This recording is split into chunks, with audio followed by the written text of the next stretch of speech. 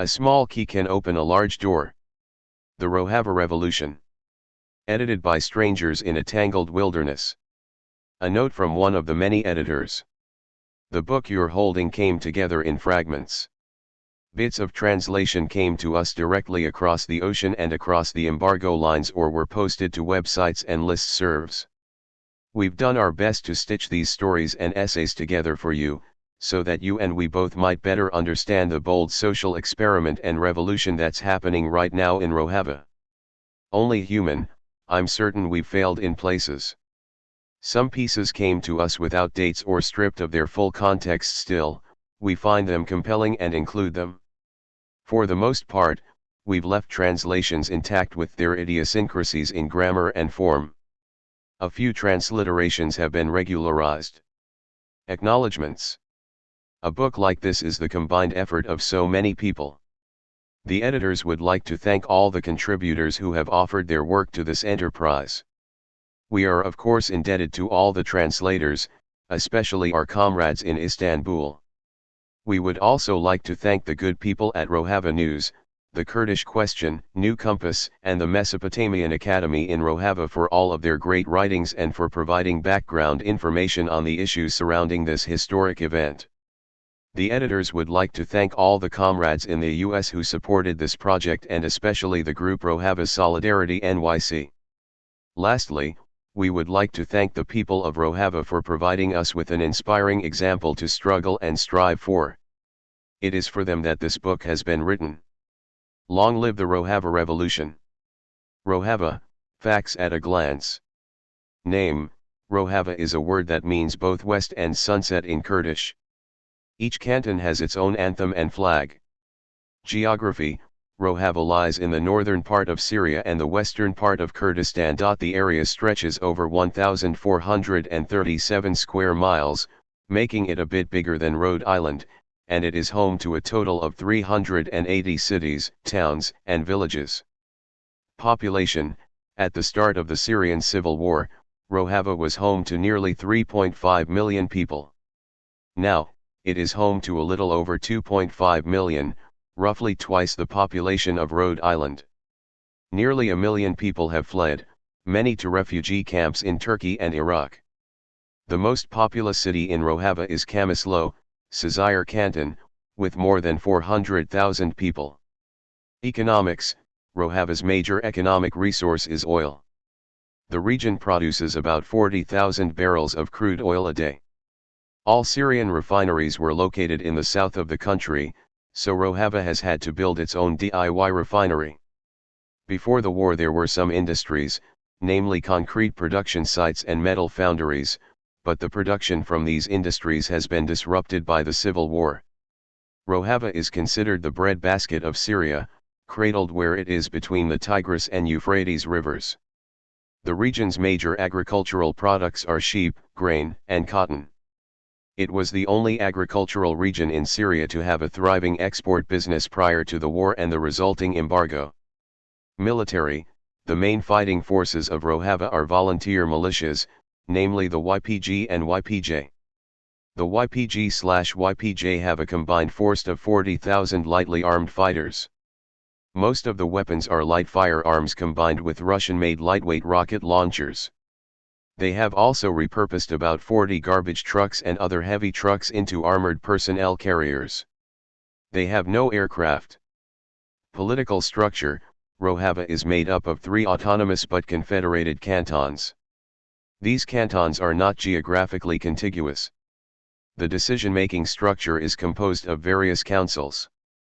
The average size of neighborhood councils is 30 to 150 families. A city district/village council is made up of 5 to 17 neighborhood councils, along with worker, non-profit, and religious councils. City district councils elect 2 representatives to the city council, 1 man and 1 woman. They also elect security and YPG/YPJ militias. Introduction. This introduction was written by some of this book's editors, in December 2014. A mountain river has many bends. From a Kurdish folk song.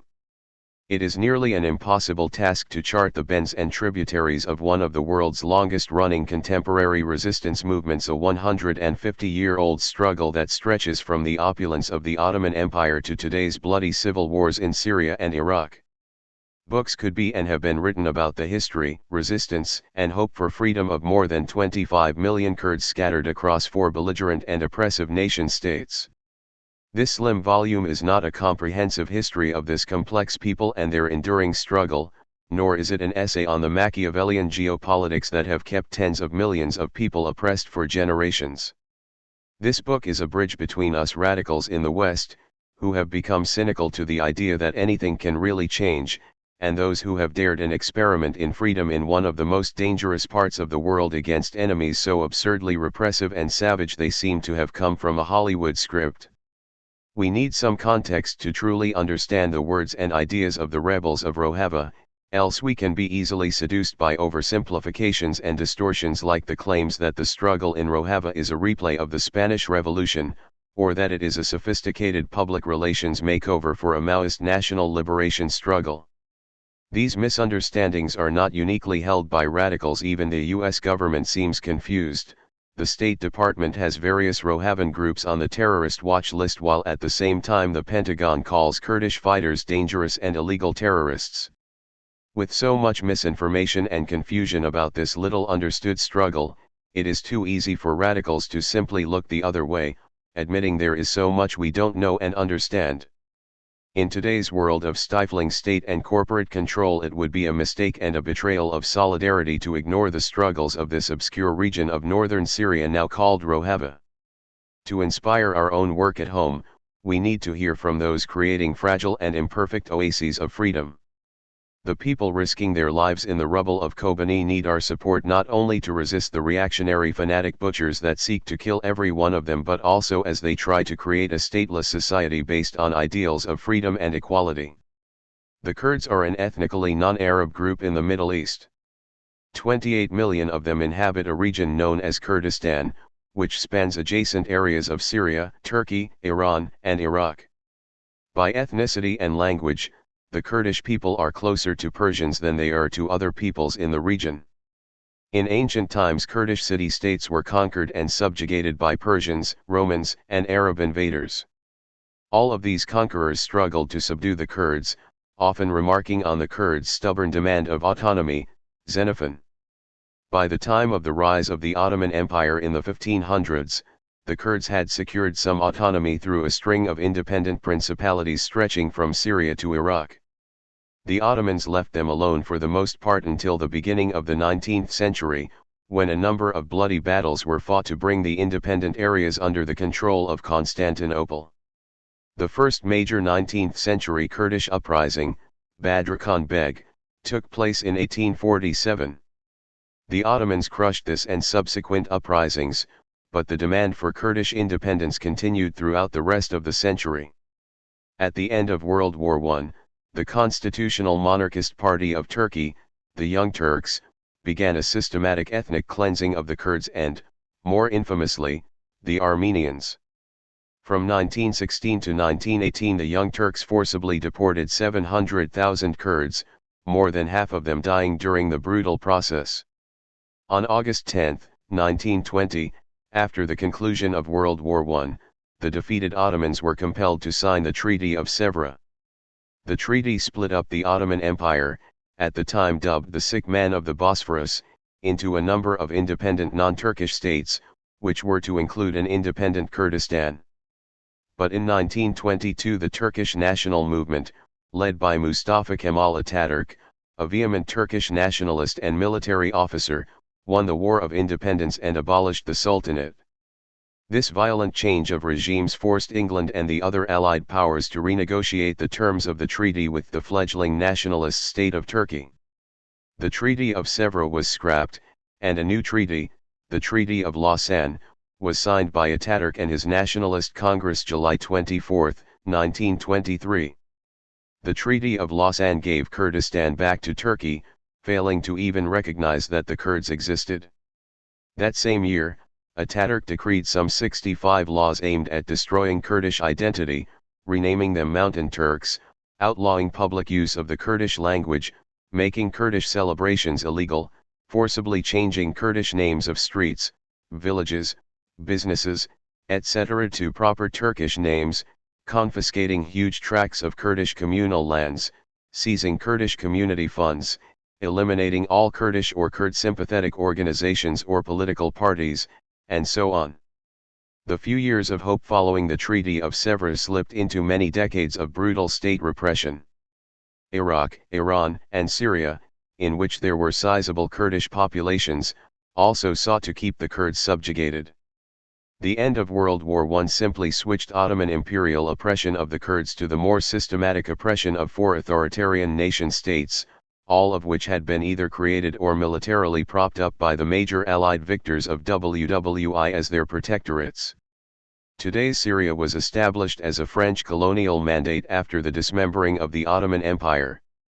At the time of the signing of the Treaty of Lausanne, 18% of people living in the French mandate identified as Kurdish, making them the largest minority in the colony.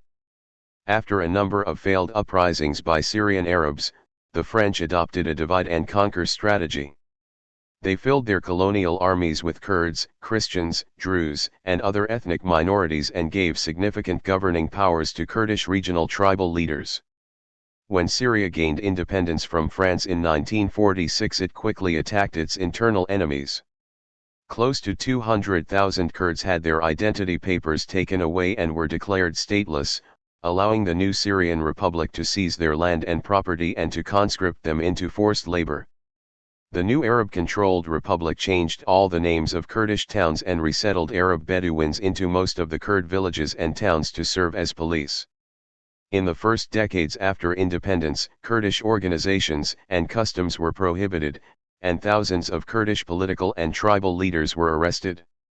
In 1973, Syrian officials decided to create an Arab corridor along the Turkish border and displaced about 150,000 Kurds without compensation.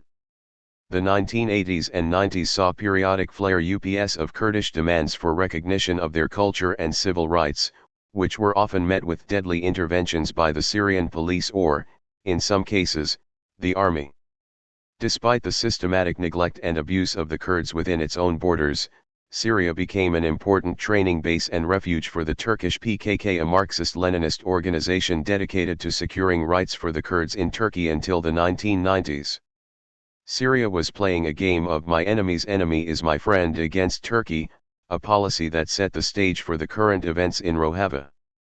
In Iraq, the Kurdish situation was similarly cruel, though there it was the British who were the primary architects of their suffering, modern Iraq having been created as a result of the Sykes-Picot Agreement of WWI. The Treaty of Lausanne effectively torpedoed Kurdish hopes for independence in northern Iraq, and so the Kurds began a protracted campaign of armed struggle against their new British overseers. The British used aerial bombardments and punitive village burnings in order to crush the ongoing Kurdish revolts in the northeast of Iraq. After putting down 3 unsuccessful but very bloody revolts, the British formally transferred control of Iraqi Kurdistan to the newly formed Kingdom of Iraq, which functioned as a British puppet state until a series of military coups eventually elevated the Ba'ath Party to power in 1968. The Kurds continued to struggle against the various Iraqi military regimes, both militarily and politically. In 1946 they formed first the Kurdish Democratic Party and later, in 1975, the Patriotic Union of Kurdistan. Eventually finding themselves in an uneasy truce with the Ba'ath Party in the early 70s, Iraqi Kurds experienced a few brief years of relative calm before Saddam Hussein came to power in 1979. Almost immediately, Saddam entered into the decade-long Iran-Iraq War, during which he brought particular brutality down onto the Iraqi Kurds because he believed they were not sufficiently Iraqi and thus implicitly supported Iran. In the Al-Anfal campaign of 1986–89 alone, between 100,000 and 200,000 Kurdish civilians were massacred with chemical weapons and in concentration camps. The war would end in a draw, but Iraq would not stay out of conflict for long. It was invaded by the United States and its NATO allies first in 1990 and then again in 2003. The Kurds would use both of these conflicts to leverage as much advantage as possible, which ultimately led to the establishment of the Kurdistan Regional Government, KRG, in 1991 and its de jure independence in 2005. In Iran, Kurdish dreams of autonomy after generations of Persian and Ottoman oppression started before World War I during Iran's 1906 constitutional revolution. The new constitution guaranteed many rights but did not explicitly mention ethnicity, so there were no specific rights protecting the Kurds and their culture. Between 1906 and 1925, Kurds created a number of powerful political and civic organizations to support Kurdish rights and development in Iran. By 1924, there were dozens of Kurdish newspapers, 3 radio stations, and half a dozen political parties. In 1925, after oil was discovered in the country, the Shah seized power with backing of the West, namely the UK and US. Though the Shah gave lip service to the Constitution of 1906, he started a Persianification campaign against the numerous minorities inside Iran, including the Kurds. This resulted in all too familiar Kurdish mass displacements, disappearances of civic and political leaders, prohibition of Kurdish language and culture, and military occupation of Kurdish regions. The 1979 Khomeini revolution overthrew the despotic Shah regime but did not improve the life of Kurds. The new fundamentalist regime accelerated the nationalization process with laws and actions targeted against the Kurds and their culture. One of the first acts of the new regime was to launch a series of punishing military assaults to wrest away Kurdish control of the north. For 6 long bloody years, Iran put down Kurdish autonomy and resistance. In the early 2000s a new resistance group, JPAC, strongly associated with the PKK, started a military campaign against the Iranian state, resulting in a new round of state assaults on Kurdish villages. This time Iran added assassinations of Kurds in exile to their tools of repression. The US and Europe remained mostly silent on the repression of the Kurds, focusing their support on reform-minded Iranians instead of independence-minded Kurds, mostly in deference to Turkey. At the same time, Turkey has shared intelligence, and perhaps joint military interventions, with Iran and vice versa to stop Kurdish resistance. The repression of the Kurdish people in the 4 nation-states of Turkey, Syria, Iraq, and Iran follow a nearly identical pattern involving mass deportations, outlawing of cultural expressions and practices, forbidding the Kurdish language, and repressing civic and political organizations, eventually escalating to massive military assaults killing tens of thousands of Kurds and to the burning or bombing of villages into oblivion.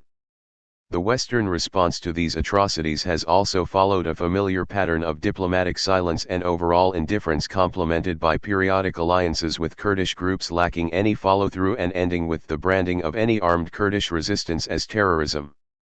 The West has a vested interest in allowing this same process to continue, using the Kurds time and time again as a scapegoat in regional alliances and manipulations of an ever-expanding web of complexity. In 1978, in a tea house in Istanbul, a new chapter in Kurdish resistance began with the founding of the Kurdistan Workers' Party, PKK. The PKK was the first militant Kurdish resistance group to espouse explicitly Marxist ideology. It called for a communist Kurdistan and was a reflection of Turkey's radical left student and worker uprisings that had started that year. Immediately after its founding, the PKK conducted a string of high-profile assassinations and bombings in southern Turkey along with a highly successful recruitment drive.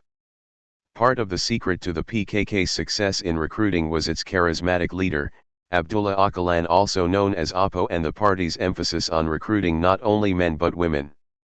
In 1980, there was another Turkish military coup, aimed to restore order in the state. That year saw the arrest of some of the PKK top leadership and the exile of most of the Central Committee to Syria and Western Europe. The Turkish military was able to thwart many PKK operations and put pressure on PKK strongholds and training bases in the southeast. The PKK found its ability to act inside Turkey limited and began its first bombing operations in Europe.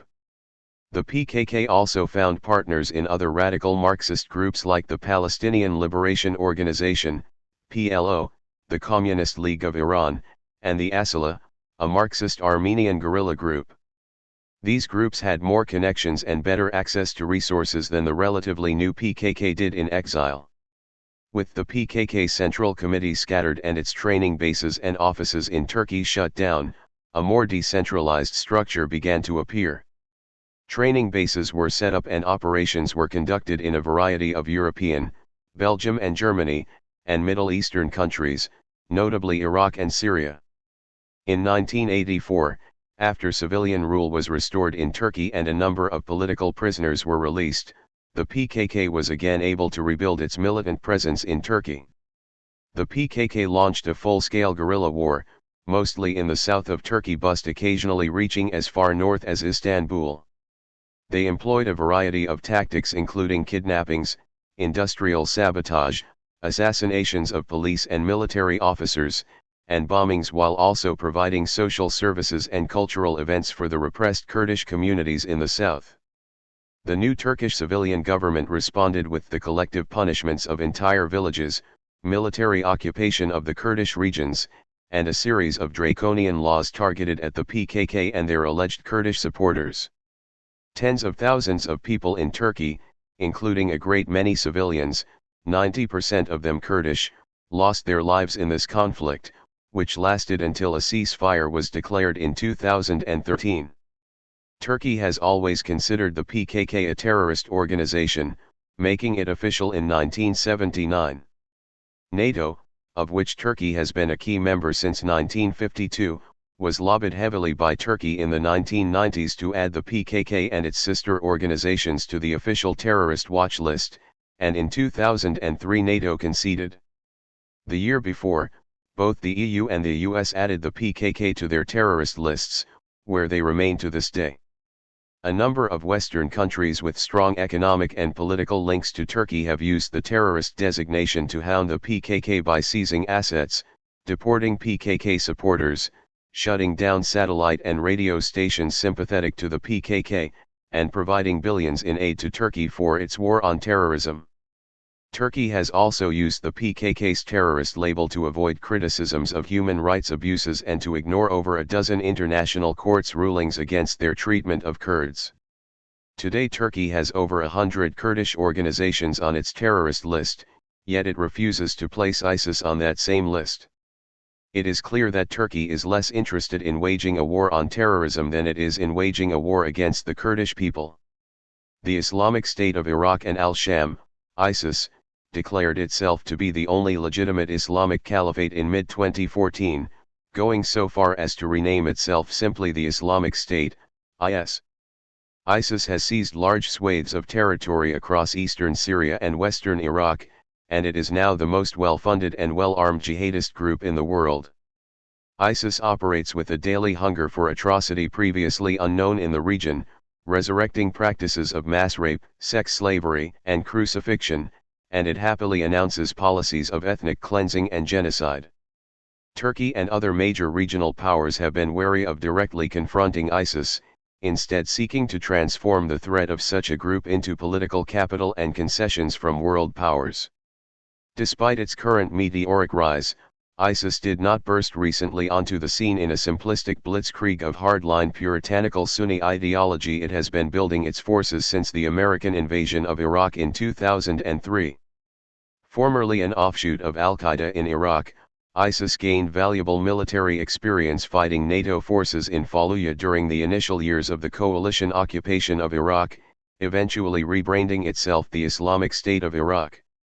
Prophetic rebranding aside, the Islamic State of Iraq built its formidable force in Iraq during the mid and late 2000s before shifting focus to the growing unrest and chaos of the Syrian civil war. ISIS considers practitioners of anything besides their own brand of Sunni Islam to be infidels deserving death, and takes special pleasure in annihilating Shia Muslims and minorities such as the Yazidis and the Kurds, both of whom would be among the few groups to stand up to their orgy of violence and slaughter. The Great Game. World powers and the Kurds. The Kurdish question has never been a strictly regional affair. Since before World War I until today, powers stretched over the entire globe from Australia to America have been involved in this issue. From Iraq to Egypt, the Kurds have been used as pawns to leverage the players of the region. Just like in a game of chess, the Kurdish pawn is often sacrificed to gain a better position on the board. Over and over again, foreign powers intervene for a brief period of time, encouraging Kurdish rebellion just to withdraw support at crucial points and sacrificing the Kurds when they are no longer needed. Sometimes world powers support one Kurdish rebellion while simultaneously backing another regime's crackdown on Kurdish villages only a few hundred miles away across the border. Kurdish autonomy has been used as a functional and disposable tool for achieving other countries' agendas, from the realignment of the region after WWI, the rise of Soviet power, through the Cold War and the spread of Nasserism, to George Bush Sr.'s New World Order. Kurdish autonomy has always been a means to end, never an end to itself, for the many states that have gotten involved over the years. Owing to their precarious position, the Kurds have been led to naively believe, decade after decade, that the world powers actually cared about their cause while they were being manipulated for someone else's momentary geopolitical advantage. The Soviet Union's relationship to both its own 450,000 Kurds and the Kurds in Kurdistan was also marked mostly by state suspicion and repression. In the first years of the Soviet Union, Kurds, like many other minority groups, were forcibly displaced and a special regional government unit was set up to monitor them. This regional unit was reorganized several times and ultimately disbanded in 1930 when the Stalinist central government feared it had become too sympathetic to the Kurds. Under Stalin, tens of thousands of Kurds were deported from Azerbaijan and Armenia to Kazakhstan, while Kurds in Georgia became victims of the purges that followed the end of World War II. Through the 1960s, various measures were taken by the Soviet regime to marginalize and oppress its Kurdish population. In the 1980s, the PKK, the only Kurdish political party to partner with Kurds in the USSR, began collaboration with Kurds living in the Transcaucasia region and made serious inroads with the population there. By 1986, non-armed PKK support organizations had formed in the USSR, though they were technically illegal. According to Turkish press, there was even a PKK organization in Kazakhstan in 2004. For the most part, the Soviet Union, and later the Russian Federation, has not been involved directly with Kurdish independence since the 1940s, when it supported an autonomous Kurdish state in Iran. Despite the PKK's early communist roots, the Soviet Union never supported it because of the USSR's ties with Syria and Turkey. Today, the Russian Federation is reluctant to actively support Kurdish independence in Kurdistan because of its own restive minorities, including the Russian Kurds. At various times, the PKK has sought support for training bases, weapons, resources, and a place for exiles from other communist regimes, including Cuba, Angola, Vietnam and others, but not a one of those countries was interested in supporting their communist cousins in such a complicated geopolitical area without backing from the USSR. Some socialist countries did bring up UN resolutions, and most of the Soviet sphere voted for measures in support of Kurdish autonomy in Kurdistan. Russia, along with UN Security Council member China, has also refused to designate the PKK or any other Kurdish political groups as terrorist organizations. Western governments and organizations such as NATO have been involved in one side or another of the Kurdish question since the early 19th century at the dawn of the Kurdish autonomy movement. The French and the British foreign offices have used various regional Kurds and their dreams of autonomy as proxies to secure their mandates in the Middle East and to thwart each other. During particular crises, for example immediately following World War I and World War II, shadowy diplomats were shuttling between Paris or London to Kurdish shepherd villages, bringing a little aid and vague promises of support if the Kurds supported their particular political machinations. European powers did not limit their role to just the territory of Kurdistan either, and also used their home countries to get involved in the Kurdish question. Countries like Germany, Belgium, and the Netherlands for a while allowed militant Kurdish training bases to operate on their soil but would raid and shut them down depending on the geopolitical winds of the time. Greece supplied Kurds in Turkey and housed exiled PKK officials in order to punish Turkey for their 1974 invasion of Cyprus, but after coming to agreement on trade with Turkey they kicked the PKK out and stopped all aid. France even tried to use Kurds to slow Algerian independence, despite the fact that there were no Kurds in Algeria, by implying they may give them territory in a French-owned Algeria. The US was late to the show of manipulating the Kurds' desire for freedom. During the Cold War the US mostly found itself siding with the Shah of Iran and using CIA personnel and resources to help both repress the Kurds in Iran and foment Kurdish rebellions in Iraq. The US stuck to covert operations, and thus little was known until recently about US involvement in the Kurdish question. During the First Gulf War, when Iraq occupied the oil-rich Emirate of Kuwait in August 1990, Saddam Hussein became America's enemy number one. Yet from 1987 until the Iraqi invasion of Kuwait, the US said nothing. At times, the US even supported Iraq in the UN, when Saddam Hussein was gassing tens of thousands of Kurds and bombing whole Kurdish towns and villages. But at the beginning of the First Gulf War, George Bush Sr. publicly declared Kurds are the US's natural allies and suggested they should revolt against the Baghdad regime. Of course, Bush Sr. knew that the Kurds had already been fighting the Ba'athist regime in a bloody, 15-year, on-again off-again civil war. After the war, the US put in place an ineffective no-fly zone, which apparently did not include helicopters, to protect the Kurds. Thousands of Kurds and other civilians in northern Iraq were killed by Saddam's military while US planes flew overhead doing nothing. During the Second Gulf War, the US asked again for the Peshmerga, the military forces of Iraqi Kurdistan, to help rid the country of the Ba'athist regime. This time, the Kurds decided to focus on securing the north for themselves and on creating an army that could defend itself. They'd learned their lesson from the First Gulf War. Today the Kurdistan Regional Government, KRG, exists not because the US protected the Kurds, but because they took US and coalition aid and resources to prepare their own defense. The KRG also pursued its own diplomatic strategy with the fledgling and factious National Iraqi Congress. Many other countries, from China to Australia, have interfered in the Kurdish question, ultimately thwarting the Kurdish dream of freedom across a unified Kurdistan. Today almost all countries in the West have designated Kurdish militant groups as terrorists while at the same time trying to enlist their help in the war against the Islamic State and other jihadist groups. It seems the Kurds have lost some of their naivete and have learned that being temporary sacrificial pawns for the West will not aid their cause in the long run. The lesson of the Second Gulf War and the recent Syrian civil war is that the Kurds must rely on their own forces to have any hope of securing autonomy and justice for their people. From Red Star to Ishtar's Star. While the PKK was not founded by die-hard communists, it soon became a classic Maoist national liberation struggle party complete with an unquestioned charismatic father of the people, Abdullah Öcalan, A.K. Apo. There was little to differentiate the PKK from the dozens of Mao-inspired militant liberation groups of the late 1970s and 1980s. The PKK weren't the only committed Marxists in Kurdistan. A number of other smaller groups existed, some claiming to be Leninists, Trotskyists, or even Titoists.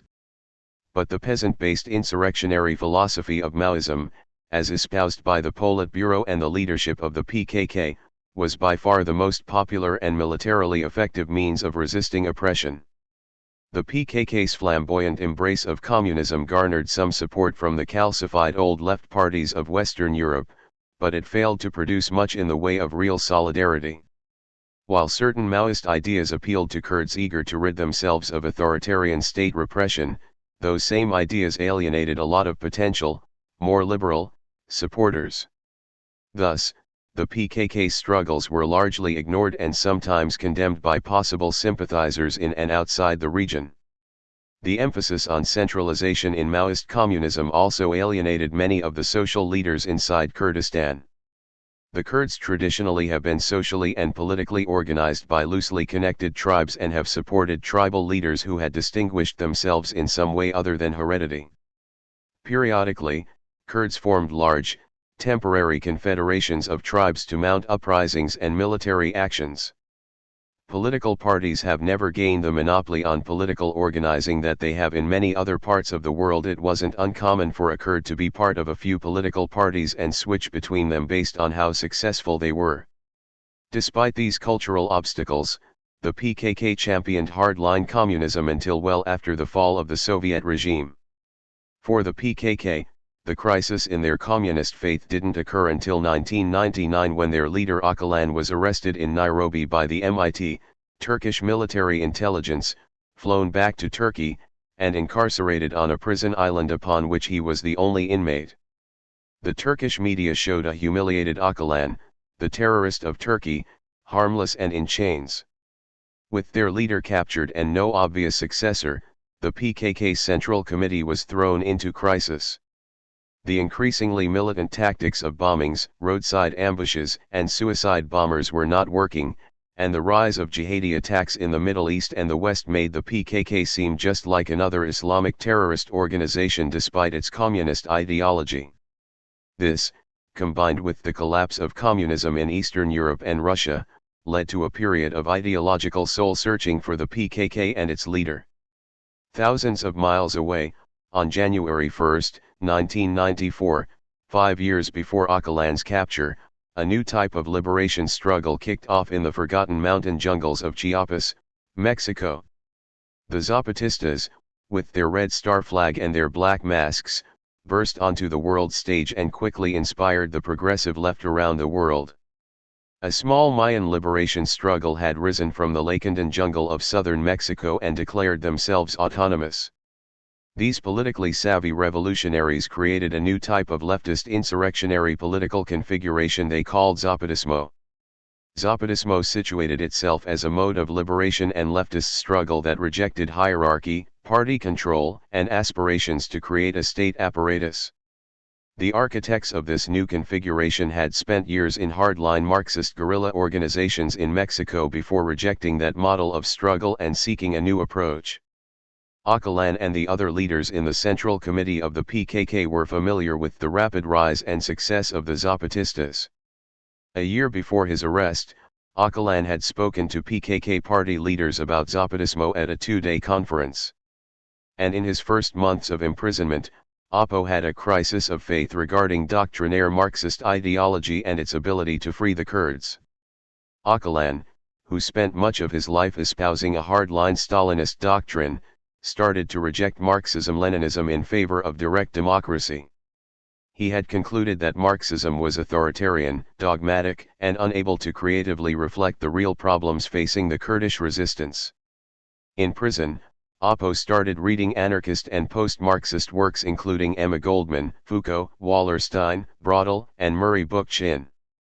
Öcalan was particularly impressed with Bookchin's anarchist philosophy of ecological municipalism, going so far as to demand that all PKK leaders read Bookchin.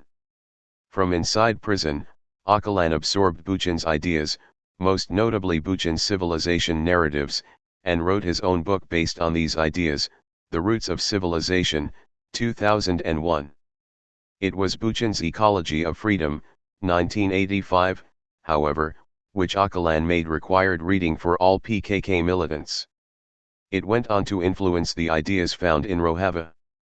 In 2004, Öcalan tried to arrange a meeting with Bookchin through his lawyers, describing himself as Bookchin's student and eager to adapt Bookchin's ideas to the Kurdish question. In particular, Öcalan wanted to discuss his newest manuscript, In Defense of People, 2004, which he had hoped would change the discourse of the Kurdish struggle. Unfortunately for Öcalan, the 83-year-old Bookchin was too ill to accept the request and sent back a message of support instead. Murray Bookchin died of congested heart failure 2 years later, in 2006. A PKK Congress held later that year hailed the American thinker as one of the greatest social scientists of the 20th century, and vowed that Bookchin's thesis on the state, power, and hierarchy will be implemented and realized through our struggle.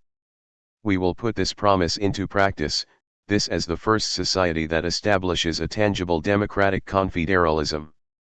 5 years later, in 2011, the Syrian civil war gave the Kurds a chance to try to make good on their promise.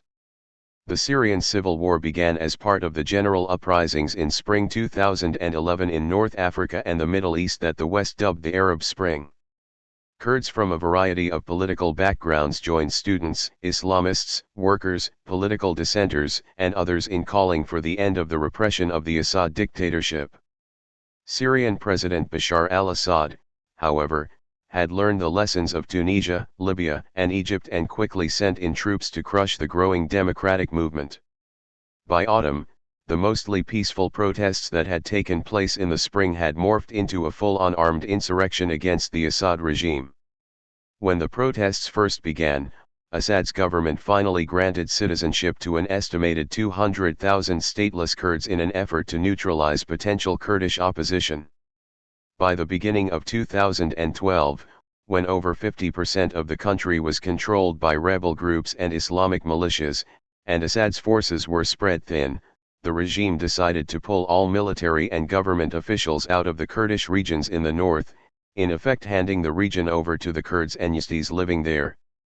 Opposition groups, most prominently the PKK-aligned Democratic Union Party, PYD, created a number of coalition superstructures to administer the region. There was tension between PYD and parties aligned with the Kurdish Regional Government, KRG, in Iraq, however, and at one time there were even two competing coalitions, the PYD-backed National Coordination Committee for Democratic Change, NCC, and the KRG-aligned Kurdish National Council, KNC. In early 2012, when it looked like the tension between the two groups might result in armed conflict, the president of the KRG Masoud Barzani and leaders of the PKK brought the two groups together to form a new coalition called the Supreme Kurdish Council, SKC, made up of over 15 political parties and hundreds of community councils. Within months of forming, the SKC changed its name to the Democratic Society Movement, TEV-DEM, and added non-Kurdish groups, political parties, and organizations to the coalition. The TEV-DEM created an interim governing body for the Rojava region. The TEV-DEM's program was heavily influenced by the PYD's ideas of democratic confederalism, which the PKK had adopted as their official platform in a People's Congress on May 17, 2005.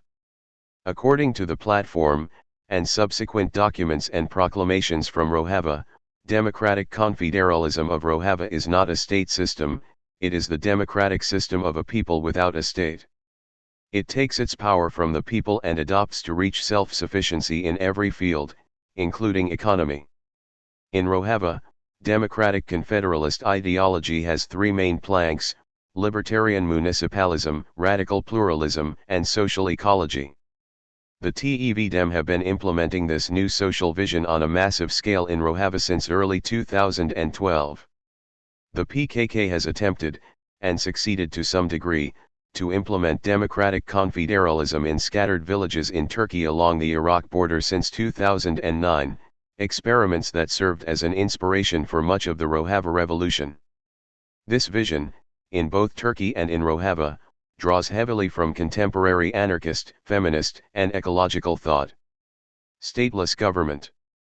Radical democracy and decentralization. How do you base a government on anarchism?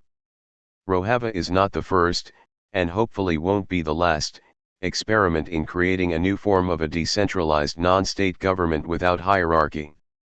In the past 2 years, 2.5 million people in Rojava have been participating in this new form of governance, a governance related to that of the Spanish Revolution, 1936, the Zapatistas, 1994, the Argentine Neighborhood Assembly Movement, 2001 to 2003, and Murray Boochin's libertarian municipalism. Despite some similarities to these past experiments and ideas, what is being implemented in war-torn Rojava is unique and it's extremely ambitious. It's no hyperbole to say that this revolution in northern Syria is historic, especially for anarchists. At the core of this social experiment are the variety of local councils that encourage maximum participation by the people of Rojava. The Kurdish people have a long history of local assemblies based on tribal and familial allegiances. These semi-formal assemblies have been an important practice of social organizing for Kurds for hundreds of years, So it is no surprise that the face-to-face assemblies soon became the backbone of their new government. In Rojava, neighborhood assemblies make up the largest number of councils. Every person, including teenagers, can participate in an assembly near where they live. In addition to these neighborhood assemblies, there are councils based on workplaces, civic organizations, religious organizations, political parties, and other affinity-based councils, e.g. youth. People often are part of a number of local councils depending on their life circumstances. These councils can be as small as a couple dozen people or they can have hundreds of participants. But regardless of size, they operate similarly. The councils work on a direct democracy model, meaning that anyone at the council may speak, suggest topics to be decided upon, and vote on proposals, though many councils use consensus for their decision-making. It is unclear how membership is determined in these councils, but we know that the opposition movement councils prior to 2012 had no fixed membership and anyone showing up at assembly could fully participate. It is also unclear how often these councils meet and who determines when they meet. It is known that the neighborhood assemblies in the Efrin canton meet weekly, as does one of the hospital workers' councils. These local councils make up the indivisible unit of Rojava democracy. Larger bodies, e.g. Supreme Council of the Rojava cantons, are populated with representatives from these local councils. All decisions from these upper councils must be formally adopted by the local councils to be binding for their constituents. This is very different from the federalist tradition, in which the federation supersedes local control. In August 2014, for example, a regional council decided that local security forces could carry weapons while patrolling a city, but 3 local assemblies did not approve this decision, so in those local assembly areas security must refrain from carrying weapons. The role of the upper councils is currently limited to coordination between the myriad of local councils while all power is still held locally. Representatives to the upper councils rotate frequently, with a maximum term set by the upper council, but local councils often create their own guidelines for more frequent rotation of their representatives. The goal of the Rojava council system is to maximize local power and to decentralize while achieving a certain necessary degree of regional coordination and information sharing. The remaining government above the upper council level seems similar to a council parliamentary system with rotating representatives, an executive branch composed of canton co-presidents, and an independent judiciary. All governmental power emanates from the councils, and the councils retain local autonomy, thus forming a confederation. The confederation is made up of 3 autonomous cantons that have their own ministries and militias. There is no federal government in the Rojava canton system. Voluntary association and mutual aid are key concepts for the confederation, as these ideas protect local autonomy. Voluntary association leads to radical decentralization, severely limiting any organizational structures above the primary decision-makers of the local councils. All bodies beyond the local councils must have proportional representation of the ethnic communities in the canton and at least 40% gender balance. This includes all ministries. Most ministries have co-ministers with 1 male and 1 female minister, with the exception of the women's minister. Most decisions by the Supreme Council need support of 2/3 of the delegates from the upper councils. Any canton retains autonomy from Supreme Council decisions and may override them in their own People's Assembly, the largest upper council of any region, while still being part of the Confederation.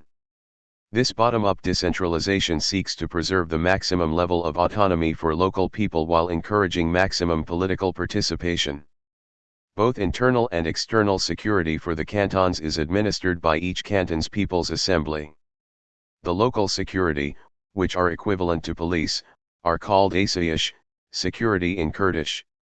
The asayish are elected by local councils and serve a specific term determined by the local council and the canton's People's Assembly.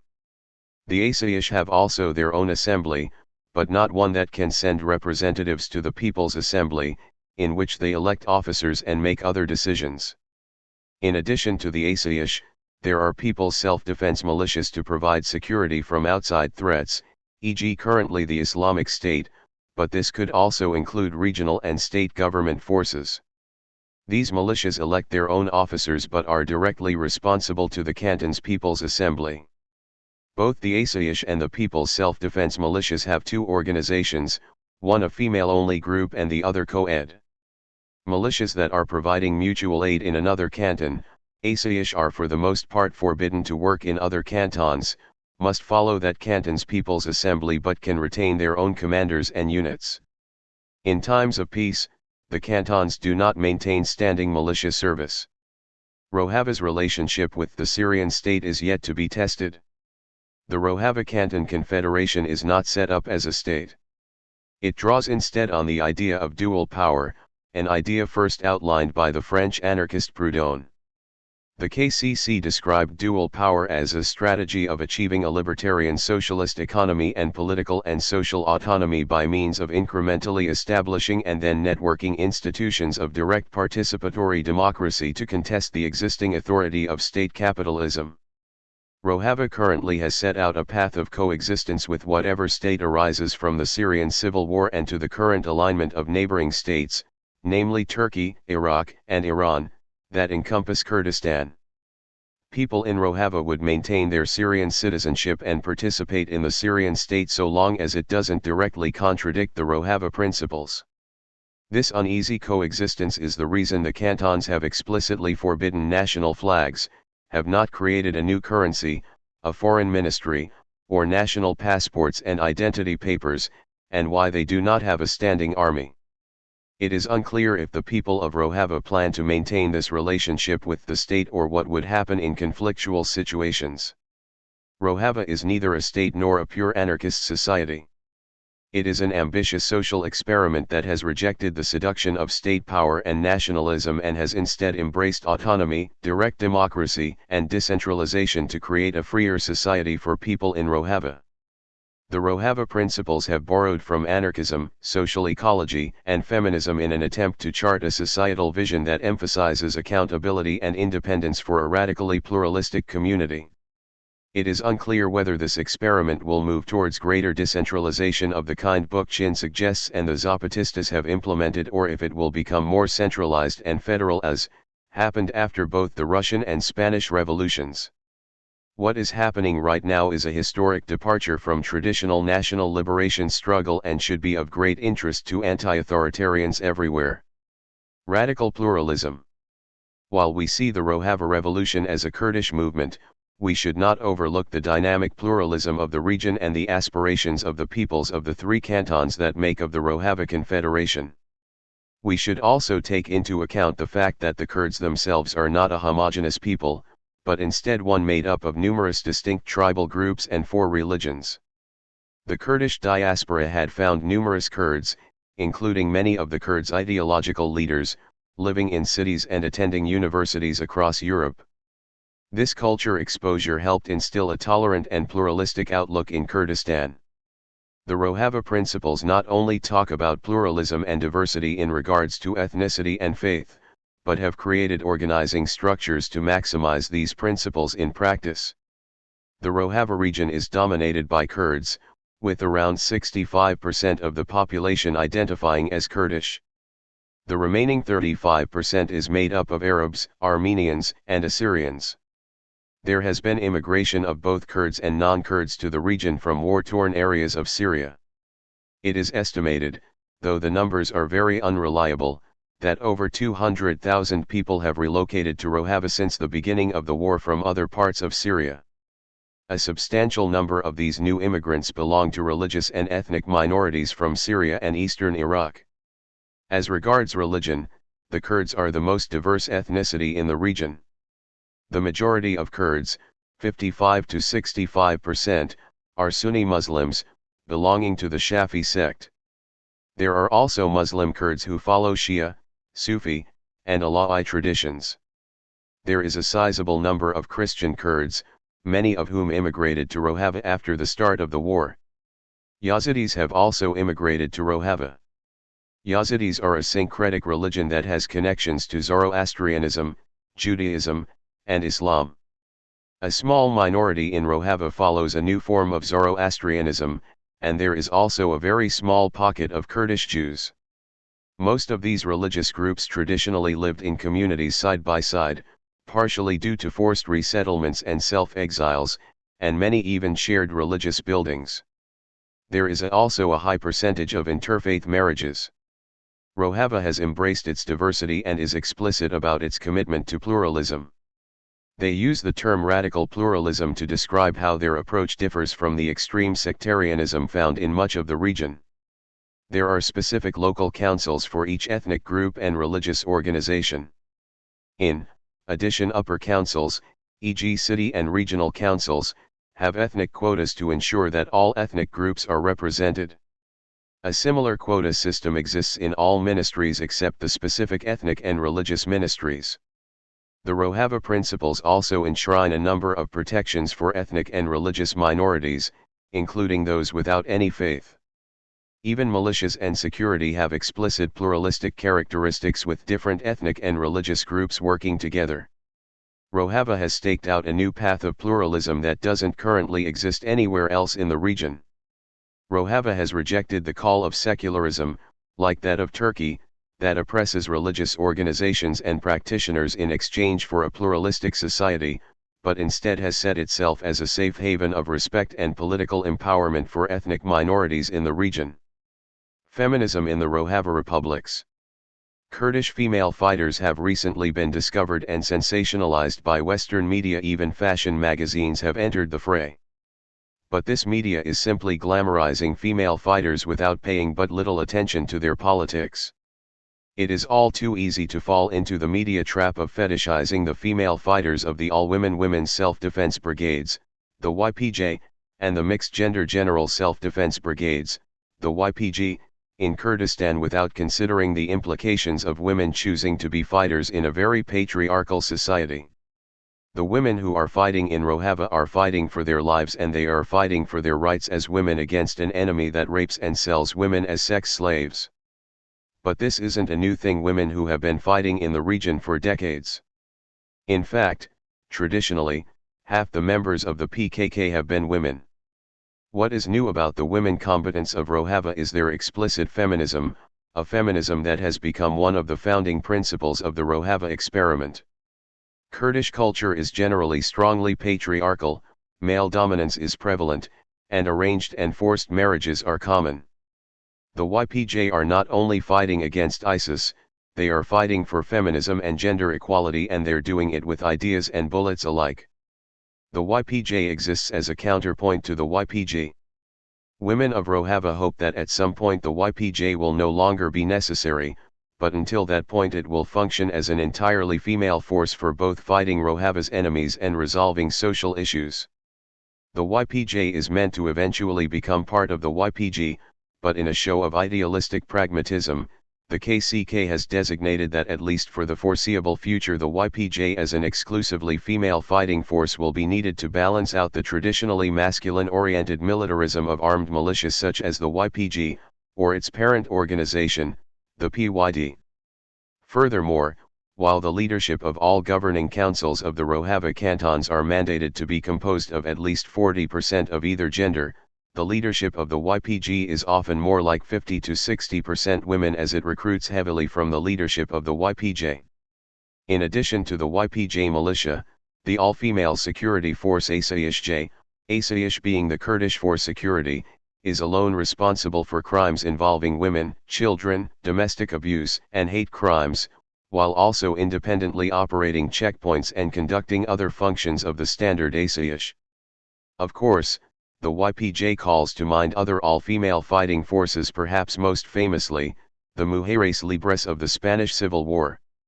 This parallel is both accurate and dangerous, as the Mujeres Libres did indeed form a fearsome fighting force for the inherently radical political notion of sexual and gender equality, but unfortunately they've also become an idea that many radicals have placed on a pedestal and exalted without seeing the free women of Spain as human. We must not compound that same mistake with Orientalism when it comes to feminism in Rojava. These are real people risking their lives for powerful political ideas. They're not the storybook women the media caricatured by popular media as badass, sexy Amazons because they have taken up arms. One of the other ways the Rohavans have been fighting for the rights of women in Kurdistan has been the creation of all women's houses run by the ASAYSJ. These are houses where any woman over the age of 15 can go and stay for as long as they'd like and receive free education, and then return home, if they so chose, whenever they'd like. No men are allowed in these houses, so as to protect the house's integrity and to ensure that the women feel comfortable and secure. There are currently 30 of these centers across Rojava. And as a response to suicides caused by forced marriage, the ASAYSJ runs a hotline for women which offers emotional and physical support at any time. Feminism in Rojava transcends just the YPJ and the ASAYSJ and is one of the 3 founding principles of the Rojavan Revolution. Society, as envisioned in the Rojava Principles, must be set on a new path towards feminism, and simply declaring support for feminism is not enough. With this in mind, feminism is an essential practice of all social interactions in the 3 cantons, and women are considered true political actors with genuine agency, which is revolutionary in and of itself. A people's economy. The Rojava Revolution's economic plan is called a people's economy to differentiate it from traditional market and socialist, i.e. state, economies. But though it posits itself as an alternative to the dualism of capitalism and communism, it is really not a fully formed model as of yet.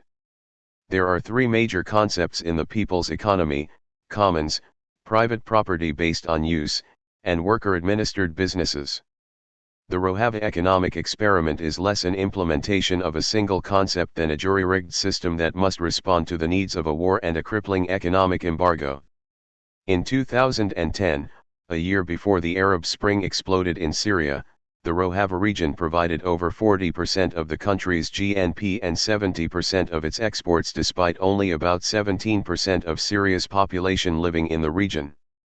And yet people in Rojava made well below the median income of the country.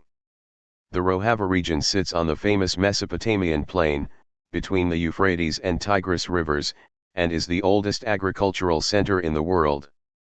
Until 2011, northern Syria exported grain, cotton, and meat to its neighbors and Europe, and was the country's largest producer of oil. Plentiful water from the region's rivers allowed for cement factories and other medium industrial plants to be built in the area in the 1970s and 1980s. However, since the start of the Syrian civil war, the infrastructure required to support these economic activities has been falling apart. Power, communications, roads, and railways have all been seriously compromised. Failed infrastructure, constant war, and a strictly enforced embargo, most notably by Turkey, which shares Rojava's only stable border, have ruined the traditional economy of the area.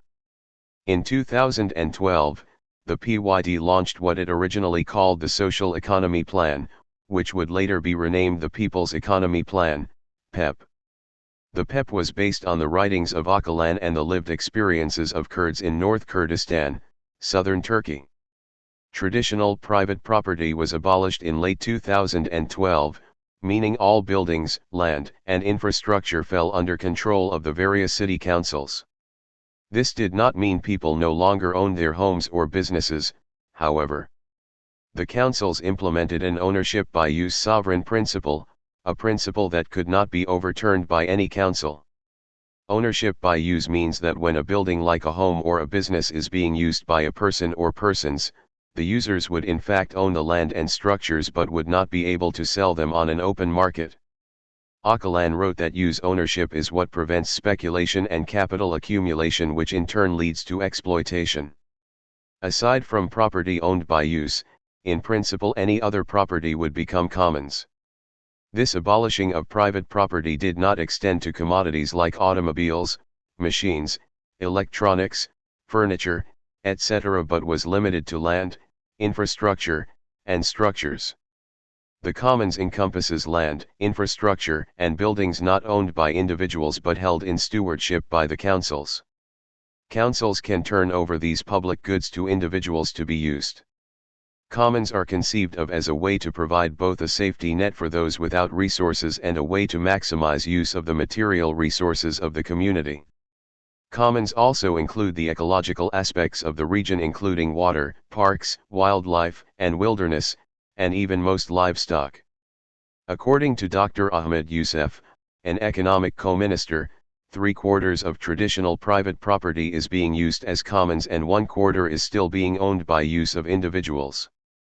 The economic plan, PEP, posits that the commons are robust enough economically that there is no need for taxes, and since the beginning of the Rojava revolution there have been no taxes of any type. Worker administration is the third leg of the stool of the economic plan. Workers are to control the means of production in their workplace through worker councils that are responsible to the local councils.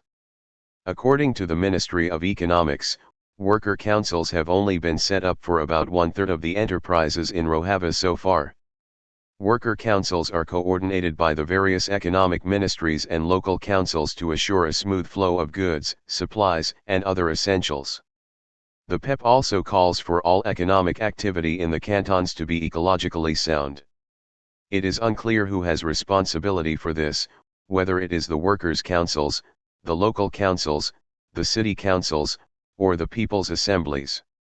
Throughout the various statements from the economic ministries, one sees mention over and over again about the primacy of ecologically sensible industry, but details are lacking. The PEP is also vague when it comes to its relationship with other economies inside and outside of Syria. A substantial amount of the current economic activity in the region comes from black market oil being sold outside the region.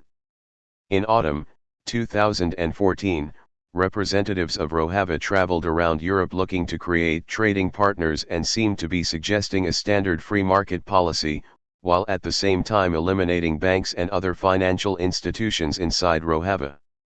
The Rojava Canton principles also clearly state that the region will not produce its own money or bonds, so it is unclear how such trading relationships between other governments would actually come to pass even if the embargo is lifted. The strength of the PEP seems to be in how it humanizes economics for local people. It achieves this by both having commons available to the community to provide for those in need and by creating small-scale limited ownership to promote and meet local needs and markets. Worker administration increases and expands participation in the local economy and makes the economy more accountable to those directly affected by it. The PEP seeks to create a self-sufficiency that is aligned with ecological stewardship that actually puts people and the planet before profits.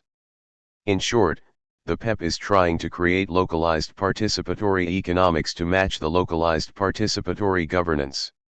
Rojava can't wait and neither can we. Radicals in the West have been mostly silent as regards the Rojava revolution, and we find ourselves in a strange situation where the mainstream media seems more interested in these events than we are. There are of course a number of reasons, and excuses, for this lack of interest in the revolutionary experiment going on in northern Syria. The most commonly voiced objection on the left to supporting the Rojava revolution is that its motives are unclear or suspect. Anarchists have a long history of seeing popular revolutions in other places being neutered by liberal elements or even hijacked by leftist authoritarian groups. Many on the left are concerned by the role the PKK and its proxies play in this revolution. The PKK had a 30-year history of unwavering support for a Stalinist/Maoist ideology and practice that has rightfully alienated much of the libertarian left in the West. In particular, the PKK's hardline authoritarianism and their sectarian tendency to violently silence any dissent among radicals in Kurdistan has rightfully seen support for the PKK dry up in Europe and in North America. But for more than a decade now, since Öcalan has been jailed, the PKK has been claiming a more anarchistic organizing model and have since worked with a number of other radical groups. More importantly, Rojava, which has a strong PKK proxy presence through the PYD, has not only rejected authoritarianism in words and writings but more obviously in practice. Even if one remains skeptical of the PKK and PYD, the fact that currently there is nothing authoritarian or sectarian in the political structures of Rojava should give the West some cause to hold their skepticism. Whether this is because the PKK has changed of its own volition or because it was forced to change by the people doesn't really matter. The only question in this regard is how the revolution is being manifested in words and actions, and whether these actions and words are authoritarian or sectarian. Any sincere analysis of the past 2 years in Rojava shows an honest commitment to pluralistic and decentralized ideas, words, and practice. The PKK's sketchy past makes it that more incumbent on Western revolutionaries and anarchists to support the Rojava revolution now. If the PKK has not really changed, then we need to support and buttress where we can the ideology of anti-authoritarianism and radical decentralization to avoid any compromise of the current revolution by the PKK or any other authoritarians of the left. And if the PKK has changed, then all the more reason to support a political project that is authentically radical and liberatory. Many of us are rightfully confused by the complexities of the Kurdish struggle and the politics of the region. This is understandable, but complexity should not be an excuse for us withholding solidarity and support. Every day there are new resources, including this small book, that explain the complex history not only of the long Kurdish struggle but also that of the entire region. We can learn about it. This has been done before. For instance, the Palestinian struggle is also extremely complex and nuanced, but the radical left has taken it upon itself to make the struggle understandable. We must educate ourselves and others on the Kurdish struggle, and that in Rojava in particular, instead of withdrawing from this historic situation or waiting for others, who do not share our politics or the politics of the Rojava revolution, to explain it to us. There are many radicals suspicious of the Kurds, and by extension of Rojava, because of the US government's military support of the YPG/YPJ fighters. The US has used Kurdish fighters as proxies for the past 20 years in various conflicts in the Middle East. There is a concern that Rojava is or will become a puppet state of US interests in the region, something most US radicals would not be willing to support. But support for the anti-capitalist and anti-state revolution in Rojava can hardly be seen as implicit support for US political interests abroad. It seems clear that the US current support of Rojava is simply a matter of pragmatism to further their attempt to degrade ISIS. The Rojava revolution is not specifically anti-American, but it is explicitly anti-capitalist and anti-state, which is something we can and should fully support. To ignore these facts is to play the same essentialist game that so often constricts Western radicals to fields of academia and theory. The geographical distance and isolation, along with a lack of any sizable Kurdish immigrant population in the US, has made face-to-face connections difficult, thus forcing most people to rely on mainstream media for information about the region.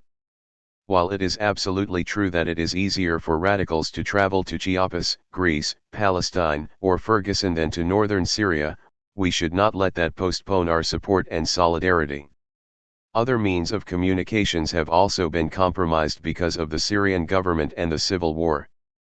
During the Arab Spring, the Syrian government severely limited the internet, going so far as to actually cut cable lines, and the civil war has since made internet extremely precarious in the region. The embargo and the closing of the Turkish/Syrian border by the Turkish military has also severely limited both travel and the flow of information. This geographic and informational isolation has undoubtedly retarded some support from the West's radical communities. But Mexico, the United States, and Israel have all tried some versions of these reprehensible tactics before, in their attempts to suppress support for other struggles, and that didn't stop us then. And if the danger is greater in Rojava, then so too is the necessity of our support. Every week activists in Rojava and elsewhere are opening up channels of communications that we should be actively engaged in. There are numerous excuses for why radicals in the US might wish to wait to support the revolution in Rojava, but we can't afford to wait. While it is obvious the brave revolutionaries of Rojava could use our support now, we also need the Rojava revolution for our own work here in the West. Revolutionary politics in the West have been waiting far too long for an infusion of new ideas and practices, and the Rojavan revolution in all of its facets is something we should support if we take our own politics at all seriously. The people of Rojava cannot wait for our support, and so too can we not wait for the selective safety of hindsight to analyze the revolution now unfolding. The people of Rojava have chosen to fight, and so must we. A letter. A Kurdish YPJ fighter in Kobane wrote to her mother. I am fine, Mum. Yesterday we celebrated my 19th birthday. My friend Azad sang a beautiful song about mothers. I remembered you and cried. Azad has a beautiful voice, he cried too when he was singing. He also missed his mother whom he has not seen for a year. Yesterday we helped a wounded friend. He got wounded by 2 bullets. He didn't know much about the second wound when he was pointing to the first bullet in his chest. He was bleeding from his flank too. We bandaged his wound and I gave him my blood. We are in the east side of Kobani, mother. A few miles only stand between us and them. We see their black flags, we listen to their radios, sometimes we don't understand what they say when they speak foreign languages but we can tell they are scared. We are in a group of 9 fighters. The youngest, Risho from Afrin. He fought in Tal Abyad then joined us. Alan is from Kamishlo, from their best neighborhood, he fought in Sirkaniyi then joined us. He has a few scars on his body. He tells us it is for Avon. The oldest is Dursum, he is from the Kandil mountain, and his wife was martyred in Diyarbakir and left him with 2 kids. We are in a house on the outskirts of Kobani. We don't know much about its owners. There are photos of an old man and one of a young man with a black ribbon, seems like he is a martyr. There is a photo of Qazi Mohammed, Mullah Mustafa Barzani, Apo, and an old Ottoman map mentioning the name of Kurdistan. We have not got coffee for a while, we found out that life is beautiful even without coffee. Honestly, I've never had a coffee as good as yours, Mom. We are here to defend a peaceful city. We never took part in killing anyone, instead we hosted many wounded and refugees from our Syrian brothers. We are defending a Muslim city that has tens of mosques. We are defending it from the barbaric forces. Mother, I will visit you once this dirty war that was forced on us is over. I will be there with my friend Dursum who will go to Diyarbakir to meet his kids. We all miss home and want to go back to it, but this war does not know what missing means. Maybe I won't come back, mother. Then be sure that I dreamed of seeing you for so long but I was not lucky. I know that you will visit Kobani one day and look for the house that witnessed my last days, it is on the east side of Kobani. Part of it damaged, it has a green door which has many holes from sniper shots and you will see 3 windows, one on the east side, you will see my name written there in red ink. Behind that window, mother, I waited counting my last moments watching the sunlight as it penetrated my room from the bullet holes in that window. Behind that window, Azad sang his last song about his mother, he had a beautiful voice when he was saying, "Mum, I miss you. Mum, I miss you." Your daughter, Naren. A call to our sisters and comrades. The following is a statement and call for solidarity that was released online by feminists and LGBTs of Turkey in October 2014. Women of Rojava and Kurdish women fighters have made a revolution for an alternative life possible by sinking their teeth into it. It is an alternative life not only for women but also for all minorities, all ethnicities, that they can live together in a peaceful way. And it is an alternative to capitalism and to patriarchy. ISIS is massacring all minorities like Yazidis, Turkmens, Christians, and many others in the Middle East. Just a month ago the Yazidis of Sinjar were slaughtered. Together with the USA, Turkey, and other powers, ISIS desires to end particularly this alternative life that these women have made possible. As we all may know, when Nazis carried out the genocide against Jewish people in the camps, although not the entire world was aware of what was happening in Nazi Germany, but some countries were, and they chose to remain silent because of some bloody political tactics. Israel has killed thousands of Palestinians again and again, and the last was the Gaza massacre. International powers have condoned the war crimes Israel committed again because of their bloody political interests. In 1990s the international powers did nothing except pretending they were doing something while the Serbian army was raping, killing, and torturing women.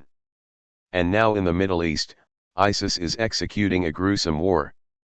ISIS members are raping women, executing incomprehensible atrocity against women. And international powers pretend to do something, but actually they are waiting for ISIS to end this alternative life in Rojava led by Kurdish women. These international powers along with our country Turkey are trying to sacrifice Kobani for some political tactics, and Turkey is going further and directly supporting ISIS members. Turkey wants to make Rojava a buffer zone by evacuating just like Israel did for Palestinian land. Ironically, these are feast days in the Muslim world, but actually there is nothing to celebrate under these painful circumstances. In all wars it is always women's lives and gains which have been sacrificed for some political tactics. We as women all around the world cannot let history repeat itself. We all have to defend Kurdish women in Rojava, otherwise the history of women's struggle will not forgive us. Even if the lives of these women who have created an alternative life in Rojava do not matter for the states and the powerful, these lives must be a matter for us who are struggling for a better life for women.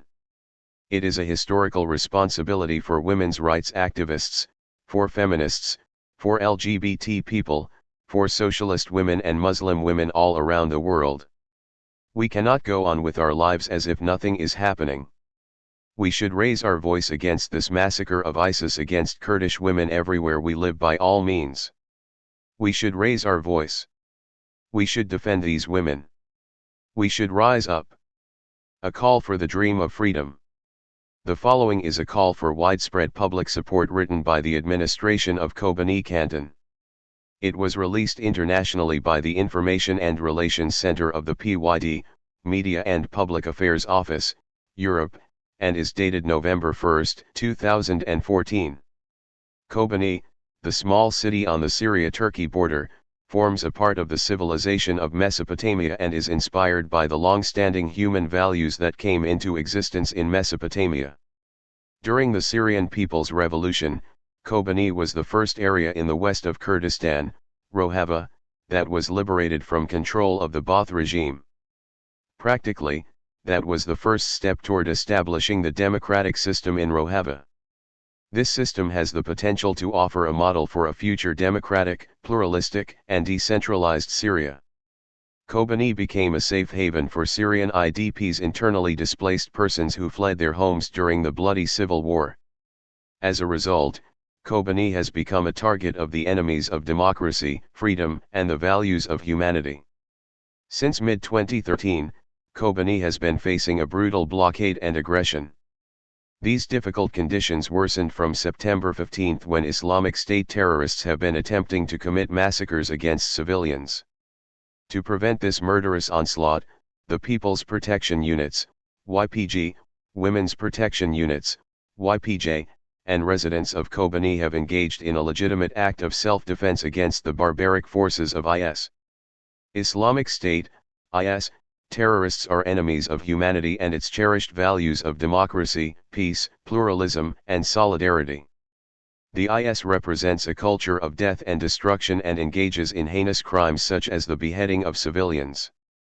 They have beheaded American, British, and Russian citizens as well as thousands of defenseless Yazidis, Christians, Kurds, Turkmen, and Arabs. The Islamic State has committed acts of genocide in Deir al-Zohar, Mosul, Sinjar, Tila Afar, and recently in Kobani. No one can predict who their next group of victims will be. The group openly boasts about liberating Europe and the whole world. We believe this murderous group must be stopped by whatever means possible, and those who support and finance them should be held accountable. By defending Kobani, the forces there are defending the human values that bind us all together. Kobani will continue its resistance, and it calls upon all those who believe in our shared human values to offer their assistance. The self-defense fighters in Kobani are fulfilling a historic role by fighting against the forces of darkness, and they need the support of the civilized world in this endeavor. It is clear that the fall of Kobani would mark a great blow to our common human values and the cause of peace, democracy, and progress all over the world. We are certain that through the support of democratic forces our victory can be achieved.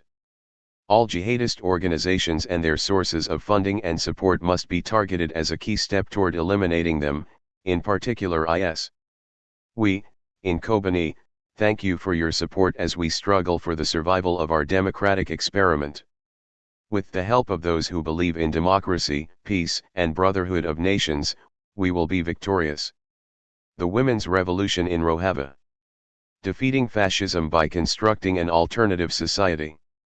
The following is an essay by Dilar Dirik, a Kurdish activist. The essay describes not only the women's movement in Rojava, but the ways in which it has been distorted by Western media and ideologues. The resistance against the Islamic State in Kobane has woken the world to the cause of Kurdish women. Typical of the media's myopia, instead of considering the radical implications of women taking up arms in a patriarchal society, especially against a group that systematically rapes and sells women as sex slaves, even fashion magazines appropriate the struggle of Kurdish women for their own sensationalist purposes today. Reporters often pick the most attractive fighters for interviews and exoticize them as badass Amazons. The truth is, no matter how fascinating it is from an Orientalist perspective to discover a women's revolution among Kurds, my generation grew up recognizing women fighters as a natural element of our identity. The People's Defense Forces, YPG, and the Women's Defense Units, YPJ, from Rojava, mainly Kurdish-populated regions in northern Syria, have been fighting the so-called Islamic State for 2 years and now lead an epic resistance in the town of Kobane. An estimated 35%, around 15,000 fighters, are women. Founded in 2013 as an autonomous women's army, the YPJ conducts independent operations and trainings. There are several hundred women's battalions across Rojava. But what are the political motivations of these women? Why did Kobane not fall? The answer is that a radical social revolution accompanies their rifles of self-defense.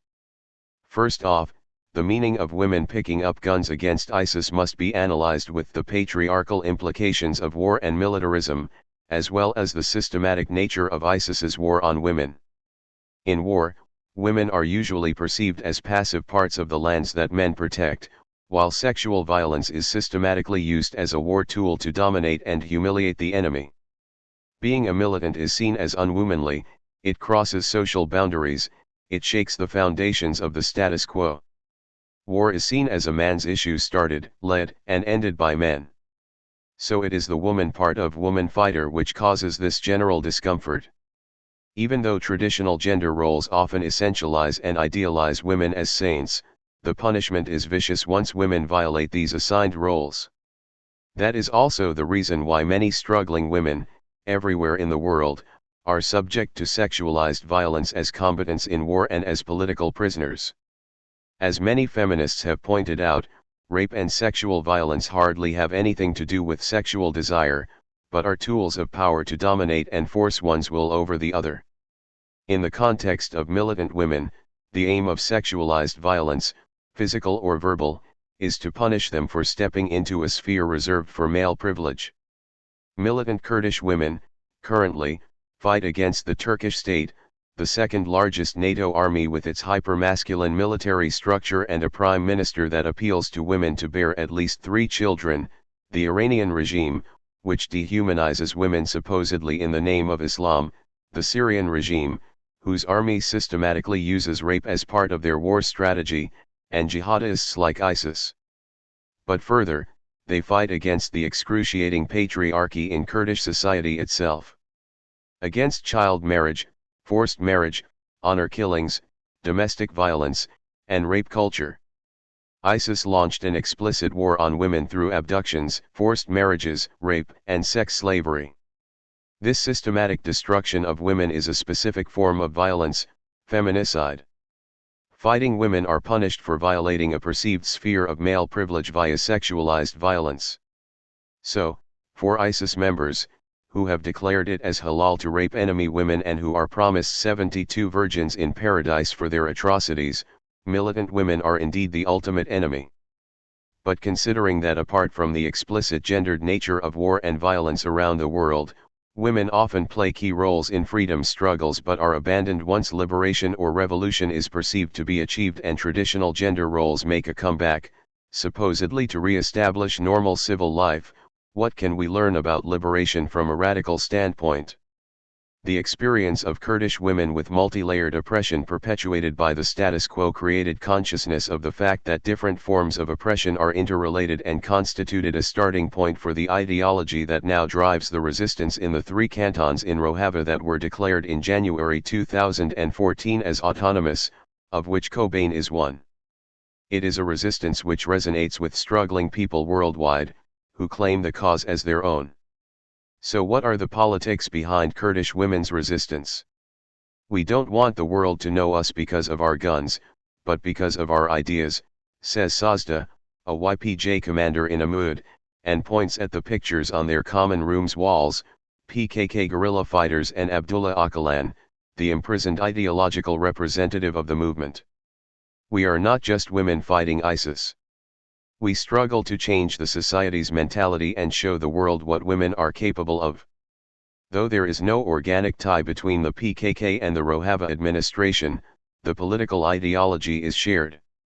The PKK, founded in 1978, started a guerrilla war against the Turkish state in 1984. Initially aiming at an independent Kurdistan, it long moved beyond statehood and nationalism, both of which it now critiques as inherently oppressive and hegemonic, and advocates an alternative liberationist project in the form of inclusive, feminist, radical democracy and regional autonomy, democratic confederalism based on gender equality, ecology, and grassroots democracy for all ethnic, cultural, linguistic, and religious groups. Abdullah Öcalan explicitly states that patriarchy along with capitalism and the state lie at the roots of oppression, domination, and power. Man is a system. The male has become a state and turned this into the dominant culture. Class and sexual oppression develop together. Masculinity has generated ruling gender, ruling class, and ruling state. Öcalan 2013, he emphasizes the need for autonomous and conscious feminist struggle. Woman's freedom cannot just be assumed once a society has obtained general freedom and equality. Öcalan 2013, PKK cadres attend seminars to challenge patriarchy and advocate gender equality to transform men's sense of privilege and entitlement. Öcalan makes the connection between different institutions of power clear. All the power and state ideologies stem from sexist attitudes and behavior. Without women's slavery, none of the other types of slavery can exist, let alone develop. Capitalism and nation-state denote the most institutionalized dominant male. More boldly and openly spoken, capitalism and nation-state are the monopolism of the despotic and exploitative male. Öcalan 2011, the women's movement independently produces sophisticated theories and critiques as well, but it is striking that a male leader of a Middle Eastern liberation struggle places women's liberation as a critical measure of freedom. Only when reading and understanding this movement's position and its corresponding actions is it possible to grasp the mass mobilization of women in Kobane. It did not emerge out of nothing, but is based on a rooted tradition with a determined set of principles. The PKK splits administration equally between one woman and one man, from party presidencies down to neighborhood councils, through its co-chair principle. Beyond providing women and men with equal decision-making power, the co-chair concept aims to decentralize power, prevent monopolism, and promote consensus finding. The women's movement is autonomously organized, socially, politically, militarily. While these organizational principles seek to guarantee women representation, massive social and political mobilization aims to raise society's consciousness so that it internalizes the advocated principles. Influenced by the PKK's feminist stance, the majority of women in the Turkish parliament and municipal administrations are Kurdish. Together with the YPG/YPJ, PKK units were key to creating a safety corridor to rescue the Yazidis in the Sinjar Mountains in August. Some PKK women died defending Makamor in Iraqi Kurdistan alongside male Peshmerga fighters. Inspired by these principles, the Rojava cantons enforce co-presidencies and quotas, and they created women's defense units, women's communes, academies, tribunals, and cooperatives. The women's movement Yekataya Star is autonomously organized in all walks of life, from defense to economy to education to health. Autonomous women's councils exist parallel to the people's councils and can veto the latter's decisions. Laws aim to eliminate gender-based discrimination. Men committing violence against women are not supposed to be part of the administration. In the midst of war, one of the governance's first acts was to criminalize forced marriages, domestic violence, honor killings, polygamy, child marriage, and bride price. Many non-Kurdish women, especially Arabs and Syriacs, join the armed ranks and administration in Rojava and are all encouraged to organize autonomously as well. In all areas of life, including in the internal security forces, ASIASH, and the YPJ and YPG, People's Defense Units, gender equality is a central part of education and training. While some columnists arrogantly claimed that women in Kobane fight for Western values, women's academies in Rojava critique the notion that women in the West are more liberated than them or that the West has a monopoly on values like gender equality. There is no individual freedom if the whole of society is enslaved. In public seminars, women come up with their own critiques of the social sciences and propose ways of liberating knowledge from power. Yet this popular and explicitly feminist social revolution is completely ignored by mainstream media. Our struggle is not just to defend our land, YPJ Commander Jiyan Afrin explains. We as women, take part in all walks of life, whether fighting against ISIS or combating discrimination and violence against women. We are trying to mobilize and be the authors of our own liberation. What liberation? The experience of the Kurdish women's movement illustrates that for meaningful social revolution, concepts of liberation must be freed from the parameters of the status quo. For instance, nationalism is a gendered, patriarchal concept. Its premises limit struggles for justice. Similarly, the idea of a nation-state perpetuates the dominant oppressive hegemonic system. Rather than subscribing to these concepts, liberation should be seen as a never-ending struggle, a quest to build an ethical society, solidarity between communities, and social justice. Hence, rather than being a rights-based side issue that puts the burden on women, women's liberation and equality of all genders become a matter of responsibility for all of society, because they become measures of defining society's ethics and freedom. For a radical and revolutionary freedom struggle, women's liberation must be a central aim, but also an active method in the process. Political participation must move beyond voting and rights and must be radically reclaimed by the people. In an era in which female policy makers feed unjust wars in third world countries by pleading to save the poor oppressed women, along with racist, chauvinist groups that seem to believe to contribute to the cause of Middle Eastern women through sensationalist egocentric actions they consider as radical, and in which extreme individualism and consumerism are propagated as emancipation and empowerment, the struggling women in Kobane contributed to re-articulating radical feminism by refusing to comply with the premises of the global patriarchal capitalist nation-state order, by reclaiming legitimate self-defense, dissociating the monopoly of power from the state, and by fighting a brutal force not on behalf of imperialists, but in order to create their own terms of liberation. From inside Kobane, YPJ fighter Amara Kudi tells me via internet, once again, the Kurds appeared on history's stage. But this time with a system of self-defense and self-governance, especially for women, who may now, after millennia, write their own history for the first time. It is our philosophical views that made us women conscious of the fact that we can only live by resisting. If we cannot defend and liberate ourselves, we cannot defend or liberate others. Our revolution goes far beyond this war. In order to succeed is it vital to know what you fight for. Without this collective effort to raise society's consciousness, to transform formerly silenced people into political subjects, Kobane would not have been able to resist for this long. That is why the ideological and political mobilization of the population of Rojava cannot be treated in isolation of their victories against ISIS. Genuine revolution must first challenge society's mentality.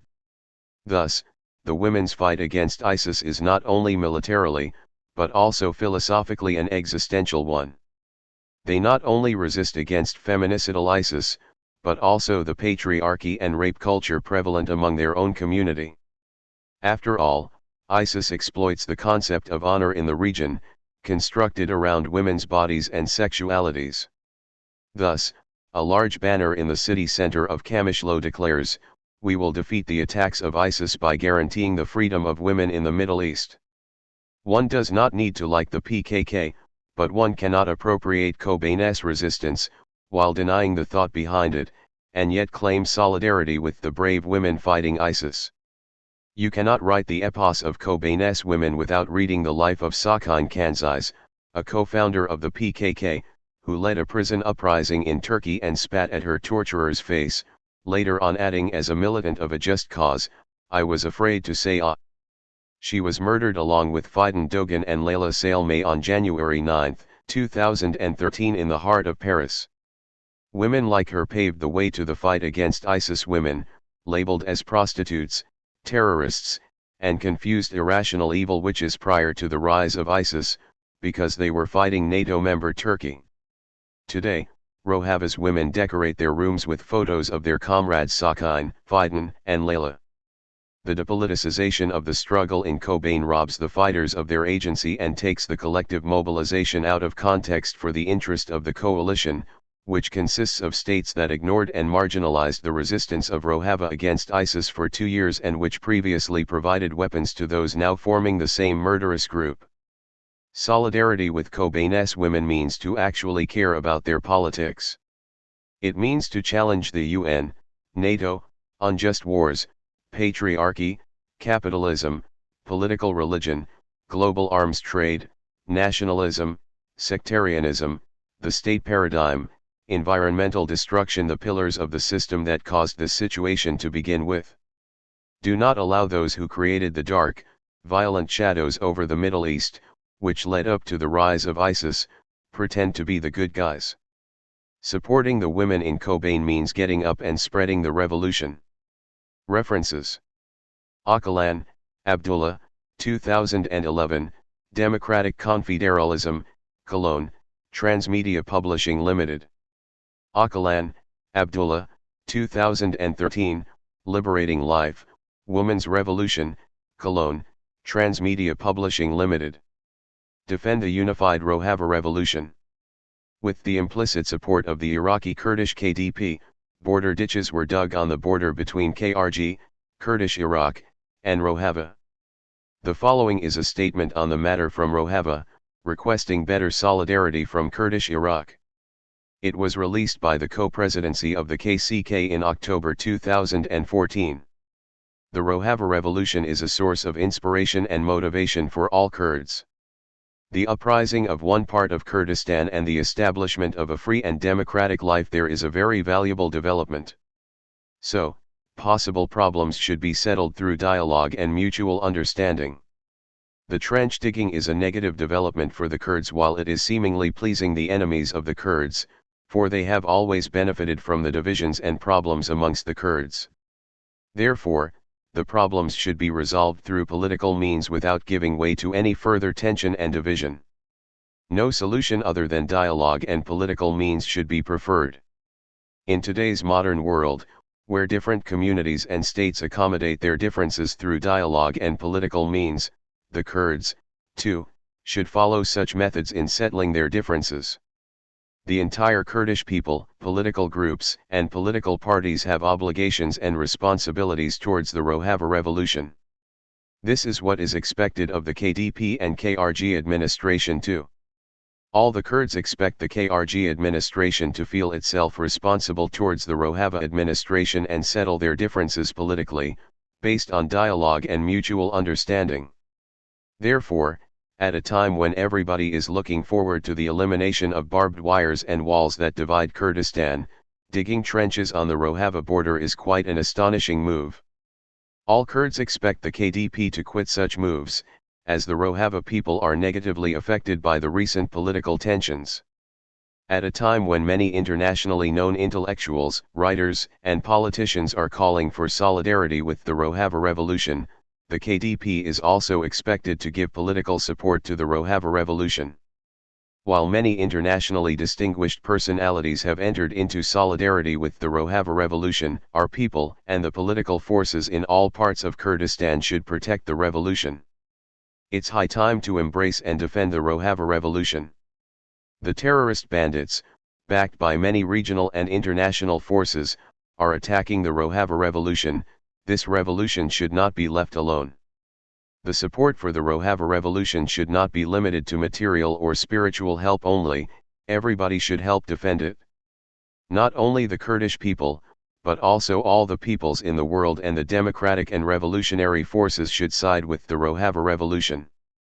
The people of Rojava have made such a revolutionary move that it will not only change the fate of Syria, but also determine the fate of the entire Middle East. As the Kurds are establishing a free and democratic community for themselves, they have at the same time taken great steps towards transforming Syria into a free and democratic country. As it has already been observed, this revolution will influence the whole Middle East. As we highlight our support for the Rojava revolution, which has displayed a great multidimensional resistance in recent days, we call on the entire Kurdish people, the Kurdish political parties and democratic forces to support and side with the Rojava revolution. The resistance in Rojava is a supranational resistance. The following piece is a translation of Rojava Direnesi Uluzusta Berdirenestur, which was written by Ali Haydar Katan, one of the founding members of the PKK. It was first published in October 2014 in Özgür Gündem English, Free Agenda, a Turkish weekly paper that has been banned multiple times for supporting the PKK. There is no need for oracles. The fate of our region, the cradle of humanity and civilization, is being decided in Kobane. Will the wild beasts be let off their chains, or will greater humanity prevail? This will become clear in the honorable battle in Kobane. In the fight between freedom and slavery, which has been continuing for 1,000 years, one of these two contradictory tendencies will suffer a defeat at the hands of the other. Either the honor of humanity will come to predominance and will open the door for freedom and democracy, in which case all identities and cultures in this ancient geography of ours will have the chance to express themselves freely and live together in brotherhood. And women, who are history's oldest oppressed gender, class, and nation, will begin to build a world of freedom and peace. Or the wild beasts will take the upper hand and freedom and democracy will once again remain a dream. Even if it is not certain in what direction the day's developments are going, this is the obvious reality. Everything indicates that it is not only Kurdistan but our entire region that is passing through an extraordinary period. To attempt to confront these extraordinary times with normal measures of struggle is to consign oneself to failure. For our methods of struggle to be suitable to the character of the times, they must be extraordinary. However, we can turn the historical developments of such a war to our benefit by finding and implementing the most productive methods of struggle. What is important here is the organization of a relentless resistance struggle alongside that of the superhuman resistance in Kobane. Success is conditional on taking as a basic principle a kind of action that relies on organized and conscious communities instead of a temporary and passing explosion of rage. Actions need organization and organization needs action. That up until now there have been deficiencies in this area is apparent. Even so, the reality of the people who rose up in solidarity with Kobane has presented us with great opportunities to create unity of action through organization. Everyone knows very well what the AKP, Turkey's ruling, reactionary justice and development party, is imagining and what it wants to do. The Davutoglu government wants above all to have Kobane fall by providing all kinds of support to the ISIS gangs. However, the fall of Kobane is only the opening part of this plan. Behind this are designs to crush the whole of Rojava using ISIS. In fact, the new President Erdogan has expressed this openly. He said that after Kobane, next in line was Afrin, Sarikani, and Hasik. In fact, he has drawn up a verifiable road map for them. For Erdogan to speak like this is entirely normal, because it is Turkish officers from the Special War Department that are running the disgusting war in Kobane. It is obvious to those interested in Rojava that ISIS has become an extension of the AKP. That the AKP are attacking Kurds instead of facing the Assad regime, which the AKP wants to topple so badly, is proof of this. It is necessary for us to repeat ourselves insistently, the AKP's concern is not with solving the Kurdish issue, but with solving the Kurdish freedom movement and removing the Kurdish reality.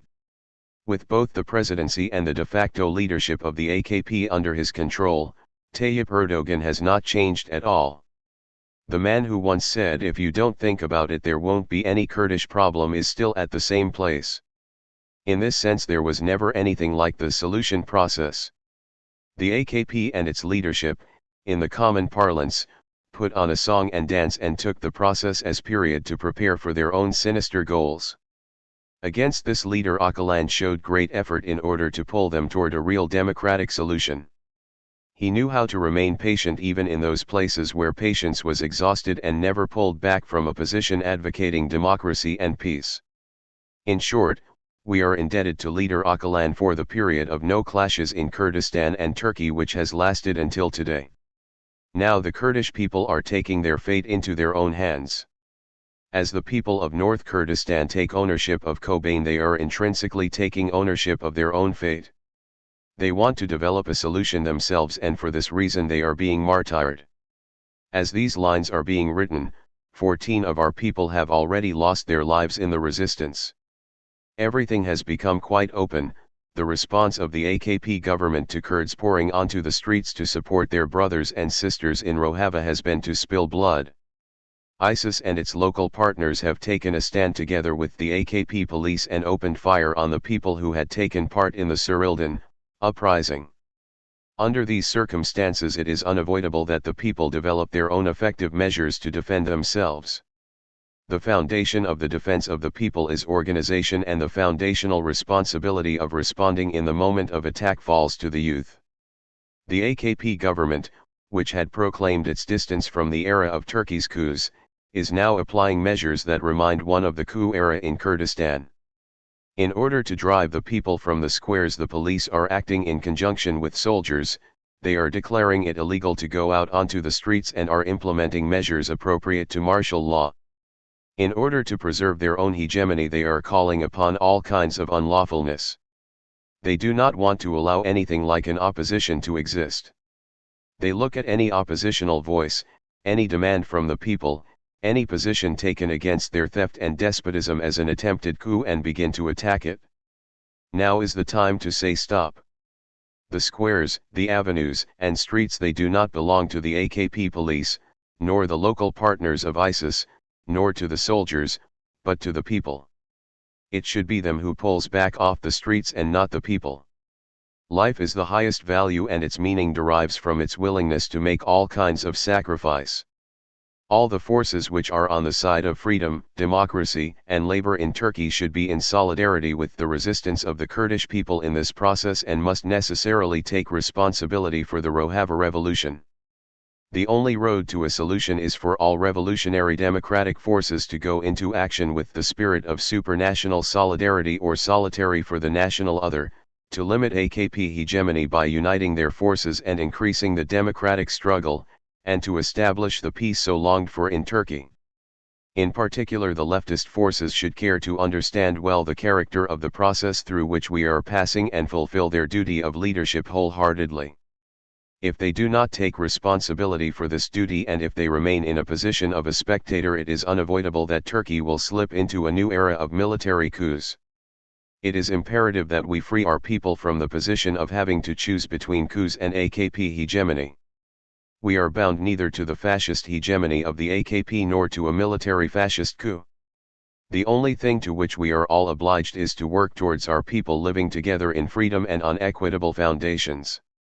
The resistance of Kobani will triumph over tyranny. The following is a campaign statement by Peace in Kurdistan, a UK-based campaigning organization that seeks a political resolution to the Kurdish question. It was released on October 16, 2014. The Kurdish people of Kobani have shown tremendous courage and resilience in their resistance to the ISIS onslaught. The determination of the men and women to fight to defend the territory where they have established democratic self-rule has inspired people across the world. The Kurds in Kobani are defending the values of democracy, inclusiveness, respect for difference, and gender equality against a ruthlessly intolerant force that offers only an orgy of bloodletting, carnage, public executions, vile abuse of women, and even the repudiation of the right to education, learning, and independent thought.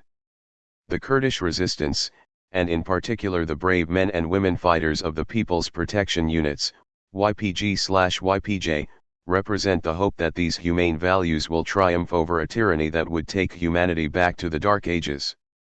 As such, the Kurds have received widespread respect. In stark contrast, Turkey has been exposed for its duplicity and total unreliability as an ally in the coalition against the ISIS threat. Turkey's leaders from President Erdogan downwards have preferred to bomb Kurdish camps, as they did on October 14, rather than take swift and effective action against the murderous jihadists. Turkey deployed 25 tanks near Mersinpınar near Kobani on October 6, but no attempts have been made to intervene to save the strategically important city. Turkey has preferred to bargain with its allies to obtain support for the plan to establish a buffer zone in the Kurdish region of Syria and to force the US-led coalition to launch an attack on Damascus, rather than to confront ISIS directly. We are supposed to believe that the buffer zone is designed to protect the civilians as a safe haven, but in reality the Kurds had secured their own safe haven for themselves in Rojava, of which Kobani is a part. Rojava needs to be recognized as a democratic entity rather than support any attempt by Turkey to set up a buffer zone. How can Turkey be trusted following its at best lukewarm approach to confronting ISIS? The Turks have not only stood by as passive onlookers on the border while the city of Kobani has been besieged, they have consciously exacerbated the crisis in order to weaken the Kurdish resistance. Turkish leaders have resorted to making increasingly wild and unsubstantiated allegations about Kobani and the motives of the Kurds. Turkish troops have contributed towards the suffering of the civilian population of Kobani by obstructing volunteers seeking to help defend the city. They have closed the border to supplies and blocked Kurds from Turkey trying cross to Kobani in an attempt to bolster the resistance. People throughout the world have watched on utterly aghast at Turkey's shocking actions and they have drawn their own conclusions. Many now see Turkey as acting in collusion with ISIS and share the outrage of the Kurds that this is a shameful and unforgivable act. President Erdogan's repeated assertions that the PKK is as much of a threat as ISIS, if not greater, are simply baffling and utterly unsubstantiated by the facts. But this seemingly perverse attitude does expose the deep-seated animosities against Kurds held by large sections of the Turkish public, and it has become clear that this extends right into the heart of government. Ankara perceives its strategic interests to be at risk from any success achieved by the Kurds in Syria because it will inspire the Kurds inside Turkey to demand similar rights. The self-rule experiment in the 3 Rojava cantons of northern Syria must have filled Turkish policymakers with utter dismay, and it seems that they have viewed the appearance of ISIS as an opportunity to destabilize Rojava if not to overturn it altogether. The intransigence displayed over Kobani is a clear demonstration of such a malicious intent. The Kobani resistance and the associations, real or imagined, between Turkey and ISIS that have come to the forefront of the world's attention over recent weeks have radically transformed political perceptions. This has been a transformative moment in global politics. Many more people have now become all too aware of the ruthless calculations that determine Turkey's politics. Its preference of ISIS over the Kurds poses a challenge for even Turkey's staunchest defenders to support with any semblance of convincing arguments.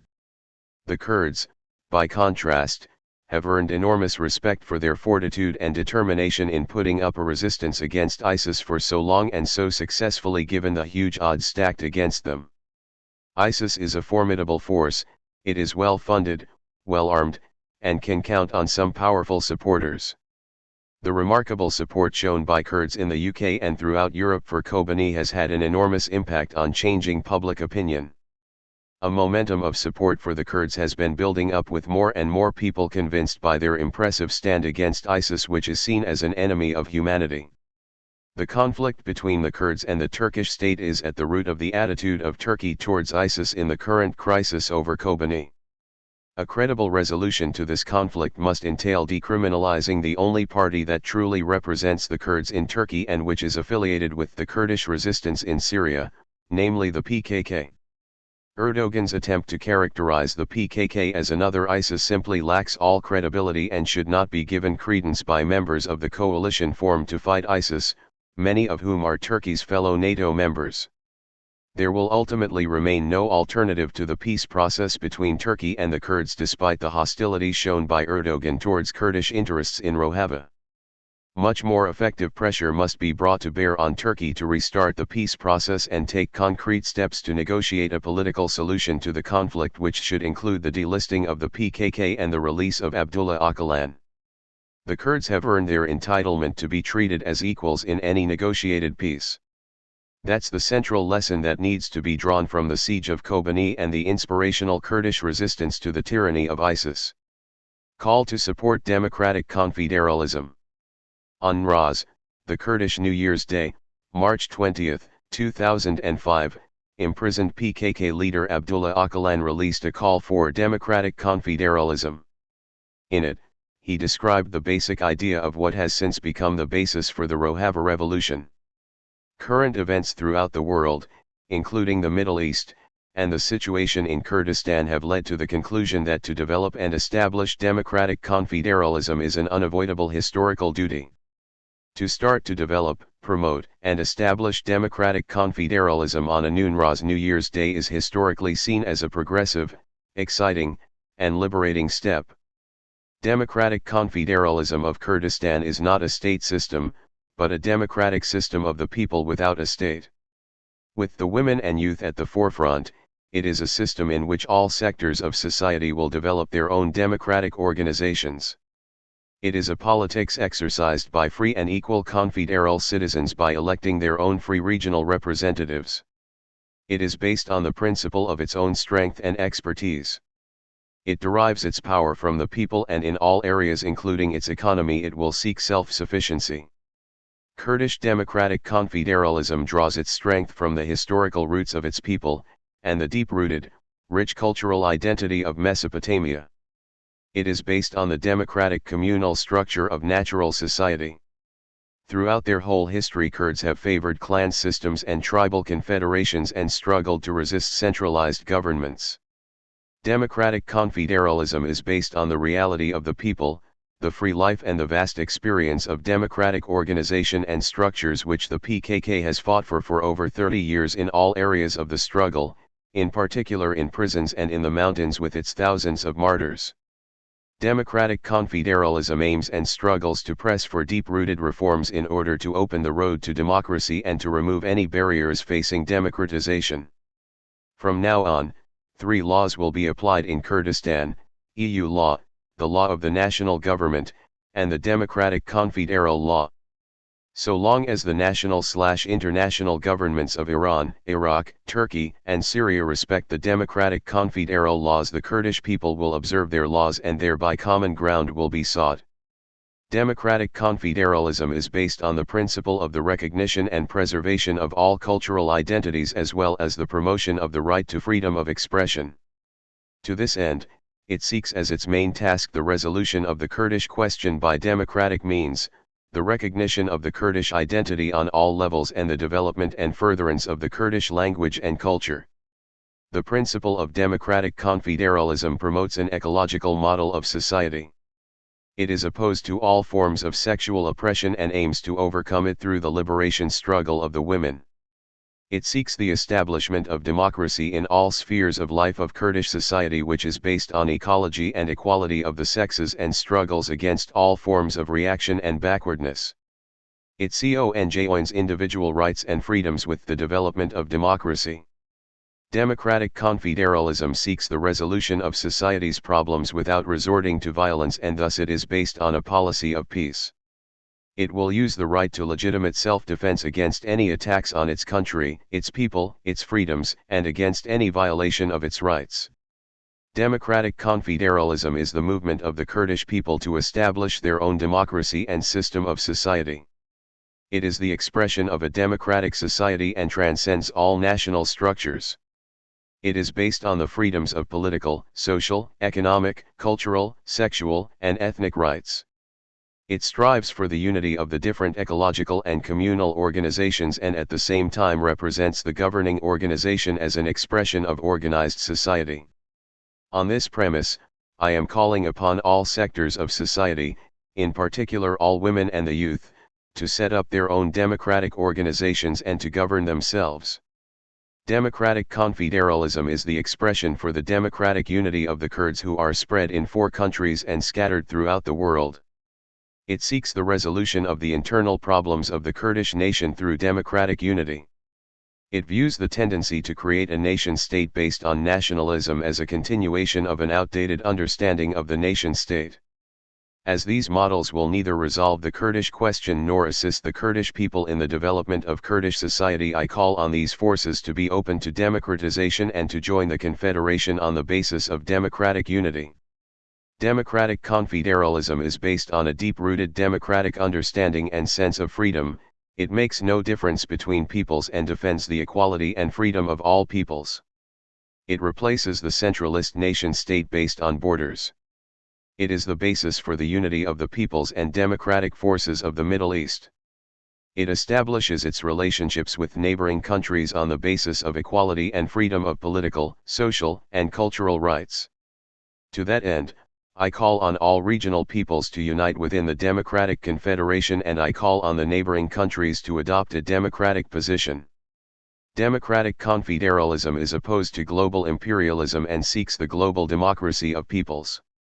It is a system in which all peoples and all humanity should be living in the 21st century. This will pave the way for global democratic confederalism and a new era. I call on humanity to create a new world under the umbrella of a global democratic confederalism.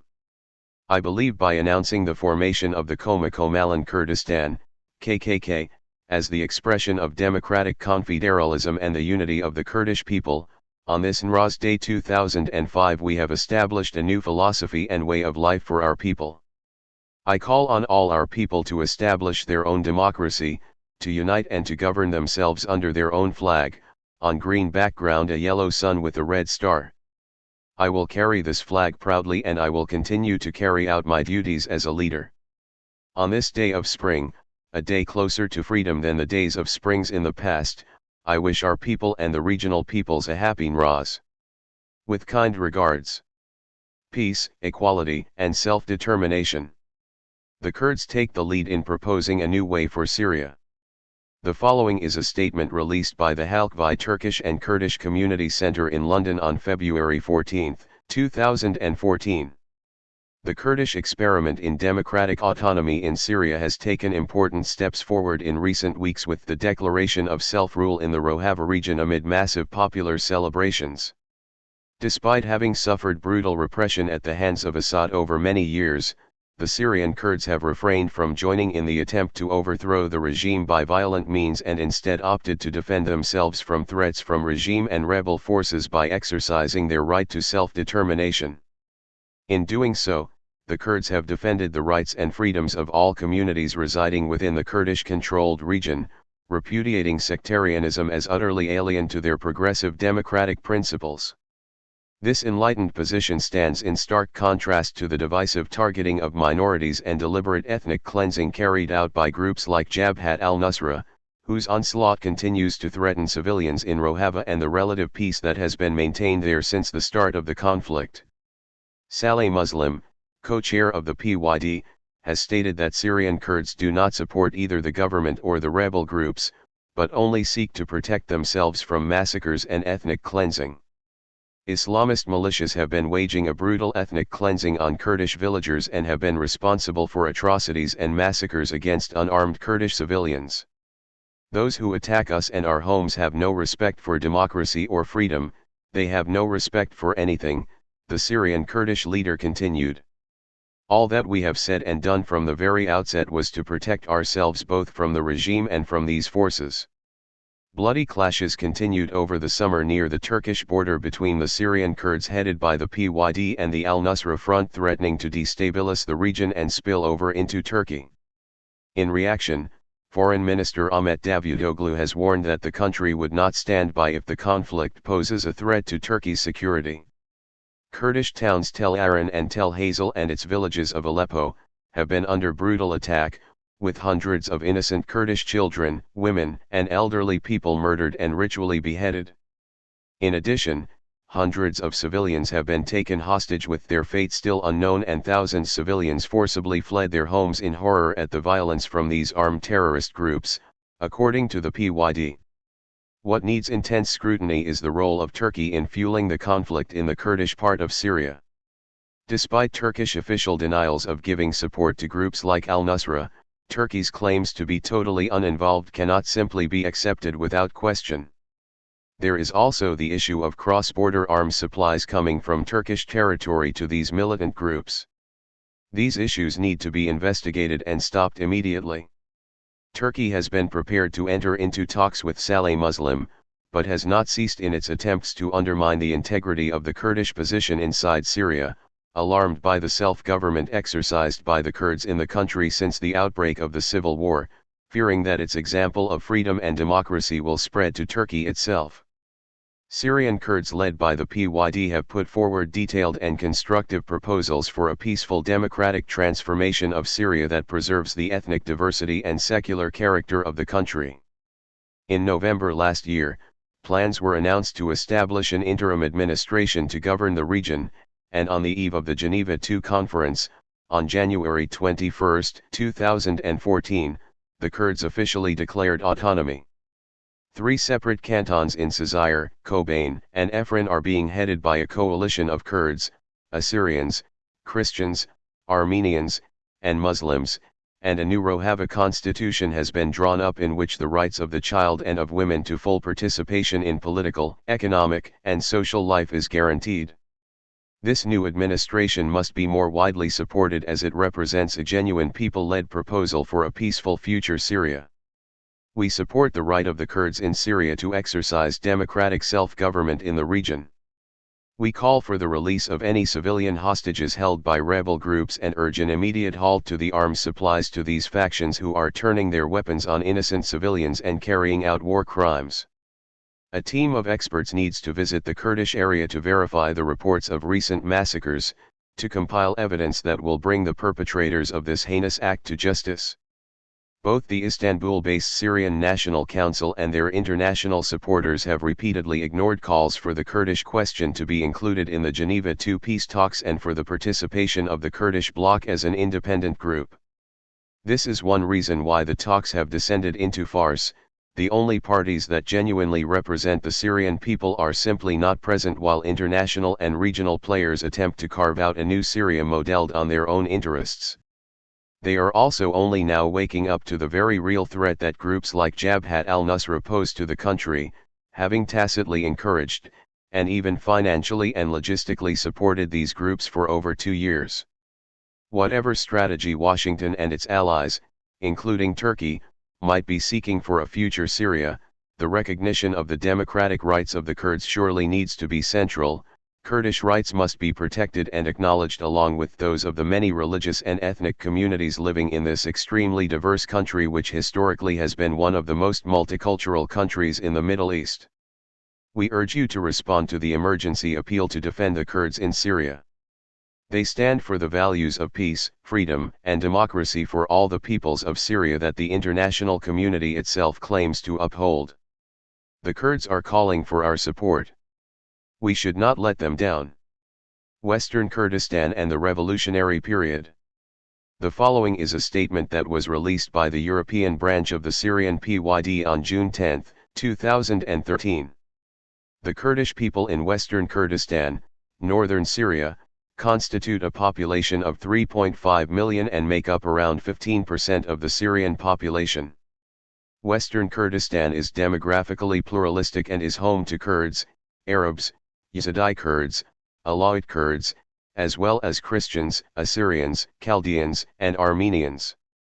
The multi-ethnic and multicultural fabric of Western Kurdistan has always lived in peace and harmony with one another. Since the beginning of the Great Syrian Revolution, the Kurds rejected a militarization of the conflict and quickly denounced the brutal manner in which the regime cracked down on the peaceful protesters. The Kurdish people rose in solidarity with the Syrian revolution and bitterly condemned the repressive ways of the regime. Very quickly the Kurdish protesters called for the overthrow of the regime, a position it has maintained ever since. It also condemned the increasingly strong engagement and intervention of external forces that tried, and still tries, to utilize the great cause of the Syrian revolution for their own narrow interests. Ever since the revolution, the Kurds have focused on protecting themselves and their region from attacks by the Syrian regime and armed groups. These armed groups represent a myriad of forces ranging from Salafist jihadist and petty crooks to factions of Free Syrian Army. The protective measures undertaken by the Kurds, more notably by the Popular Protection Units, YPG, which are operating under the highest political body in Western Kurdistan, the Supreme Kurdish Council, DBK, has largely exempted the Kurds from the horrors of the civil/sectarian war. The Kurds have installed new institutions and organizations, effectively replacing the former political/social landscape of the Ba'ath party. This has enabled them to spare Western Kurdistan from political economic freefall and given them the tools to meet the basic needs of the general population. It has enabled them to harbor the countless displaced, a couple of 100,000, people, and to assist those in most need. Kurdish cities have been attacked countless times. Armed groups, chauvinists, and fundamentalists, who refuse to recognize the pluralistic fabric of Syria, have attacked Sir Khaniyi, Til Temir, and more recently Afrin, a city located in northwestern parts of Syria. For more than 10 days, armed groups along with Salafist elements have surrounded the city of Afrin, effectively stopping the flow of goods, including medicine, baby milk, flour, vegetable oil, and fuel, to the city. This policy of starvation is having terrible effects on the population of Afrin, ranging to about 1 million after the massive inflow of internal refugees. However, they haven't been able to breach the defense of YPG. It is our hope that the grave situation in Afrin will be discussed and highlighted in the Geneva II peace talks. We hope that the concerned parties will hear our message, and we call upon the international community and the guardians of basic human rights, to take actions in order to put an end to the devastating siege on Afrin. It is our sincere hope that the question in Western Kurdistan can be solved in a democratic and peaceful manner. Rojava's economic model is a communal model.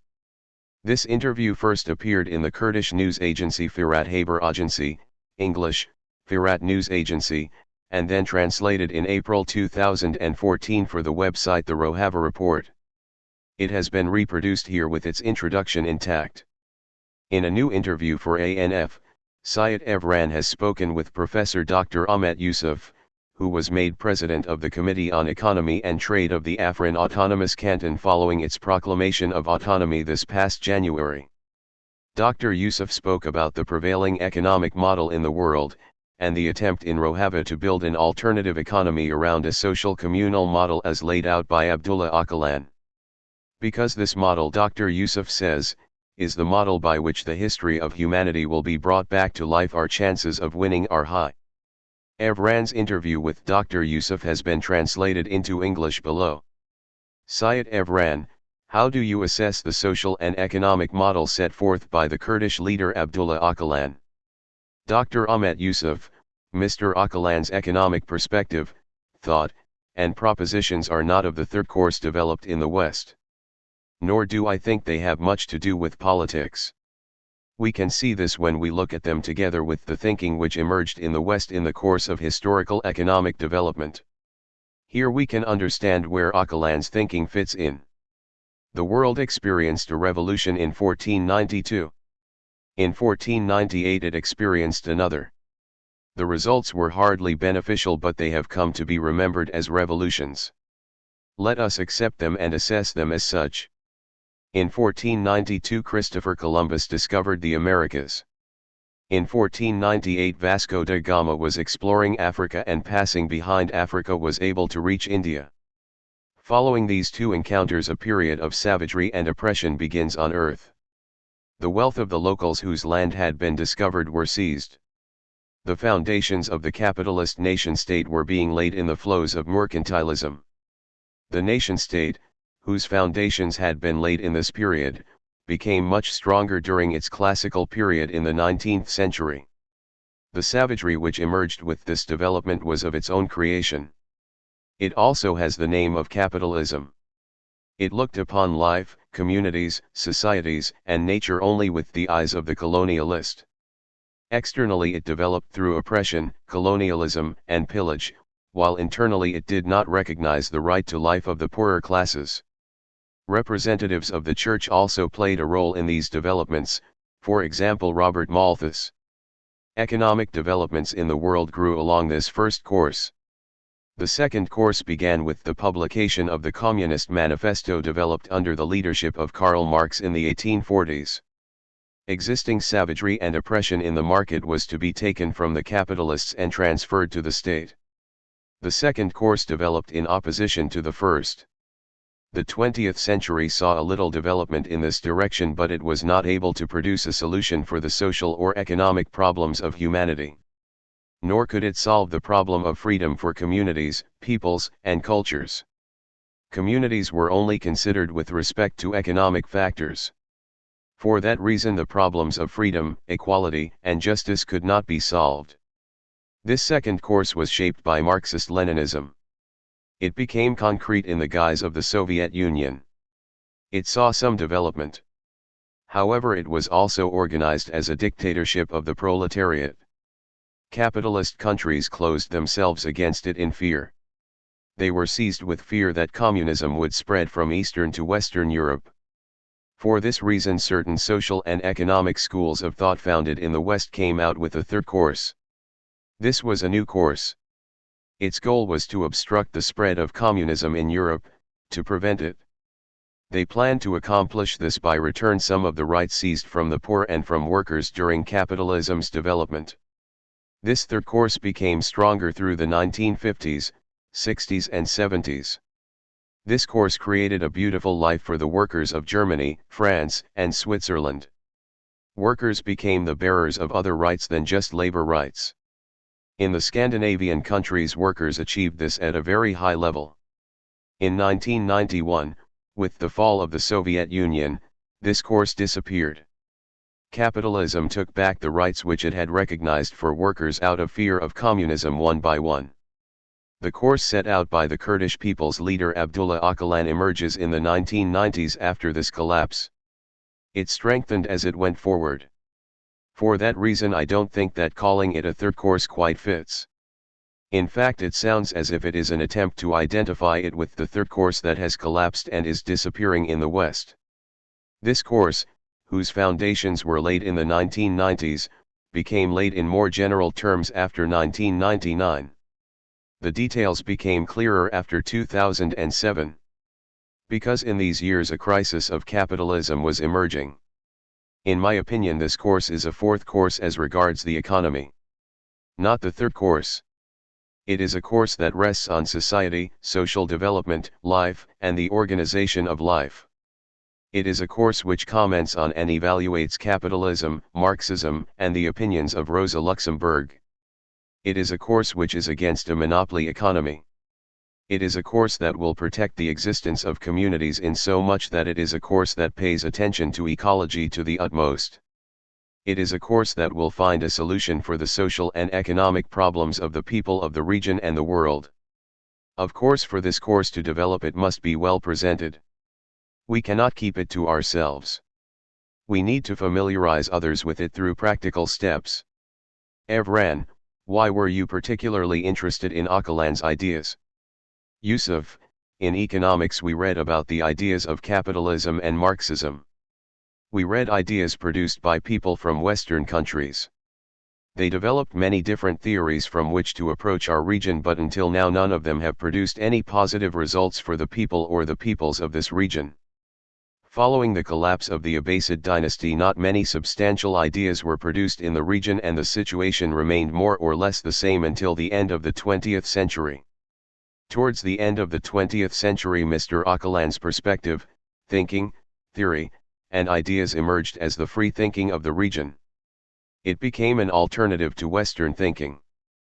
Practices were produced to resolve the region's problems both according to Western thinking and in keeping with the reality of the region, its spirit, its particularities, its traditions, its history and culture. Öcalan has commented on the work of Western academics, economic chairs, etc. as regards their perspectives, thoughts, and ideas about the region with a view from the region. And he selected from these that which would work for the region. From this perspective I see a chance of success. I have been able to look at the world economy from two windows. The first window is Western positivism and the second window is the window onto the region which Öcalan has opened in front of me.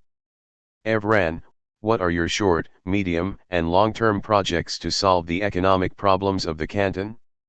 Yusuf, we have taken this course as our main principle in Afrin and all the cantons of Rojava, and we are developing our economic projects along this line of thought.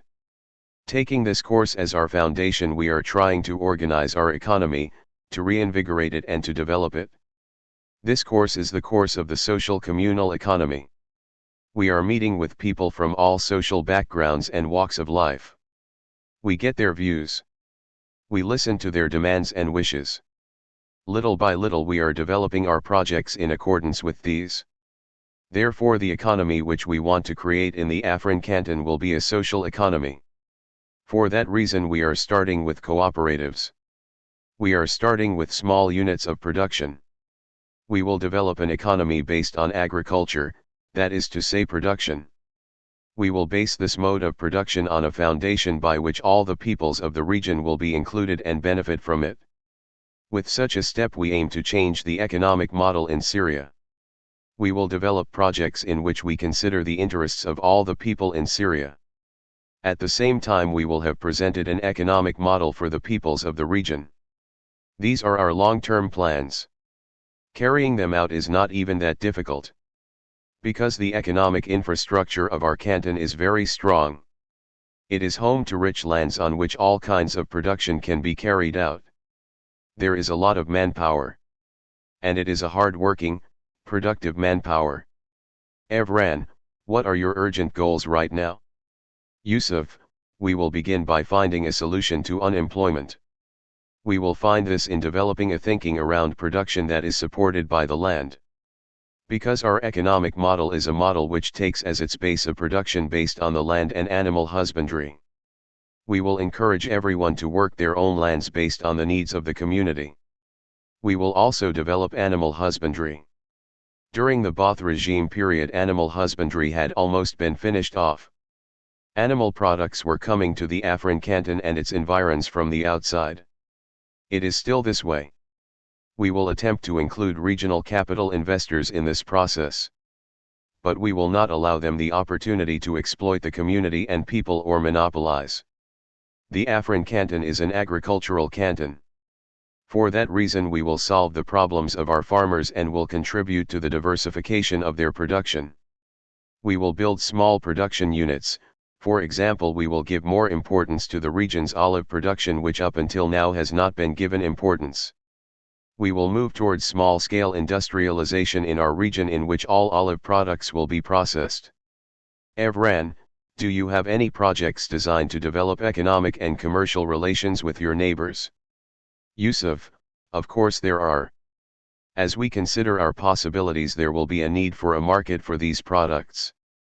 At the same time, there are things which must come from foreign markets into our region. We will attempt to go beyond this with trade.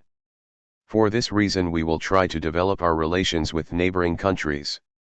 Right now we are experiencing certain difficulties that are a result of the problems being experienced in Syria more generally. For example, our canton has received hundreds of thousands of refugees. Together with this came certain difficulties. We are trying to create job, production, and work opportunities for those just coming off the road.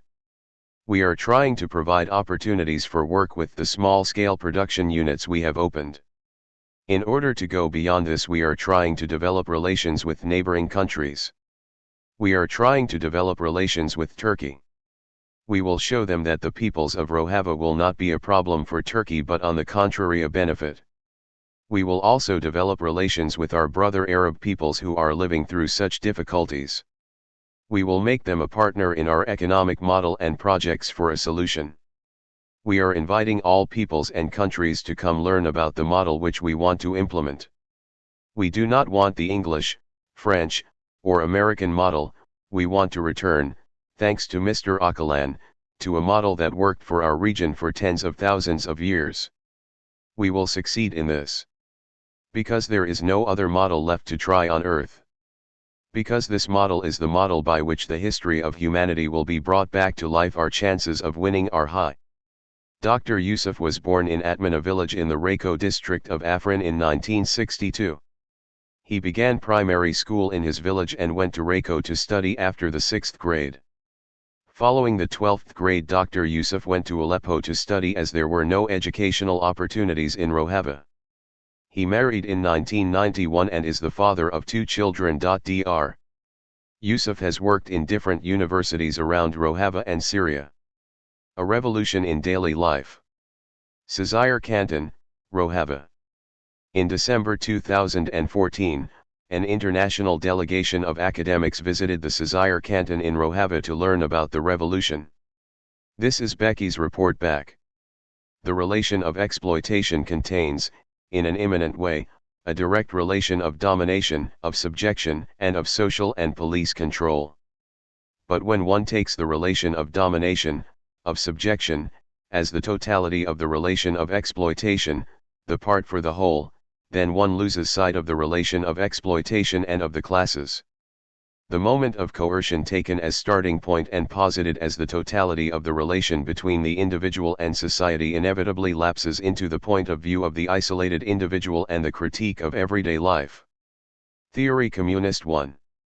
Across the domains of government in the canton of Sazire, people are working, mostly on a voluntary basis, to make ambitious transformations to society. Doctors want to build a modern free healthcare system, but also, they told us, to collect and disseminate suppressed local knowledge about healing and to change the conditions of life in general. They aim, they said, to build a way of life free of the separations between people and nature that drive physical and mental illness. Academics want to orient education to ongoing social problems. They plan, they said, to abandon exams and destroy divides between teachers and students and between established disciplines. The new discipline of genealogy, the science of women, constructs an alternative account of mythology, psychology, science, and history. Always and everywhere, we were told, women are the main economic actors and those with responsibility for ethics and aesthetics, freedom and beauty, content and form. The revolution aims to overcome the limits placed on these activities when the state is taken as a model for power. It was repeated to us again and again that the coexistence and coordination of changing cross-cutting pre-existing identities is to replace one flag, one language, and one nation. The new administration is composed of quotas of representatives from Kurdish, Arab, and Assyrian communities, nominated according to their own practices. Although the militias and security forces are ethnically mixed, Assyrian groups have their own battalions. Everyday life has changed most for women, who were previously restricted to a life indoors. Although the streets are still mainly the province of men, women have set up their own education structures and their own local councils. All mixed political bodies must be 40% women and all co-representatives must include one woman. Women are thus both autonomously organized within the revolution and its archetypal subjects.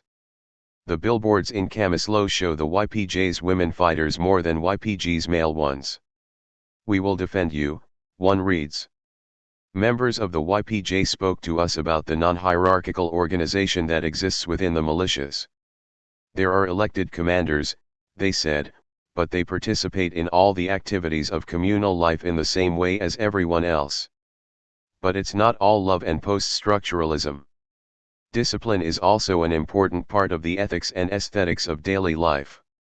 The women we saw being educated as security forces, ASAISH, were taught sitting in rows.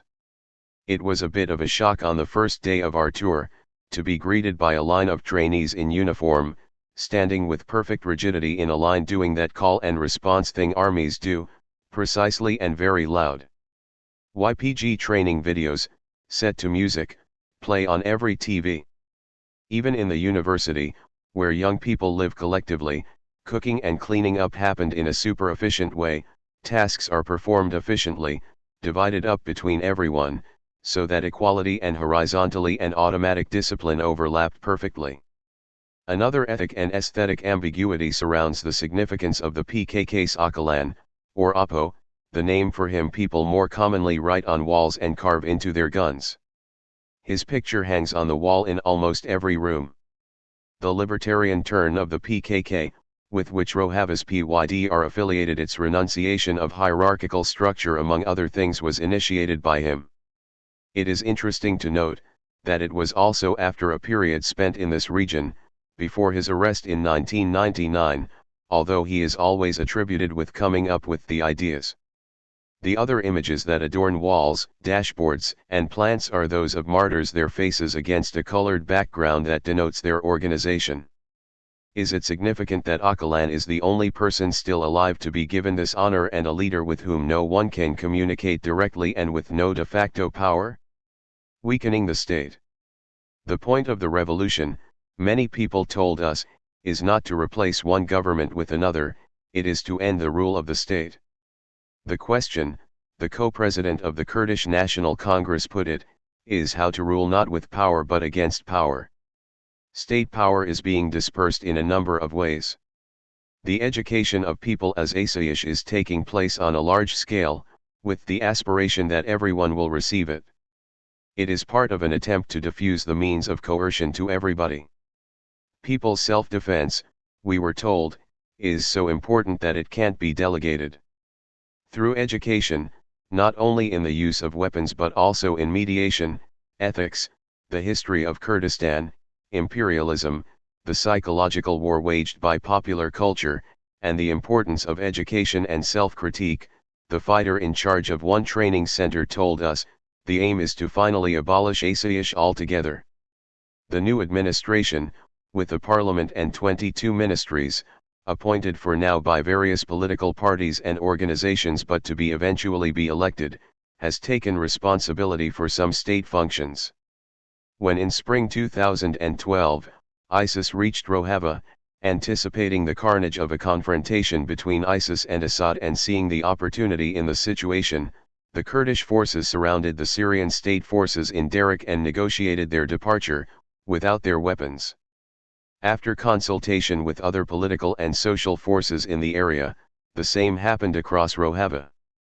However, the Assad regime has not been completely ejected. In Kamislo, the largest city in Cizre, it still controls a small area which contains the airport. The old state also continues to operate in parallel with new structures. Syrian hospitals to the south still accept some of the very sick, and the regime still pays some civil servant salaries, including those of some teachers. Meanwhile, the new administration is balanced by multiple autonomous elements. Separate from it, communes, weekly open neighborhood councils, with their own local defense units and sub-councils dedicated also to youth, women, politics, economy, public services, education, and health, and city and canton-level councils consisting of delegates elected by them, deal with immediate practical problems that can be resolved immediately. Both the administration and the communes were set up by TEV-DEM, a coalition of organizations including the PYD, co-ops, academies, women's and youth organizations, and sympathetic political parties. These organizations all have their own decision-making structures and sometimes their own education programs in their cultural centers, houses and academies. The result of all this is both that all political forces have complex, cross-cutting reliances on each other and that there are plenty of meetings to go around. And communism. Little existent agricultural or industrial production takes place in Rojava, despite its flat and fertile soil. The breadbasket of Syria, most of its land has been owned by the state and used for monocropping wheat and extracting oil. Its Kurdish population often immigrated to southern cities to form a class faction working for lower wages. The new administration took the land and distributes portions of it to self-organized co-ops who are working to expand the farming of animals and to increase and diversify what is grown. It continues to extract some oil and to refine it into low-quality diesel to sell in the canton and to distribute to co-ops and other institutions. What co-ops produce is sold either to the administration or in the bazaar administration price controls. The administration provides each household with a bread ration. Smuggling is huge. Those overseeing these changes describe them simply as practical solutions to the problem of how to reproduce the population in the context of war and embargo. This is very different from how the immediate practical transformations to the domestic sphere were described. The women's militia, members of the YPJ told us, opened a space for liberation. You take part in life in a new way, and, when you are with others, you realize that you are a power. And, they said, when people saw us fighting alongside the men, they also accepted us fighting against male-centric mentalities. There was no talk about how the positive empowerment came with the necessity of disrupting relations of exploitation and exchange. Perhaps this was because the people we were brought to talk to were mainly middle class, although this fact itself is also significant. In some ways, opposition to the state is opposition to capital, on the level of its global force. The new administration opposes, as they see it, NATO in two forms, in one as Turkey supported ISIS and in the other US and international capital, a category into which the KRG, where two ruling families now construct refugee camps along one side of their motorways and shopping centers along the other, also falls. They have no illusions about the motivations of those who give them military support. Everyone, including the US now, portrays it as if we are on their side. Them laugh. But there is no opposition to value in its everyday form continuing to exist. Those that debunk the claims of over-enthusiastic Western activists about the revolutionary nature of what is happening in Rojava are right to describe it instead as the building of a shield against today's war and most brutal oppression, using, as well as an army, a new kind of ideology replacing that of national liberation. Point 2.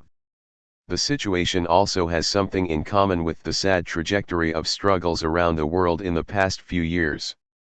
The state, now an agent of global capital, is seen as the guilty party by movements composed of middle as well as proletarian classes. Meanwhile, the nation is seen as the force to oppose it. Struggles rally under the ideology of citizenship, and the race and gender hierarchies this presupposes. The transformation taking place in Rojava rests to some extent on a radical Kurdish identity and on substantial middle classes contingent who, despite radical rhetoric, always have some interest in the continuity of capital and the state. Yet, at the same time, it also shares something with the high points of the struggles of the crisis, its riots. In some ways the strategies employed in Rojava were born from analysis of the failure of riots. In 2004, only months after the PYD formed, an uprising of Kurds demanding political freedom from the Syrian state met not only with immediate torture, murder, and imprisonment but with a long period of brutal oppression. We decided, they remembered, we would not make the same mistakes again. What is taking place is not communization. Point 3, but it is a real movement against state plunder and coercion, fighting both militarily on its borders and inwardly through the diffusion of power within them. The limits of the struggles in Rojava in this sense are those of struggles everywhere where the relation between labor power and capital has become a matter of repression and struggles that take that repression as a starting point. These struggles take place far from the strongholds of capital's reproduction and are not directed at overturning relations of exploitation. What will be interesting in Rojava, for now largely cut off from the force of global capital, is what struggles will emerge over relations of exploitation, over the distribution of land, over assignment to different kinds of work, over prices and wages, over imports and exports. What transformation of property and production relations will women demand as they return from the militias? Notes. One Theory Communist, 2009, The Glass Floor. http://libcom.org/library/glass-floor-the-ie-communisti. 2il Lotto Kadivo, 2014, The Kurdish Question. http://endnotes.org.uk/n/il-lotto-kativo-the-. Kurdish Question ISIS USA etc. 3 Sikh International Journal for Communization, 2011, http://sic.communization.net We are Kawa against D-Hacks. An interview with the DAF on Kobane. This interview was published in the October 2014 issue of the Turkish anarchist journal Meydan, which is Turkish for public square. For 2 years now the foundations of social revolution have been being developed in Rojava, the west of Kurdistan. Bearing this in mind, it's hard to ignore the fact that the basis of the attacks against Kobane is the interest politics of the Turkish state and global capitalism. Abdülmalik Yeltsin and Merv Dilber from Revolutionary Anarchist Action, DAF, were in the region of Surak, on the border with Kobane, since the first day of the resistance against the attempts to obscure the people's revolution, in solidarity with the people of the region. We interviewed them on the Kobane resistance and Rojava revolution. Meydan, since the beginning of the Kobane resistance, you have organized a lot of protests and made leaflets and posters. You also participated in the Human Chain Border Watch that was organized in the villages at Surak, near the Kobane border. What was your purpose of going there? Could you tell us about what you went through there? MD, due to the Rojava revolution, the borders between the parts of Kurdistan that fell within Syrian and Turkish territory started to melt away. The Turkish state even tried to build a wall to destroy this effect of the revolution. In the midst of the war, in the interest of global capitalism and states in the region, the Kurdish people in Syria took a step along the path that leads to social revolution. Thanks to this step, a real front emerged that leads to the freedom of the people, and in Kobane, a total attack against revolution was started by the hands of ISIS, the violent mob produced by global capitalism. As revolutionary anarchists, when we considered the situation in Kobane and all of Rojava, it was impossible for us not to become directly involved in it. Whereas the borders between states were abolished, it is vital to be in solidarity with peoples resisting in Kobane. We are at the 15th month of the Rojava Revolution. In these 15 months, we organized a lot of joint protests and made leafleting and wheat pasting actions. During the latest wave of attacks against the revolution in Kobane, we similarly made a lot of leafleting and wheat pasting and also organized a lot of street protests. However, we had to go to Kobane border to salute the Kurdish people's struggle for freedom against the attacks of ISIS mob. In the night of September 24 we departed from Istanbul to the Kobane border. We met our comrades who arrived a little bit earlier and together started our human chain border guard in Boyd village, in the west of Kobane. There were hundreds of volunteers like us who came from different parts of Anatolia and Mesopotamia to the border, forming a human chain along 25 kilometers of the borderline in different villages like Boyd, Beta, Etmenki, and Düzen. One of the aims of the human chain was to stop man, arms, and logistics support to ISIS from the Turkish state, whose support to ISIS is known by everyone. In the border villages, the life itself has transformed into a communal life, despite the war conditions. Another aim of our border watch was to interfere with border enforcement in solidarity with the people of Kobane, who had to escape from the attacks against Kobane, who were delayed at the border for weeks and who were even attacked by Turkish military police forces, Jandarma. In the first days of our border watch actions, we cut the wires and crossed to Kobane together with people coming from Istanbul. Meydan, could you please tell us what happened after you crossed the border to Kobane? AY, the moment we passed the border, we were greeted with huge enthusiasm. In the border villages of Kobane, everyone, young and old, were on the streets. YPG and YPJ guerrillas saluted our elimination of borders by firing into air. We rallied in the streets of Kobane. Later, we had conversations with people of Kobane and the YPG/YPJ guerrillas who defend the revolution. It is very important that the borders between peoples that the states erected were smashed like this. This action, which occurred in the conditions of war, shows once more that uprisings and revolutions cannot be stopped by the borders of states. Meydan, there was a lot of news about people who participated in the Human Chain Border Watch and the rural population around the border being attacked by military police and regular cops. What does the Turkish state try to achieve with its bullying at the border? What do you think about it? AY, yes, it is true that the policy of the Turkish state is to attack everyone who is involved in the border watch and who lives in the border villages, and everyone from Kobane who tries to cross the border. Sometimes these attacks happen frequently and sometimes they last for days. It is obvious that each attack has its own excuse as well as its own purpose. We observed that during nearly every military, gendarme, attack, trucks transport some stuff to the other side of the border. We are not sure about the exact contents of these shipments to ISIS. However, we could understand by the power of the attacks that sometimes it was to let people cross the border to join ISIS, sometimes to send arms, and in other times it was to provide ISIS with its daily needs. These shipments were sometimes carried by vehicles with official plate numbers and sometimes by gangs who conduct state-sponsored smuggling. Moreover, these state-sponsored gangs usurp the properties of the people of Kobane who wait at the border. Military police on the other hand let people cross the border with a commission fee of 30%. The policies of the state against the local population have been the same for years. Due to the conditions of war, this policy has become much more visible now. The attacks at the border are conducted with the purpose of intimidating the people in border watch actions and the people of the border villages.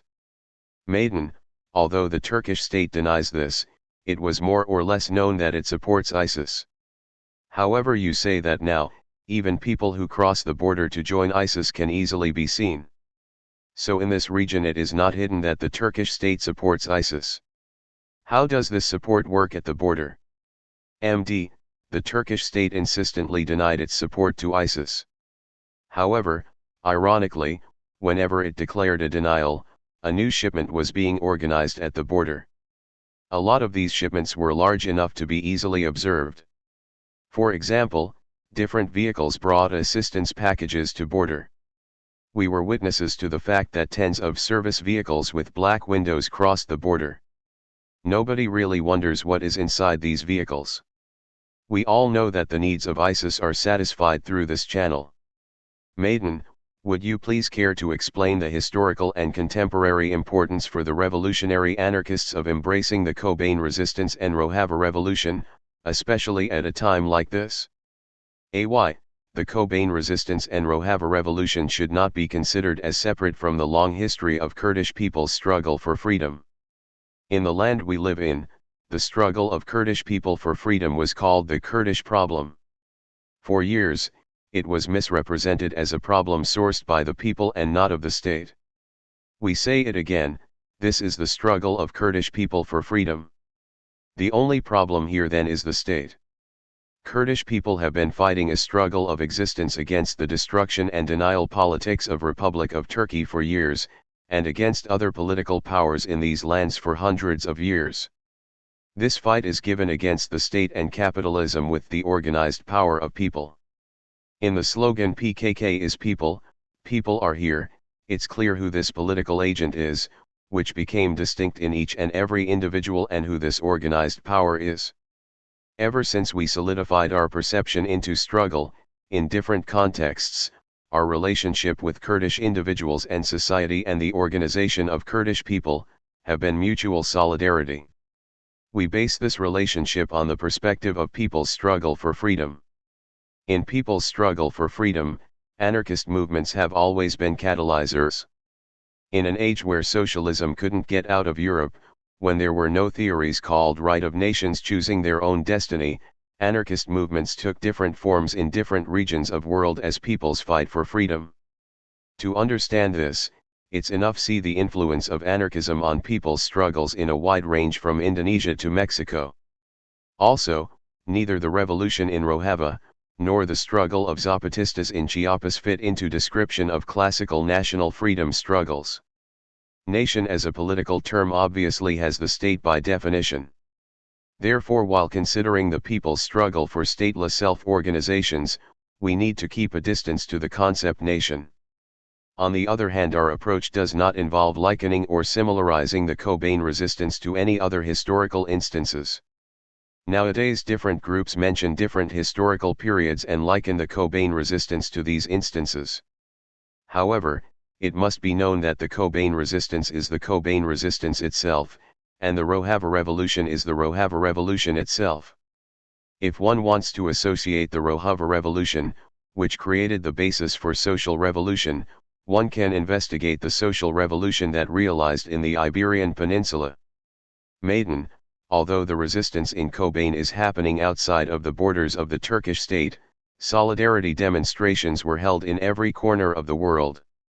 What is your evaluation of the effects of the Kobane resistance? Well, the Rojava revolution, actually on particularly Anatolia but also on the Middle East and also on a global level.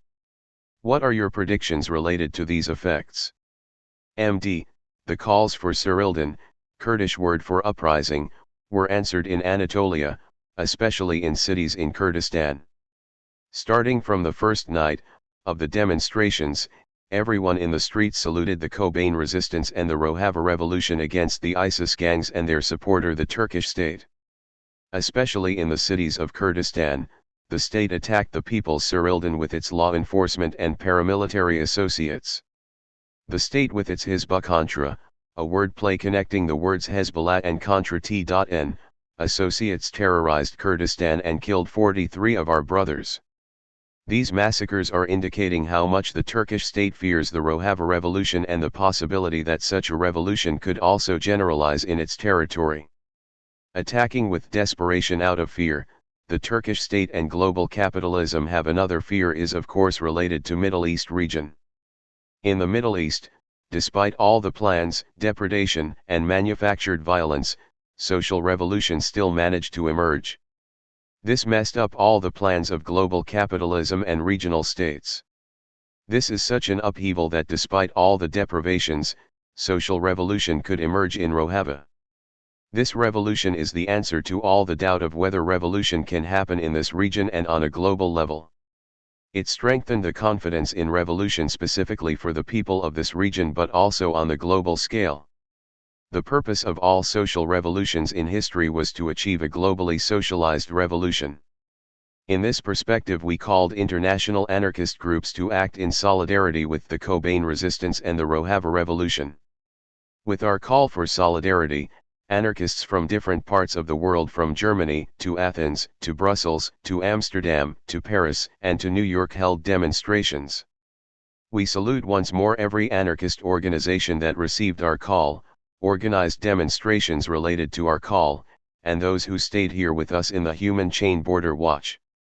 Maiden, starting from the first days of ISIS's attack, the Turkish state-sponsored media made a lot of news that claimed Kobane is about to fall.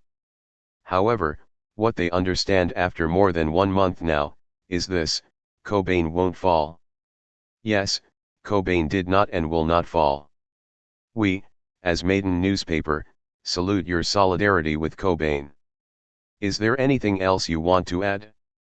MD, we, as revolutionary anarchists, witnessed, lived, and are still living the invincibleness of the confidence in revolution, even in the circumstances of war in our region. What is happening in Rojava is a social revolution. This social revolution, where the borders are abolished, states are being rendered powerless, plans of global capitalism are disturbed, will also generalize in our region. We invite every oppressed individual to look from the point of view of the oppressed. With this awareness, we also invite them to support the organized struggle for social revolution. This is the only way to fertilize the seeds which were planted in Rojava and live the social revolution in wider regions.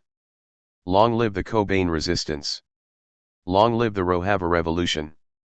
Impressions of Rojava. A report from the revolution. A report by social ecologist Janet Beale, one of the members of the international delegation to the Césaire Canton. This report was first published by Roar magazine on December 16, 2014. From December 1 to 9, I had the privilege of visiting Rojava as part of a delegation of academics from Austria, Germany, Norway, Turkey, the UK, and the US. We assembled in Erbil, Iraq, on November 29, and spent the next day learning about the petrostate known as the Kurdish Regional Government, KRG, with its oil politics, patronage politics, feuding parties, KDP and PUK, and apparent aspirations to emulate Dubai. We soon had enough and on Monday morning were relieved to drive to the Tigris, where we crossed the border into Syria and entered Rojava, the majority Kurdish autonomous region of northern Syria. The Tigris River channel was narrow, but the society we encountered on the far shore could not have been more different from the KRG. The spirit of a social and political revolution was in the air. As we disembarked, we were greeted by the Asayish, or civilian security forces of the revolution. The Asayish reject the label police, since police serve the state whereas they serve society. Over the next 9 days, we would explore Rojava's revolutionary self-government in an old-fashioned state of total immersion. We had no internet access to distract us. Our delegation's 2 organizers, Diler Dirik, a talented PhD student at Cambridge University, and Devra Simon, head of Sivaka Azad, the Kurdish Center for Public Information in Germany, took us on an intensive tour of the various revolutionary institutions. Rojava consists of 3 geographically non-contiguous cantons. We would see only the easternmost one, Cizre, or Jazira, due to the ongoing war with the Islamic State, which rages to the west, especially in Kobani. But everywhere we were welcomed warmly. Rojava's third way. At the outset, the Deputy Foreign Minister, Amin Asi, introduced us to the history of the revolution. The Syrian Baath regime, a system of one-party rule, had long insisted that all Syrians were Arabs and attempted to Arabize the country's 4 million Kurds, suppressing their identity and stripping those who objected of their citizenship. After Tunisian and Egyptian opposition groups mounted insurgencies during the Arab Spring in 2011, rebellious Syrians rose up too, initiating the civil war. In the summer of 2012, the regime's authority collapsed in Rojava, where the Kurds had little trouble persuading its officials to depart non-violently. Rojavans, I'll call them by that name because while they are mostly Kurds, they are also Arabs, Assyrians, Chechens, and others, then faced a choice of aligning themselves either with the regime that had persecuted them, or with the mostly Islamic militant opposition groups.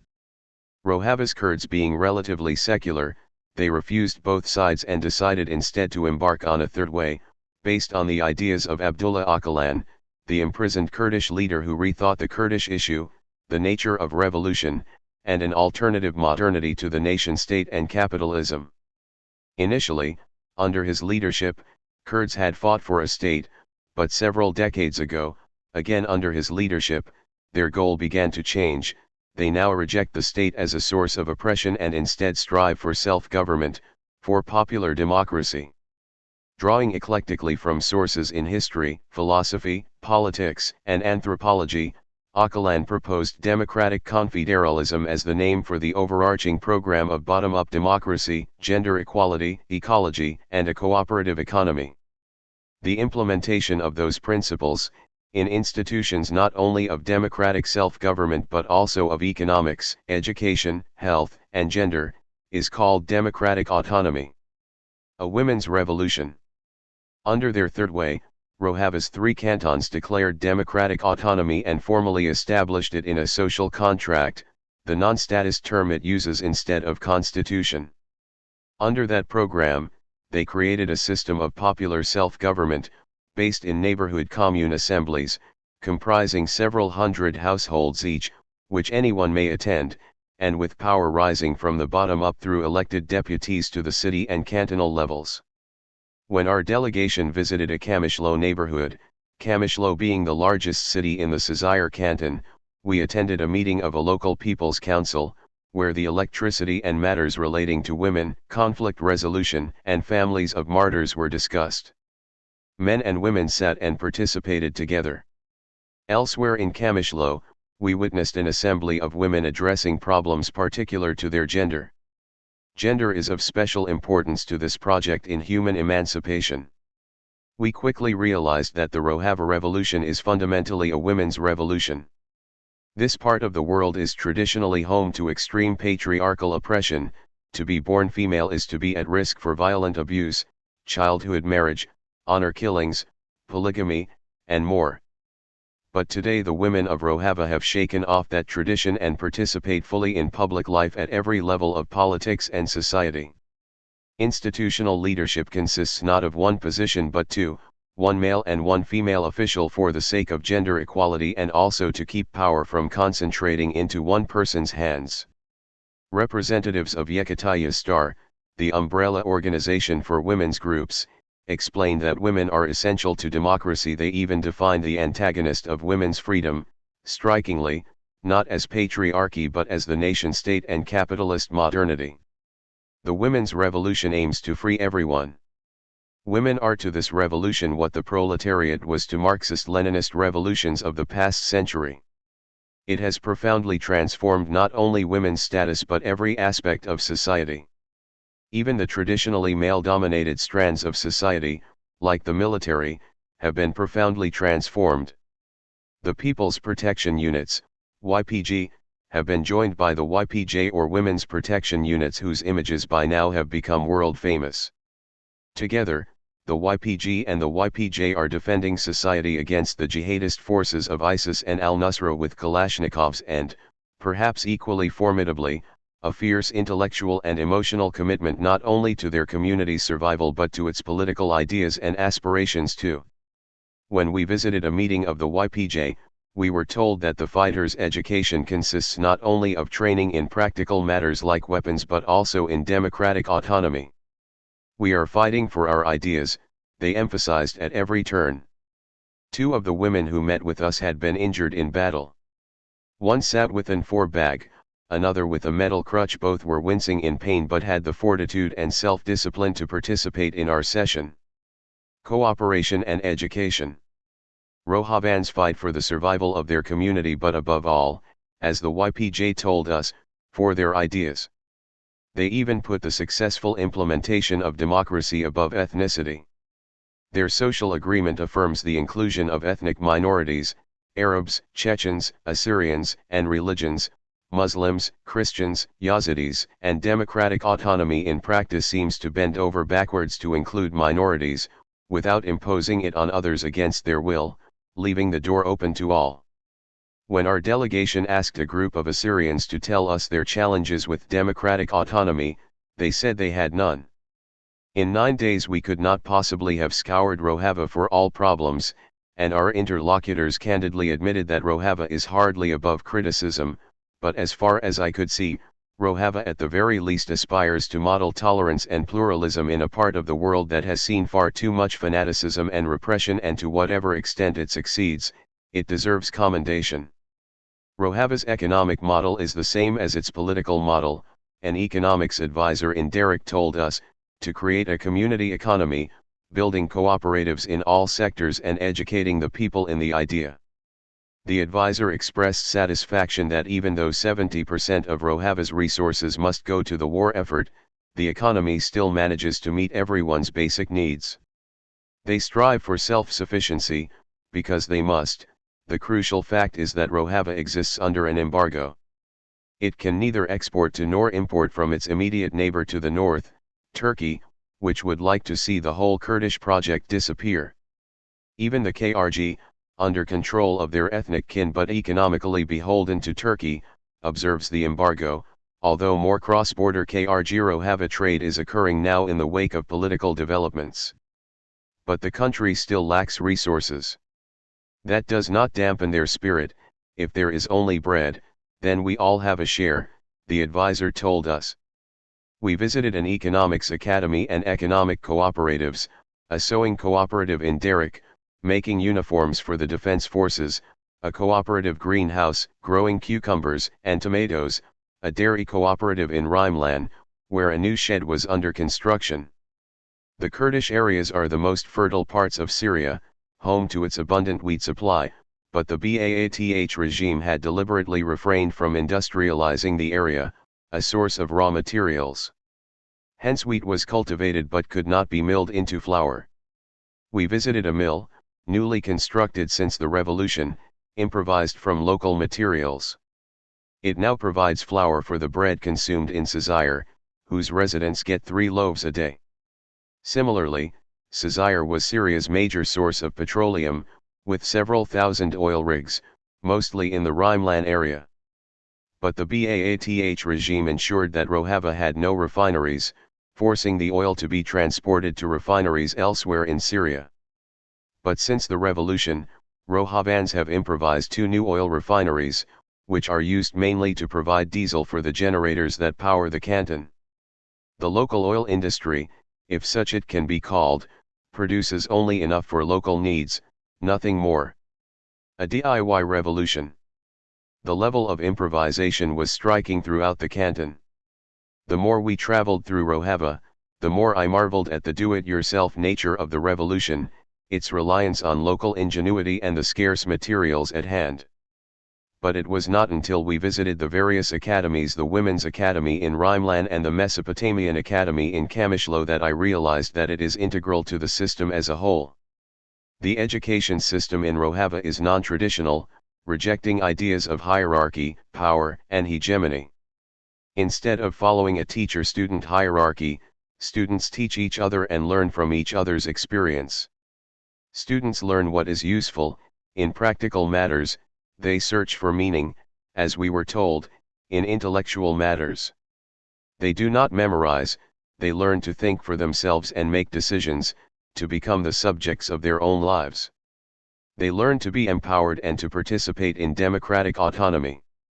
Images of Abdullah Öcalan are everywhere, which to Western eyes might suggest something Orwellian, indoctrination, knee-jerk belief. But to interpret those images that way would be to miss the situation entirely. No one will give you your rights, someone quoted Öcalan to us, you will have to struggle to obtain them.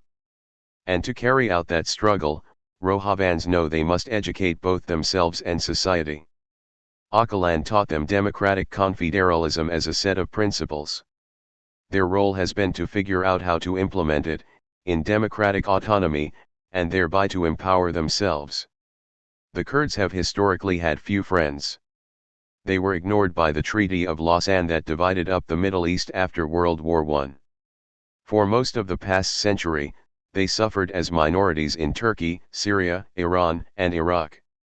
Their language and culture have been suppressed, their identities denied, their human rights overruled. They are on the wrong side of NATO, where Turkey is permitted to call the shots on Kurdish matters. They have long been outsiders. That experience has been brutal, involving torture, exile, and war. But it has also given them strength and independence of mind. Öcalan taught them how to reset the terms of their existence in a way that gave them dignity and self-respect. This do-it-yourself revolution by an educated populace is embargoed by their neighbors and gets along by the skin of its teeth. It is nonetheless an endeavor that pushes the human prospect forward. In the wake of the 20th century, many people have come to the worst conclusions about human nature, but in the 21st, Rojavans are setting a new standard for what human beings are capable of.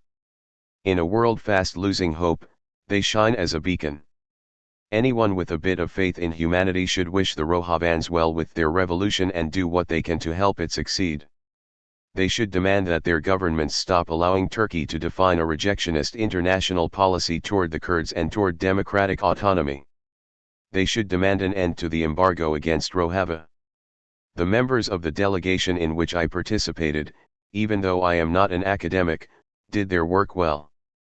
Sympathetic to the revolution, they nonetheless asked challenging questions, about Rojava's economic outlook, about the handling of ethnicity and nationalism, and more. The Rojavans we met, accustomed to grappling with hard questions, responded thoughtfully and even welcomed critique.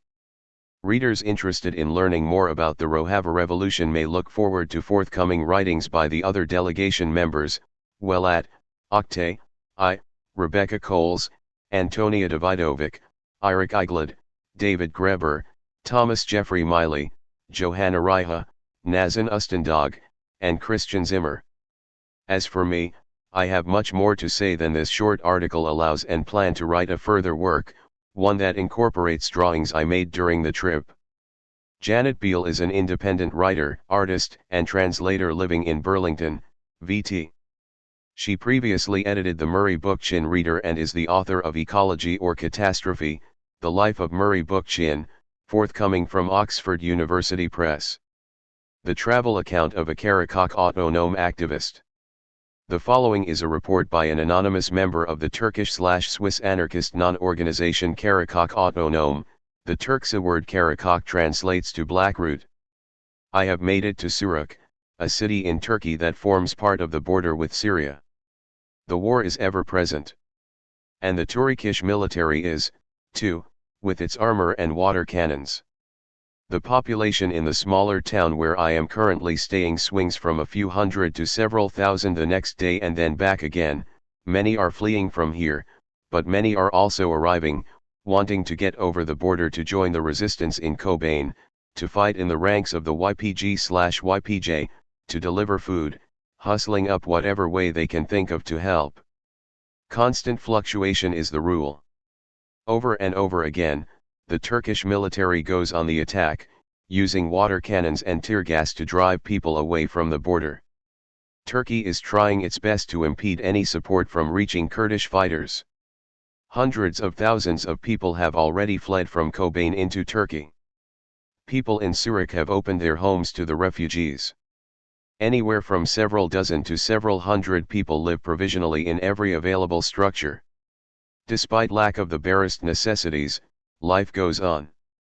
Discussions last all day, information about developments in Kobane gets passed along, the situation changes minute to minute.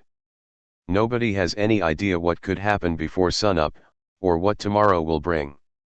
In spite of everything, there is much laughter. Interaction among people is tender, everyone looks after each other, everyone helps everyone else, no one is left alone. What little there is shared. I heard that yesterday ISIS reached the city center of Kobane through the sewer system. The YPG was able to fight off the incursion, however, and ISIS fighters retreated back into the sewers, where they were then bombed overnight by the US and France.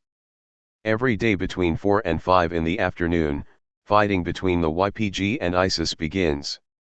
Overnight the bombs of the Americans and others are making up the alliance against ISIS rain down. During the day, US aircraft circle the city. Because the region is relatively flat, I can hear and see the aircraft, the bombs, the smoke, everything, from here. The events are only a few hundred yards away. I can also see the low hill that last week fell into the hands of ISIS. It is a location of special strategic importance because the entire city of Kobane can be observed from there.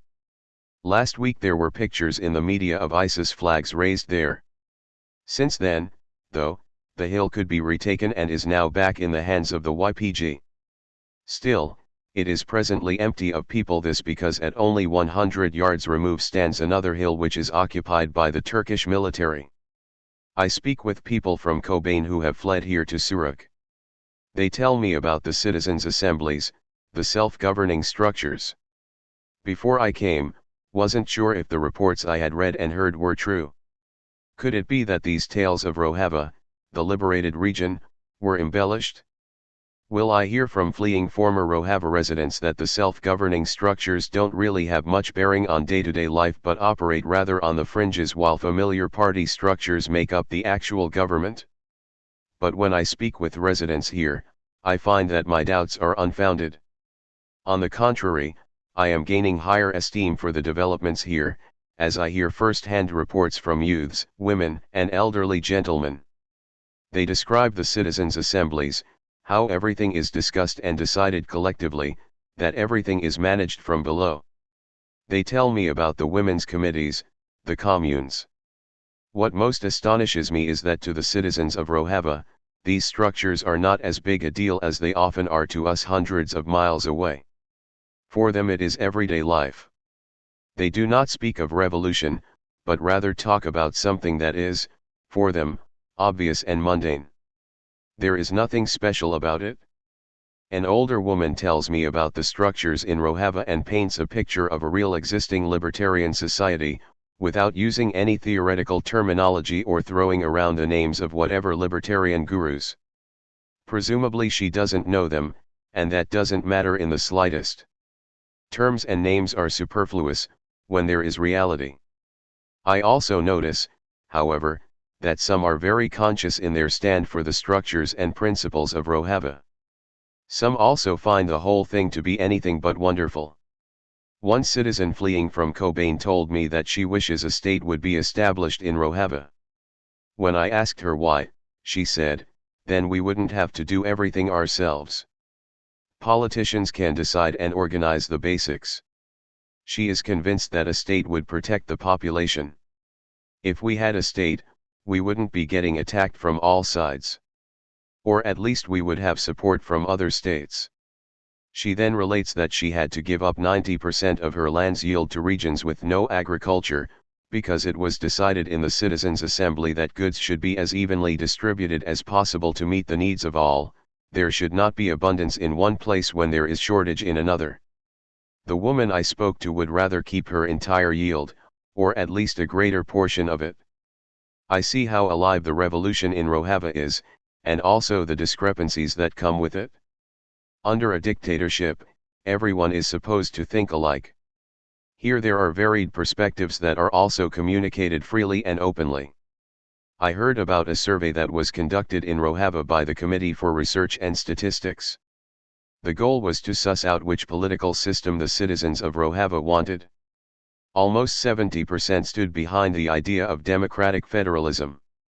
Around 30% wanted something else, for instance an Islamic or a national state, or a capitalist system. Against all odds, the region has maintained this form for over a year now, and proves much stronger than anyone expected.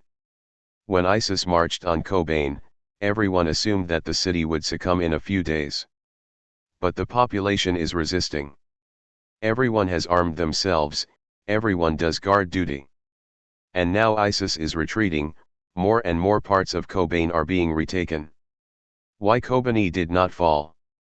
We close this book on a happy note, with an essay written by THIRD-WORLDISM on January 27, 2015, just as the YPG and YPJ have successfully cleared the city of Kobane of ISIS forces. 1 year ago, today, Kobane declared itself as an autonomous canton. Today, after 135 days of fearless resistance, the people of Kobane have liberated the city from the so-called Islamic State. Since September 2014, the YPG and YPJ have been leading there are no other words to describe it epic and unbelievable resistance against the latest wave of attacks by ISIS.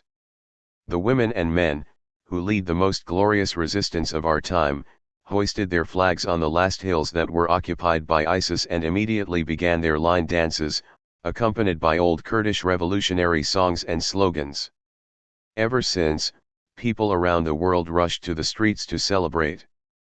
After the countless tragedies, massacres, and traumas that this region has had to suffer recently, the pains that have preceded this moment make victory even sweeter.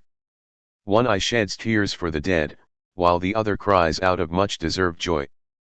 But let us go back 1 year.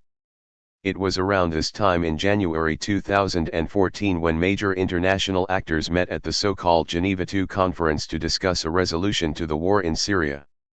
The Kurds, who had been fighting both the regime as well as extremists like the al-Nusra Front and ISIS ever since the Kurds took control over Rojava in 2012, were not invited.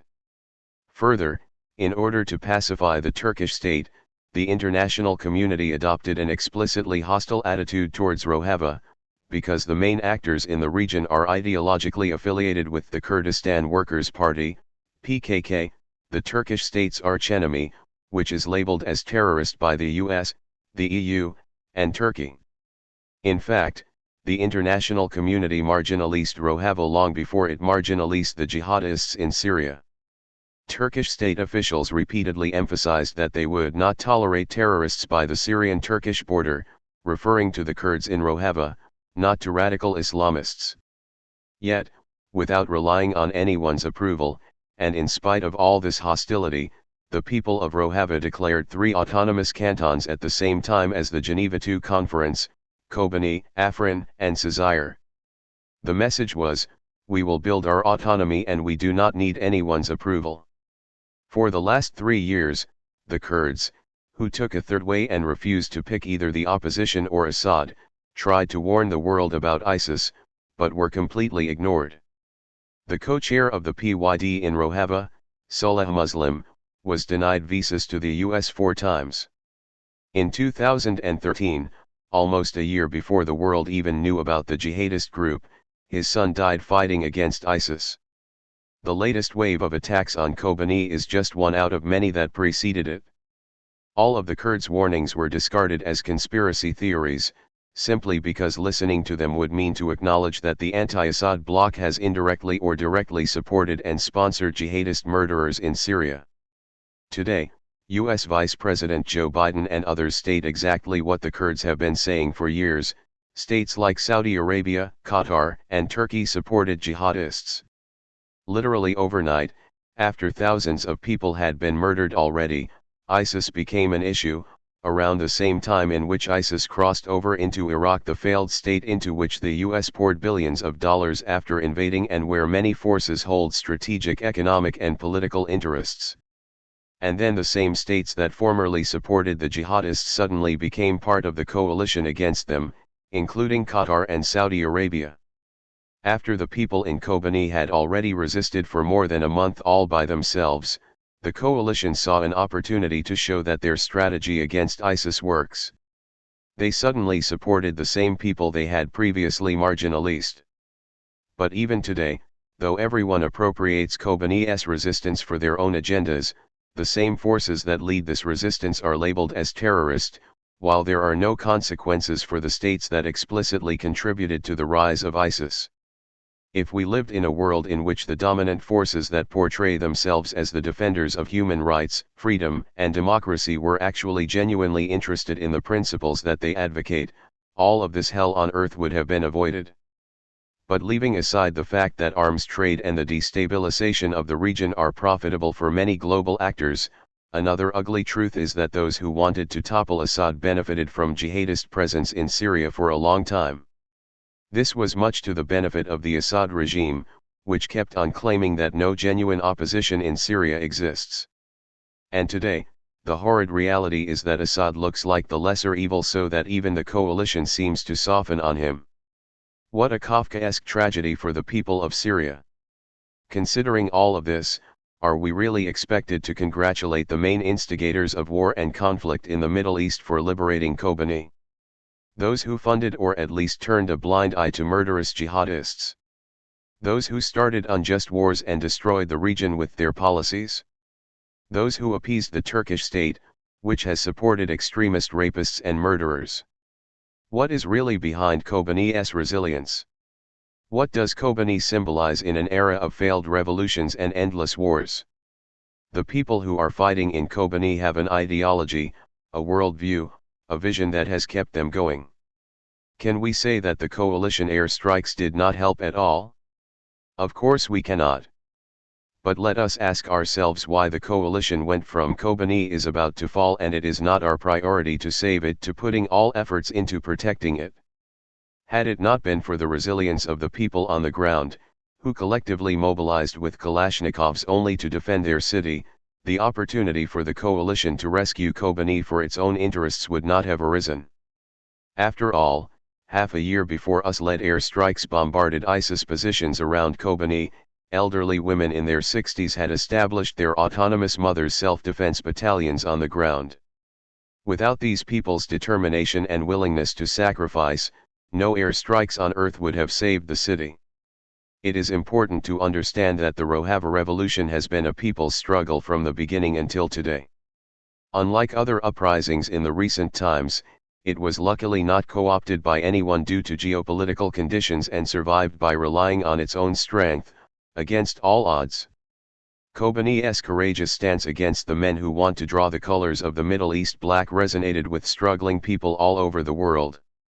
Many are praising and some are instrumentalizing Kobani now, even right-wingers and Islamophobes, because everyone wants a piece of the victory pie. But the same powers that now appropriate Kobani for their own interests label the politics of these courageous fighters as terrorist.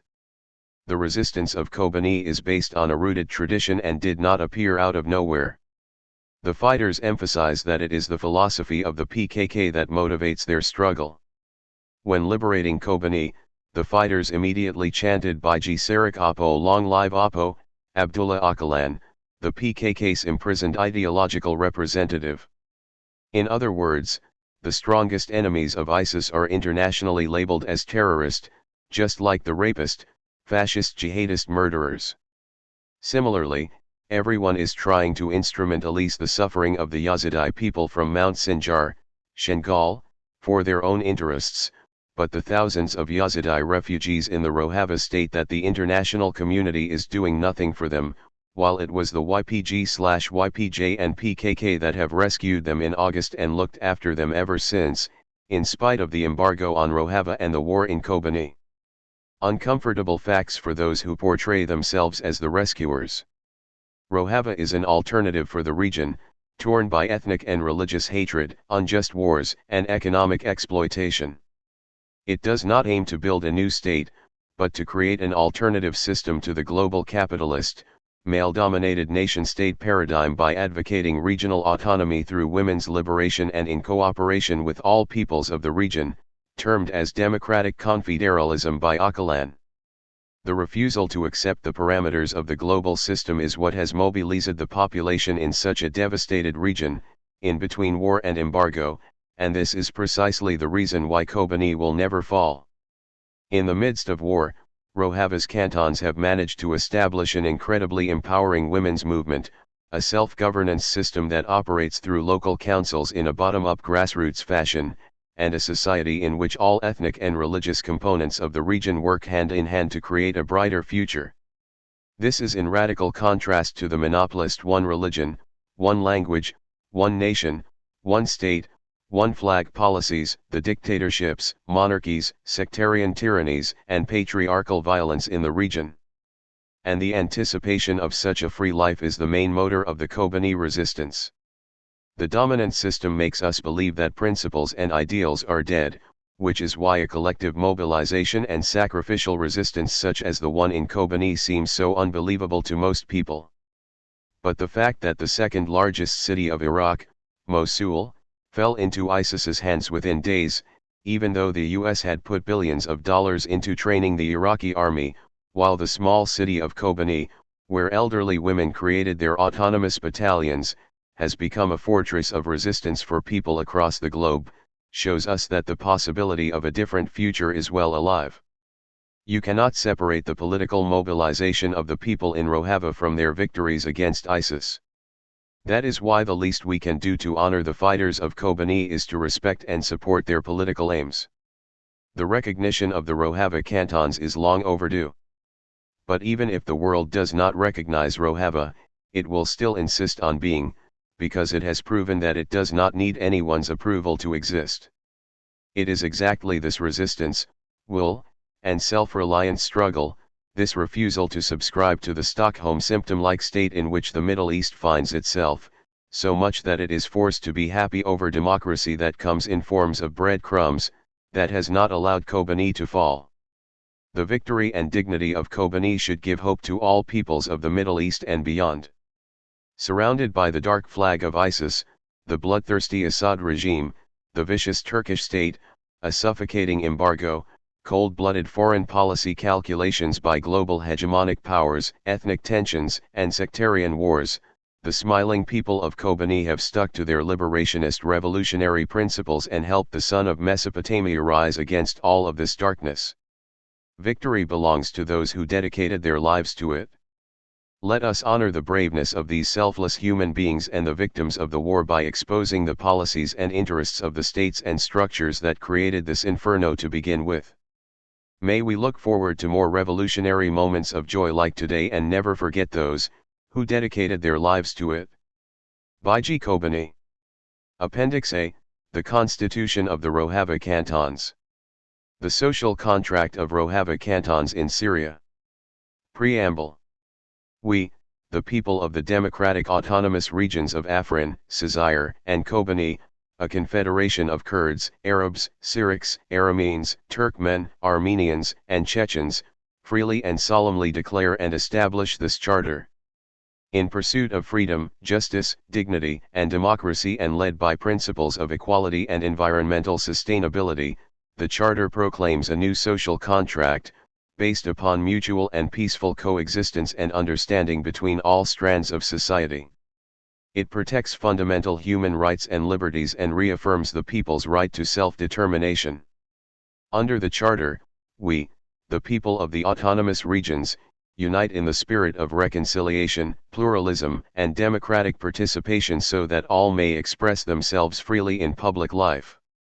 In building a society free from authoritarianism, militarism, centralism, and the intervention of religious authority in public affairs, the Charter recognizes Syria's territorial integrity and aspires to maintain domestic and international peace. In establishing this Charter, we declare a political system and civil administration founded upon a social contract that reconciles the rich mosaic of Syria through a transitional phase from dictatorship, civil war, and destruction, to a new democratic society where civic life and social justice are preserved. General Principles. Article 1. The Charter of the Autonomous Regions of Afrin, Cizre, and Kobani, hereinafter the Charter, is a renewed social contract between the peoples of the autonomous regions. The preamble is an integral part of the Charter. Article 2. A. Authority resides with and emanates from the people of the autonomous regions. It is exercised by governing councils and public institutions elected by popular vote. B. The people constitute the sole source of legitimacy. All governing councils and public institutions, which are founded on democratic principles essential to a free society. Article 3. A. Syria is a free, sovereign, and democratic state, governed by a parliamentary system based on principles of decentralization and pluralism. B. The autonomous regions is composed of the three cantons of Afrin, Cizre, and Kobani, forming an integral part of the Syrian territory. The administrative centers of each canton are, Afrin City, Canton of Afrin, Kamishli City, Canton of Cizre, Kobani City, Canton of Kobani. C. The Canton of Cizre is ethnically and religiously diverse, with Kurdish, Arab, Syriac, Chechen, Armenian, Muslim, Christian and Yazidi communities peacefully coexisting in brotherhood. The elected Legislative Assembly represents all three cantons of the autonomous regions. The structure of governance in the autonomous regions. Article 4. 1. Legislative Assembly. 2. Executive Councils. 3. High Commission of Elections. 4. Supreme Constitutional Courts. 5. Municipal/provincial councils. Article 5. The administrative centers of each canton are: Kamishli City, Canton of Cizre; Afrin City, Canton of Afrin; Kobani City, Canton of Kobani. Article 6. All persons and communities are equal in the eyes of the law and in rights and responsibilities. Article 7. All cities, towns, and villages in Syria which accede to this charter may form cantons falling within autonomous regions. Article 8. All cantons in the autonomous regions are founded upon the principle of local self-government. Cantons may freely elect their representatives and representative bodies, and may pursue their rights insofar as it does not contravene the articles of the Charter. Article 9. The official languages of the Canton of Cizre are Kurdish, Arabic and Syriac. All communities have the right to teach and be taught in their native language. Article 10. The autonomous regions shall not interfere in the domestic affairs of other countries, and it shall safeguard its relations with neighboring states, resolving any conflicts peacefully. Article 11. The autonomous regions have the right to be represented by their own flag, emblems, and anthem. Such symbols shall be defined in a law. Article 12. The autonomous regions form an integral part of Syria. It is a model for a future decentralized system of federal governance in Syria. 2 Basic Principles. Article 13. There shall be a separation of powers between the legislature, executive, and judiciary. Article 14. The autonomous regions shall seek to implement a framework of transitional justice measures. It shall take steps to redress the legacy of chauvinistic and discriminatory state policies, including the payment of reparations to victims, both individuals and communities, in the autonomous regions. Article 15. The People's Protection Units, YPG, is the sole military force of the three cantons, with the mandate to protect and defend the security of the autonomous regions and its peoples, against both internal and external threats. The People's Protection Units act in accordance with the recognized inherent right to self-defense. Power of command in respect of the People's Protection Units is vested in the body of defense through its central command. Its relation to the armed forces of the central government shall be defined by the Legislative Assembly in a special law. The ASEISH forces are charged with civil policing functions in the autonomous regions. Article 16. If a court or any other public body considers that a provision conflicts with a provision of a fundamental law or with a provision of any other superior statute, or that the procedure prescribed was set aside in any important respect when the provision was introduced, the provision shall be nullified. Article 17.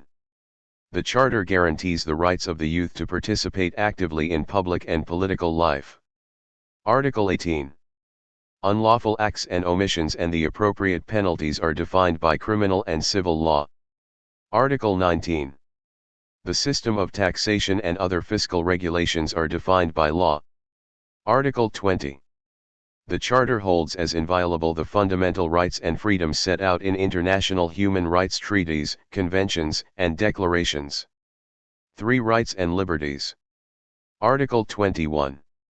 The Charter incorporates the Universal Declaration of Human Rights, the International Covenant on Civil and Political Rights, the International Covenant on Economic, Social, and Cultural Rights, as well as other internationally recognized human rights conventions. Article 22. All international rights and responsibilities pertaining civil, political, cultural, social, and economical rights are guaranteed. Article 23. A. Everyone has the right to express their ethnic, cultural, linguistic, and gender rights. B. Everyone has the right to live in a healthy environment, based on ecology balance. Article 24. Everyone has the right to freedom of opinion and expression, including freedom to hold opinions without interference and to seek, receive, and impart information and ideas through any media and regardless of frontiers. Freedom of expression and freedom of information may be restricted having regard to the security of the autonomous regions, public safety and order, the integrity of the individual, the sanctity of private life, or the prevention and prosecution of crime. Article 25. A. Everyone has the right to liberty and security of person. B. All persons deprived of their liberty shall be treated with humanity and with respect for the inherent dignity of the human person. No one shall be subjected to torture or to cruel, inhuman, or degrading treatment or punishment. C. Prisoners have the right to humane conditions of detention, which protect their inherent dignity. Prisons shall serve the underlying objective of the reformation, education, and social rehabilitation of prisoners. Article 26. Every human being has the inherent right to life. No one within the jurisdiction of the autonomous regions shall be executed. Article 27. Women have the inviolable right to participate in political, social, economic, and cultural life. Article 28. Men and women are equal in the eyes of the law. The Charter guarantees the effective realization of equality of women and mandates public institutions to work towards the elimination of gender discrimination. Article 29. The Charter guarantees the rights of the child. In particular, children shall not suffer economic exploitation, child labor, torture or cruel, inhuman, or degrading treatment or punishment, and shall not be married before attaining the age of majority. Article 30. All persons have the right 1. To personal security in a peaceful and stable society. 2. To free and compulsory primary and secondary education. 3. To work, social security, health, adequate housing. 4. To protect the motherhood and maternal and pediatric care. 5. To adequate health and social care for the disabled, the elderly and those with special needs. Article 31. Everyone has the right to freedom of worship, to practice one's own religion either individually or in association with others. No one shall be subjected to persecution on the grounds of their religious beliefs. Article 32. A. Everyone has the right to freedom of association with others, including the right to establish and freely join any political party, association, trade union, and/or civil assembly. B. In exercising the right to freedom of association, political, economic and cultural expression of all communities is protected. This serves to protect the rich and diverse heritage of the peoples of the autonomous regions. C. The Yazidi religion is a recognized religion and its adherents' rights to freedom of association and expression is explicitly protected. The protection of Yazidi religious, social, and cultural life may be guaranteed through the passage of laws by the Legislative Assembly. Article 33. Everyone has the freedom to obtain, receive, and circulate information and to communicate ideas, opinions and emotions, whether orally, in writing, in pictorial representations, or in any other way. Article 34. Everyone has the right of peaceful assembly, including the right to peaceful protest, demonstration and strike. Article 35. Everyone has the right to freely experience and contribute to academic, scientific, artistic, and cultural expressions and creations, through individual or joint practice, to have access to and enjoy, and to disseminate their expressions and creations. Article 36. Everyone has the right to vote and to run for public office, as circumscribed by law. Article 37. Everyone has the right to seek political asylum. Persons may only be deported following a decision of a competent, impartial, and properly constituted judicial body, where all due process rights have been afforded. Article 38. All persons are equal before the law and are entitled to equal opportunities in public and professional life. Article 39. Natural resources, located both above and below ground, are the public wealth of society. Extractive processes, management, licensing and other contractual agreements related to such resources shall be regulated by law. Article 40. All buildings and land in the autonomous regions are owned by the transitional administration are public property. The use and distribution shall be determined by law. Article 41. Everyone has the right to the use and enjoyment of his private property. No one shall be deprived of his property except upon payment of just compensation, for reasons of public utility or social interest, and in the cases and according to the forms established by law. Article 42. The economic system in the provinces shall be directed at providing general welfare and in particular granting funding to science and technology. It shall be aimed at guaranteeing the daily needs of people and to ensure a dignified life. Monopoly is prohibited by law. Labor rights and sustainable development are guaranteed. Article 43. Everyone has the right to liberty of movement and freedom to choose his residence within the autonomous regions. Article 44. The enumeration of the rights and freedoms set forth in Section 3 is non-exhaustive. The Democratic Self-Rule Administration Project. 4. Legislative Assembly. Article 45.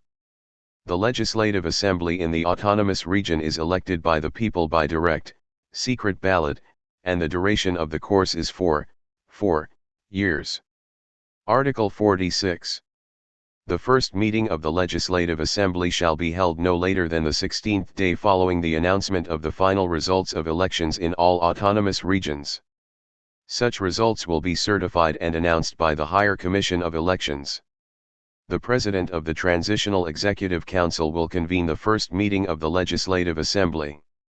If compelling reasons dictate that its first meeting cannot be so held, the President of the Transitional Executive Council will determine another date to be held within 15 days.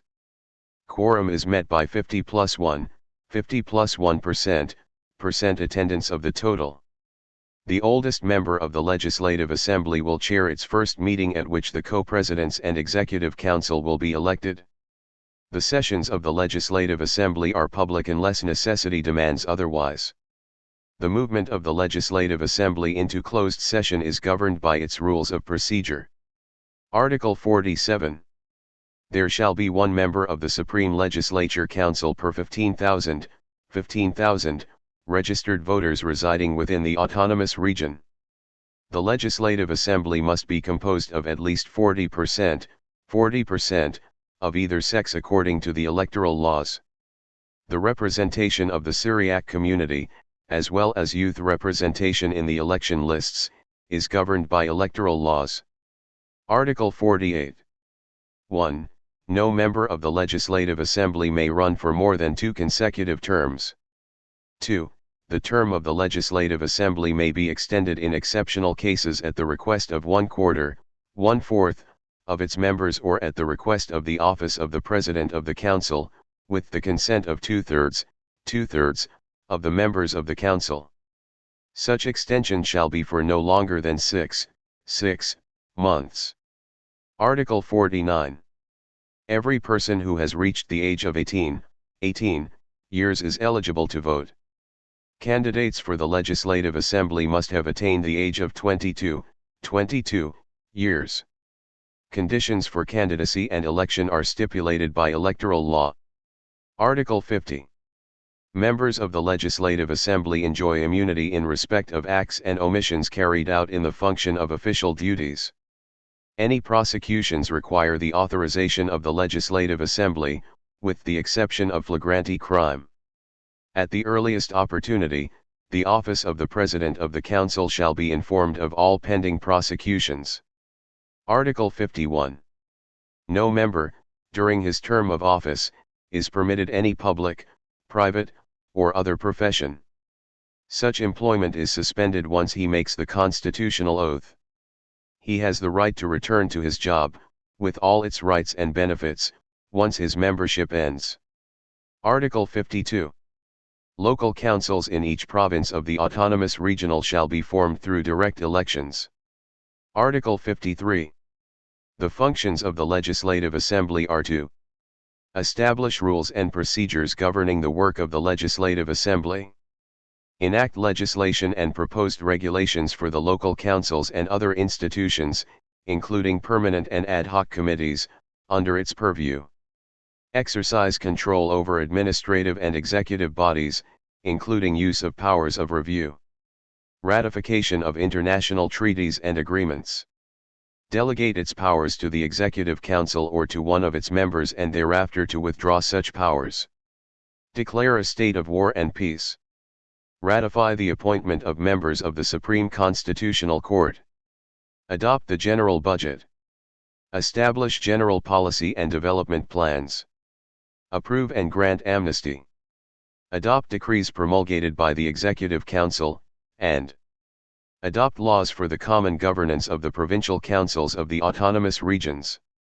V. Executive Council. Article 54. Canton Premier. A. The Canton Premier, together with the Executive Council of the autonomous regions, hold executive authority as set forth in this charter. B. The candidate to the post of Canton Premier must 1. Be over 35 years of age. 2. Be a Syrian citizen and a resident of the canton, and 3. Have no convictions or cautions. C. The procedure governing the candidacy and election of Canton Premier. 1. Within 30 days of the first session of the Legislative Assembly, its President must call for the election of the Canton Premiers. 2. Requests to nominate candidates for the position of Canton Premier must be made, in writing, to the Supreme Court, which shall examine and accept or reject not later than 10 days after the close of nominations. 3. The Legislative Assembly shall elect the Canton Premier by a simple majority. 4. If no candidate receives the required simple majority, a second electoral round is initiated, with the candidate receiving the highest number of votes being elected. 5. The term of Canton Premier is 4 years from the date of the taking of the oath of office. 6. The Canton Premier makes the oath of office before the Legislative Assembly before commencing official duties. 7. The Canton Premier appointed one or more deputies, approved by the Legislative Assembly. The deputies take an oath of office before the Canton Premier, after which specified functions may be delegated to them. 8. Should the canton premier be unable to fulfill his official functions, one of his deputies shall replace him. Where the canton premier and the deputies are unable to fulfill their duties for any reason, the tasks of the canton premier will be carried out by the President of the Legislative Assembly, and 9. The governor must address any letter of resignation to the Legislative Assembly. D. The powers and functions of the canton premier. 1. The canton premier shall ensure respect for the Charter and the protection of the national unity and sovereignty, and at all times performing his functions to the best of ability and conscience. 2. The canton premier shall appoint the President of the Executive Council. 3. The canton premier shall implement laws passed by the Legislative Assembly, and issue decisions, orders, and decrees in accordance with those laws. 4. The canton premier must invite the newly elected Legislative Assembly to convene within 15 days from the announcement of the election results. 5. The canton premier may grant medals. 6. The canton premier may issue amnesties as recommended by the President of the Executive Council. E. The canton premier is responsible to the people through his representatives in the Legislative Assembly. The Legislative Assembly has the right to bring him before the Supreme Constitutional Court for charges of treason and other forms of sedition. The Executive Council. The Executive Council is the highest executive and administrative body in the autonomous regions. It is responsible for the implementation of laws, resolutions, and decrees as issued by the Legislative Assembly and judicial institutions.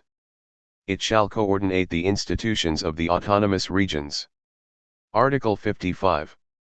The Executive Council is composed of a chairman, representatives, and committees. Article 56. The party or bloc winning a majority of seats in the Legislative Assembly shall form the Executive Council within 1 month from the date of assignment, with the approval of the simple majority, 51%, of the members of the Legislative Assembly. Article 57. The head of the Executive Council shall not serve more than 2 consecutive terms, each term being 4 years in length. Article 58. The head of the Executive Council may choose advisors amongst the newly elected members of the Legislative Council. Article 59. Each advisor shall be responsible for one of the bodies within the Executive Council. Article 60. The work of the Executive Council, including the departments, and their relation to other institutions/committees is regulated by law.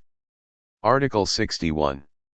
After the formation and approval of the Executive Council, it shall issue its prospective program for government. Following its passage through the Legislative Assembly, the Executive Council is obliged to implement the program of government during that legislative term. Article 62. Senior civil servants and department representatives shall be nominated by the Executive Council and approved by the Legislative Council. Provincial Administrative Councils. Municipal Councils. 1. The cantons of the autonomous regions are composed of provincial administrative councils, municipal councils, and are managed by the relevant Executive Council, which retains the power to amend its functions and regulations. 2. The powers and duties of the provincial administrative councils, municipal councils, are founded upon an adherence to a policy of decentralization. The canton's supervision of the provincial administrative councils, municipal councils' authority, including its budget and finance, public services, and mayoral elections, are regulated by law. 3. Provincial administrative councils, municipal councils are directly elected by the public, using secret ballot. 6. The Judicial Council. Article 63. The independence of the judiciary is founding principle of the rule of law, which ensures a just and effective disposition of cases by the competent and impartial courts. Article 64. Everyone charged with a criminal offense shall be presumed innocent until and unless proved guilty by a competent and impartial court. Article 65. All institutions of the Judicial Council must be composed of at least 40% of either sex. Article 66. The right to defense is sacred and inviolable at all stages of an investigation and trial. Article 67. The removal of a judge from office requires a decision from the Judicial Council. Article 68. Judgments and judicial decisions are issued on behalf of the people. Article 69. Failure to implement judicial decisions and orders is a violation of law. Article 70. No civilian shall stand trial before any military court or special or ad hoc tribunals. Article 71. Searches of houses and other private property must be done in accordance with a properly executed warrant, issued by a judicial authority. Article 72. Everyone is entitled in full equality to a fair and public hearing by an independent and impartial tribunal, in the determination of his rights and obligations and of any criminal charge against him. Article 73. No one shall be subjected to arbitrary arrest or detention. No one shall be deprived of his liberty except on such grounds and in accordance with such procedure as are established by law. Article 74. Anyone who has been the victim of unlawful arrest or detention or otherwise suffered damage or harm as a result of the acts and omissions of public authorities has an enforceable right to compensation. Article 75. The Judicial Council is established by law. 7. The Higher Commission of Elections. Article 76. The Higher Commission of Elections is an independent body competent to oversee and run the electoral process. It is composed of 18 members, representing all cantons, who are appointed by the Legislative Assembly. 1. Decisions in the Commission require a qualified majority of 11 votes. 2. Member of the Higher Commission of Elections may not stand for office in the Legislative Assembly. 3. The Higher Commission of Elections determines the date on which elections are held, the announcement of the results, and receive the nominations of eligible candidates for the Legislative Assembly. 4. As stated in paragraph 51, the Higher Commission of Elections verifies the eligibility of candidates seeking election to the Legislative Assembly. The Higher Commission of Elections is the sole body competent to receive allegations of electoral fraud, voter intimidation or illegal interference with the process of an election. 5. The Higher Commission of Elections is monitored by the Supreme Court and may be monitored by observers from the United Nations and civil society organizations. 6. The Higher Commission of Elections, together with the Judicial Council, shall convene a meeting of all candidates seeking election to the Legislative Assembly to announce the names of eligible candidates. 8. The Supreme Constitutional Court. Article 77. A. The Supreme Constitutional Court is composed of 7 members, all of whom are nominated by the Legislative Assembly. Its members are drawn from judges, legal experts, and lawyers, all of whom must have no less than 15 years of professional experience. B. No member of the Supreme Constitutional Court shall not be eligible to serve on the Executive Council or in the Legislative Assembly or to hold any other office or position of emolument, as defined by law. C. A member's term of office runs for 4 years. No member may serve more than 2 terms. The functions of the Supreme Constitutional Court. Article 78. 1. To interpret the articles and underlying principles of the Charter. 2. To determine the constitutionality of laws enacted by the Legislative Assembly and decisions taken by Executive Council. 3. To judicially review legislative acts and executive decisions, where such acts and decisions may be in the conflict with the letter and spirit of the Charter and the Constitution. 4. Canton premiers, members of the Legislative Assembly and Executive Council may be brought before the Supreme Constitutional Court, when alleged to have acted in breach of the Charter. 5.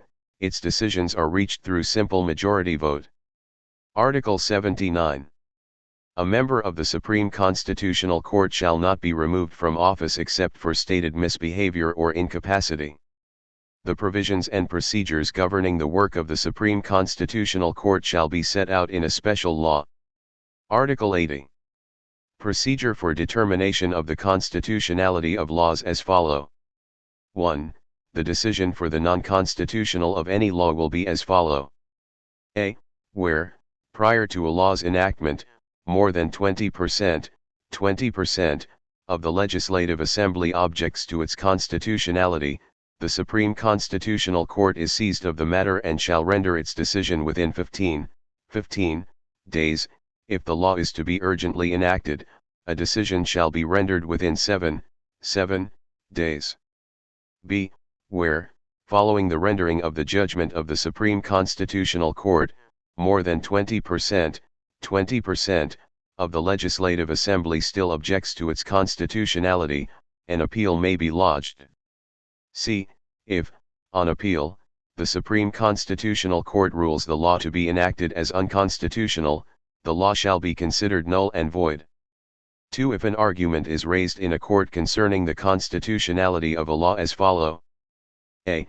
If parties to a case raise a challenge to the constitutionality of a law and the court so holds, the matter is stayed while it is referred to the Supreme Constitutional Court.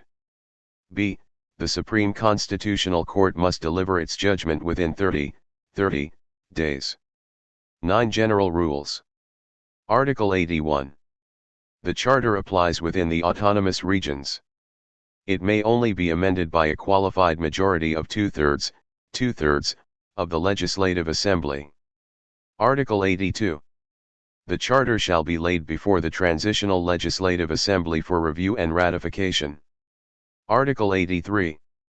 Syrian citizens holding dual nationality are barred from assuming leading positions in the office of the Canton Premier, the Provincial Council, and the Supreme Constitutional Court.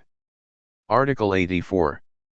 The Charter sets out the legislative framework through which laws, decrees, and states of emergency shall be formally implemented. Article 85. Elections to form the Legislative Assembly shall be held within 4 months of the ratification of the Charter by the Transitional Legislative Assembly. The Transitional Legislative Assembly retains the right to extend the time period if exceptional circumstances arise. Article 86. The oath of office to be taken by members of the Legislative Assembly. I solemnly swear, in the name of Almighty God, to abide by the Charter and laws of the autonomous regions, to defend the liberty and interests of the people, to ensure the security of the autonomous regions, to protect the rights of legitimate self-defense and to strive for social justice, in accordance with the principles of democratic rules enshrined herein. Article 87. All governing bodies, institutions, and committees shall be made up of at least 40% of either sex. Article 88. Syrian criminal and civil legislation is applicable in the autonomous regions except where it contradicts provisions of this Charter. Article 89.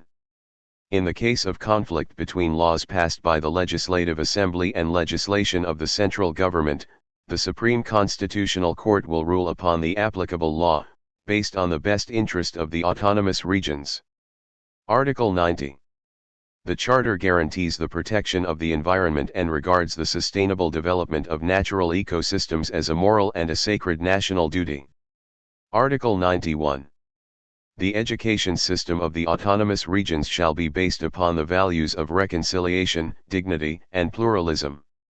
It is a marked departure from prior education policies founded upon racist and chauvinistic principles.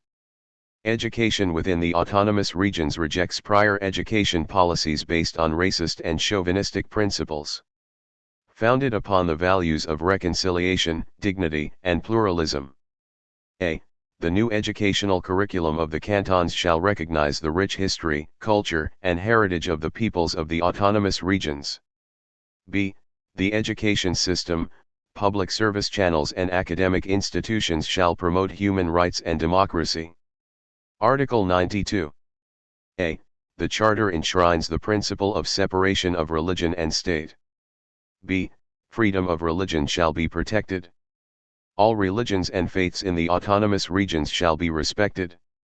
The right to exercise religious beliefs shall be guaranteed, insofar as it does not adversely affect the public good. Article 93. A.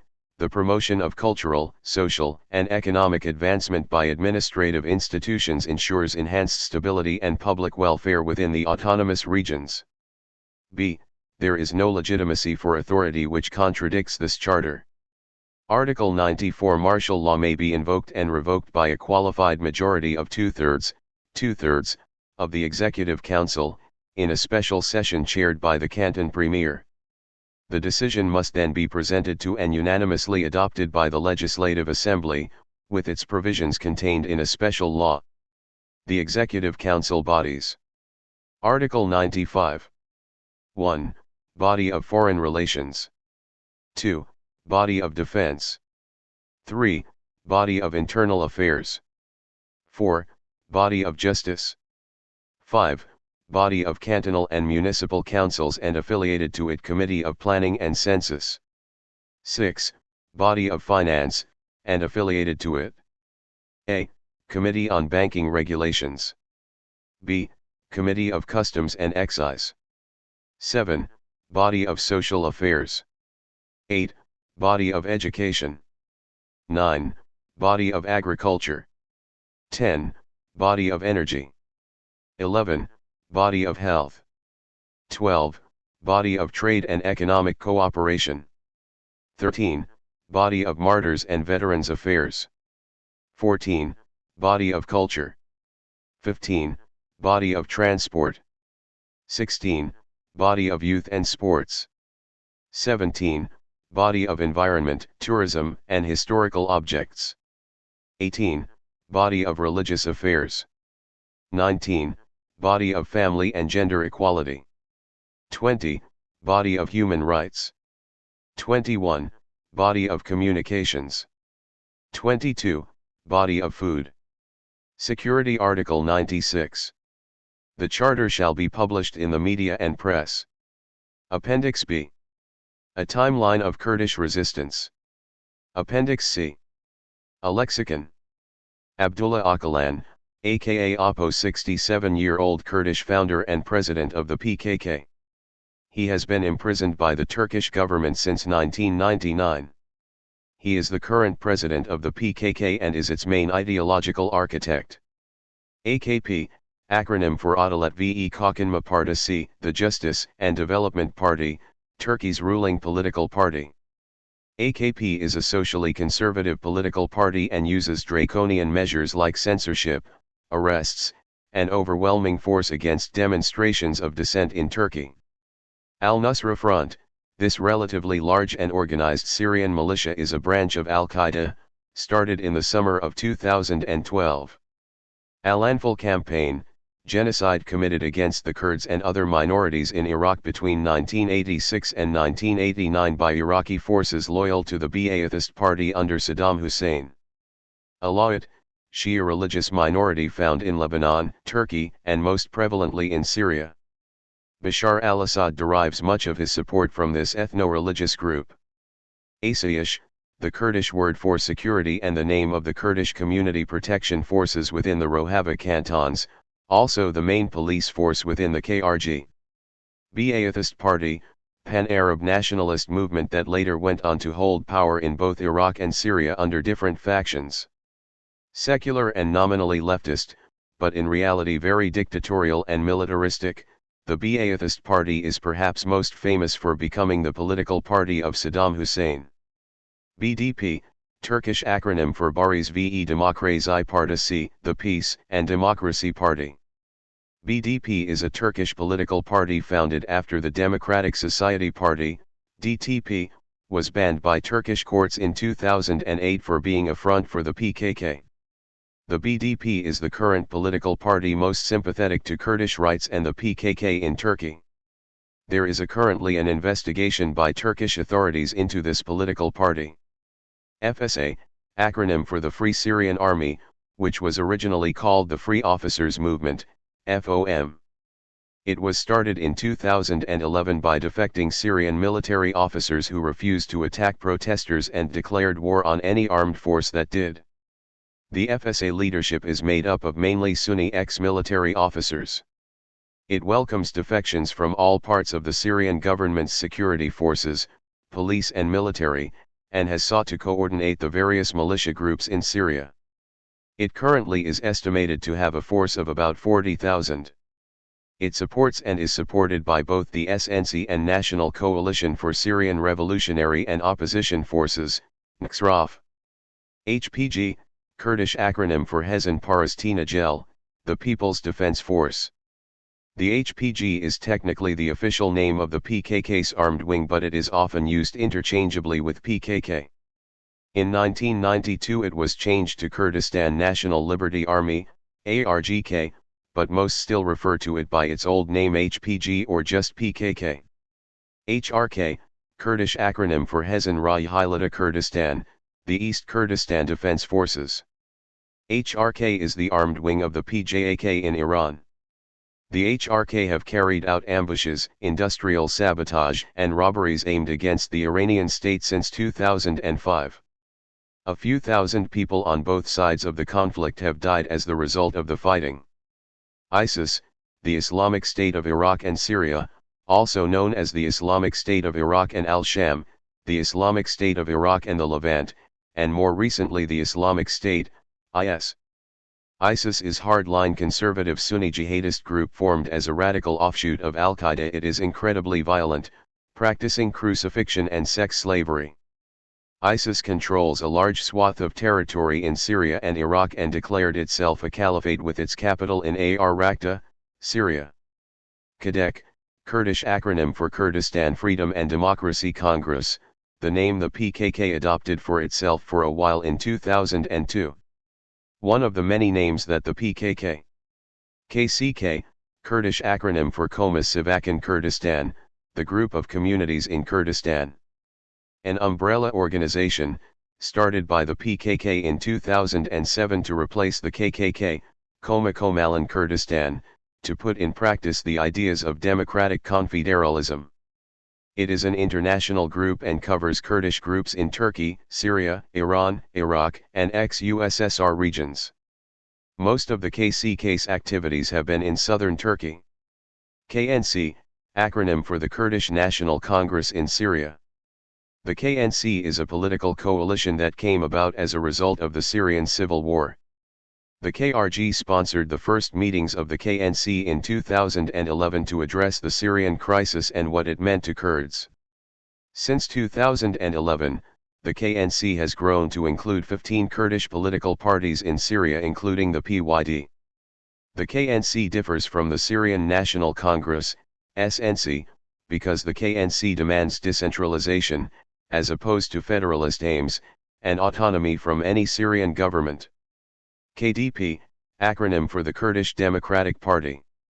The KDP is one of the main political parties in Iraqi Kurdistan and is opposed by the PUK. The KDP was founded in 1946 during the collapse of the Kurdish Republic of Mahabad in Iran. The KDP started as and for many decades was a broad coalition of communist and socialist groups. During the First Persian War, the Iran-Iraq War, it repositioned itself as more of a nationalist and populist coalition with some social democratic groups included. Congragel, the name of the General Assembly of the KCK, and prior to that, the KKK. The Congragel has 5 subdivisions: political ideology, social services, political/international, military, and women's divisions. KRG, Kurdish acronym for the Kurdistan Regional Government in Iraq. The KRG has a unicameral parliament known as the IKP, Iraqi Kurdistan Parliament. The KRG has both a president and prime minister that share executive and legislative powers. The president of the KRG is the commander-in-chief of the Peshmerga forces. The city of Erbil, known in Kurdish as Hular, is the capital of the KRG. The KRG governs about 8.5 million people spread over 15,000 square miles in northern Iraq. While the KRG was initially created after years of bloody fighting by a treaty signed by the Iraqi government in 1970, this treaty wasn't fully implemented until after the First Gulf War in 1992. The KRG was written into the new Iraqi constitution in 2005. There are still boundary disputes between the Iraqi government and the KRG, particularly as the KRG has annexed lucrative oil fields south and east of Erbil. Kurdistan, an ill-defined region straddling Turkey, Syria, Iraq, and Iran composed of mostly Kurdish communities. Kurdistan is not internationally recognized. North Kurdistan is in Turkey, East Kurdistan is in Iraq and Iran, and West Kurdistan is in Syria. KWU, the acronym for the Kurdish Women's Union. The KWU is part of the KDP and was founded in 1952. It has a strong impact on the KDP, especially around social services and economics. Mahabad Republic, the Mahabad Republic, aka Republic of Kurdistan, was a short-lived independent Kurdish state situated in northern Iran from 1946 to 7. It was backed by the Soviet Union and was eventually crushed by the Iranian government when the USSR withdrew support. MIT, Turkish acronym for Milli İstihbarat Teşkilatı, the National Intelligence Organization. MIT was founded in 1965. This is the governmental organization most responsible for coordinating the repression of the Kurds in Turkey today. In US terms, it is the equivalent of a combination of the FBI and CIA. The PKK and other Kurdish organizations supporting Kurdish rights and self-determination are tracked, suppressed, arrested, and killed by the MIT. Nowruz, New Year's Day, the most important holiday of the Kurds. This mid-March festival is often used as a political demonstration against Kurdish repression. NSRAF, the acronym for the National Coalition for Syrian Revolutionary and Opposition Forces. The NSRAF started in 2012 to bring rebel armed groups into a coalition alongside strictly political opposition parties/organizations. The SNC is the largest partner in the coalition, controlling 22 of the 63 members of coalition. Their goal is to create an interim government, a Truth and Reconciliation Committee to look into war crimes, and to be the voice of opposition to the Assad regime to the rest of the world. They also helped unify and amplify the Free Syrian Army, FSA. Ottoman Empire, a massive empire that lasted for over 6 centuries and included the traditional homeland of the Kurds. The empire was dismembered after losing in World War I, and a number of states were born out of the defeated empire, including Iran, Iraq, Syria, and Turkey. Persian is a word for both a people and a language. Persians are non-Arabic people, whom the Kurds are related to, mostly found in present-day Iran. Persian subgroups and languages can be found in such countries as Iran, Tajikistan, Afghanistan, Turkey, Oman, Kuwait, Azerbaijan, and Uzbekistan. Peshmerga, a Kurdish word that translates roughly as those who confront death. Peshmerga has been the name of the Kurdish movement's fighting forces since 1921. Today, Peshmerga is the official name of the KRG's armed forces. There are currently over 100,000 men and women in the Peshmerga armed forces in Iraq, of which, about 35,000 work inside the Iraqi National Armed Forces. PJAK, Kurdish acronym for the Partiya Jiyana-e Kurdistan, the Free Life Party of Kurdistan. PJAK is a large Kurdish militant and political organization in Iran that was founded in 2004. It is strongly aligned with the PKK. There is strong coordination and sharing of resources between the PKK and PJAK. PJAK is a member of the KCK. PKK, Kurdish acronym for Partiya Karkaran Kurdistani, the Kurdistan Workers' Party, the Kurdish Militant International Organization. PUK, acronym for the Patriotic Union of Kurdistan.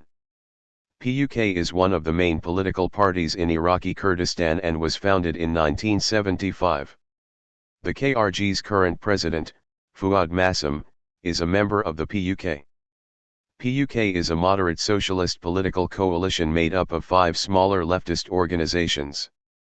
PYD, Kurdish acronym for Partiya Yekataya Demokrat, the Democratic Union Party. PYD is a Syrian political party that started in 2003, is affiliated with the PKK, and is a member of the KCK. Recep Tayyip Erdogan, the current president of Turkey and the founder of the ruling Justice and Development Party, AKP. He was elected to president in 2014.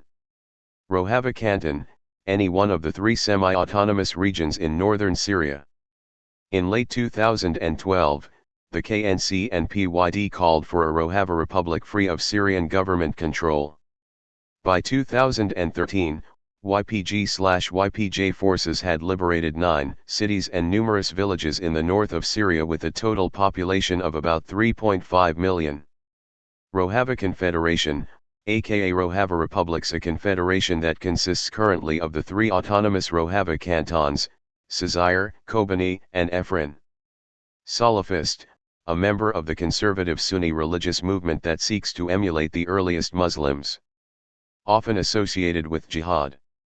SAVAK, an acronym for Saizmani Italat Va Amniyati Keshvar, the Organization of Intelligence and National Security. SAVAK was the Iranian secret police under the Shah, operating from 1957-1979. SAVAK is famous for both its brutality and its Western backing.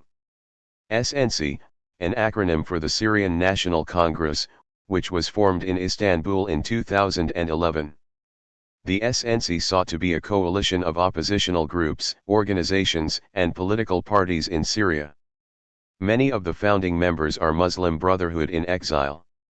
Only one very small exile Kurdish party, the Kurdish Future Movement, which has split into 2 factions, joined the SNC. The SNC joined the National Coalition for Syrian Revolutionary and Opposition Forces, NSRAF, in 2012. Shia, a minority sect of Islam.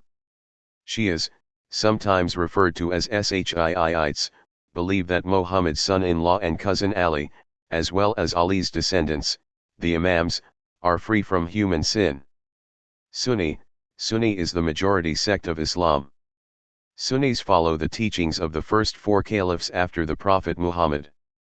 TEVDEM, a shortening of Tefkir Savaka Democratic, the movement for a democratic society. TEVDEM is the political coalition of the Rojava area in Syria. In 2011, after massive protests against the Syrian regime, citizen groups and assemblies formed that were supported by the PYD and PKK. This coalition of groups formed into the TEVDEM by late 2011. TEVDEM sought to bring in people other than Kurds living in the region and had some success in getting Arabs, Christians, Yazidi, Assyrians, and Turkmen to actively participate in the TEVDEM councils. Yazidi, a Kurdish monotheistic religious minority that has been targeted for complete destruction by ISIS. There are Yazidis in both Syria and Iraq. YPG, a Kurdish acronym for Yekini and Parastina Gel, the People's Protection Units. The YPG was founded in 2004 by the PYD but did not actually become active until 2012. The YPG is a co-ed militia that makes up the main fighting force for the Rojava region. There are about 45,000 to 50,000 women and men fighting in the YPG. YPJ, Kurdish acronym for Yekini and Parastina Jine, the Women's Protection Units. The idea for the YPJ appeared as early as 2006 but the YPJ did not become active until 2012. They are an armed, all-female militia, 10,000 strong, that alongside the YPG make up the main fighting force of Rojava.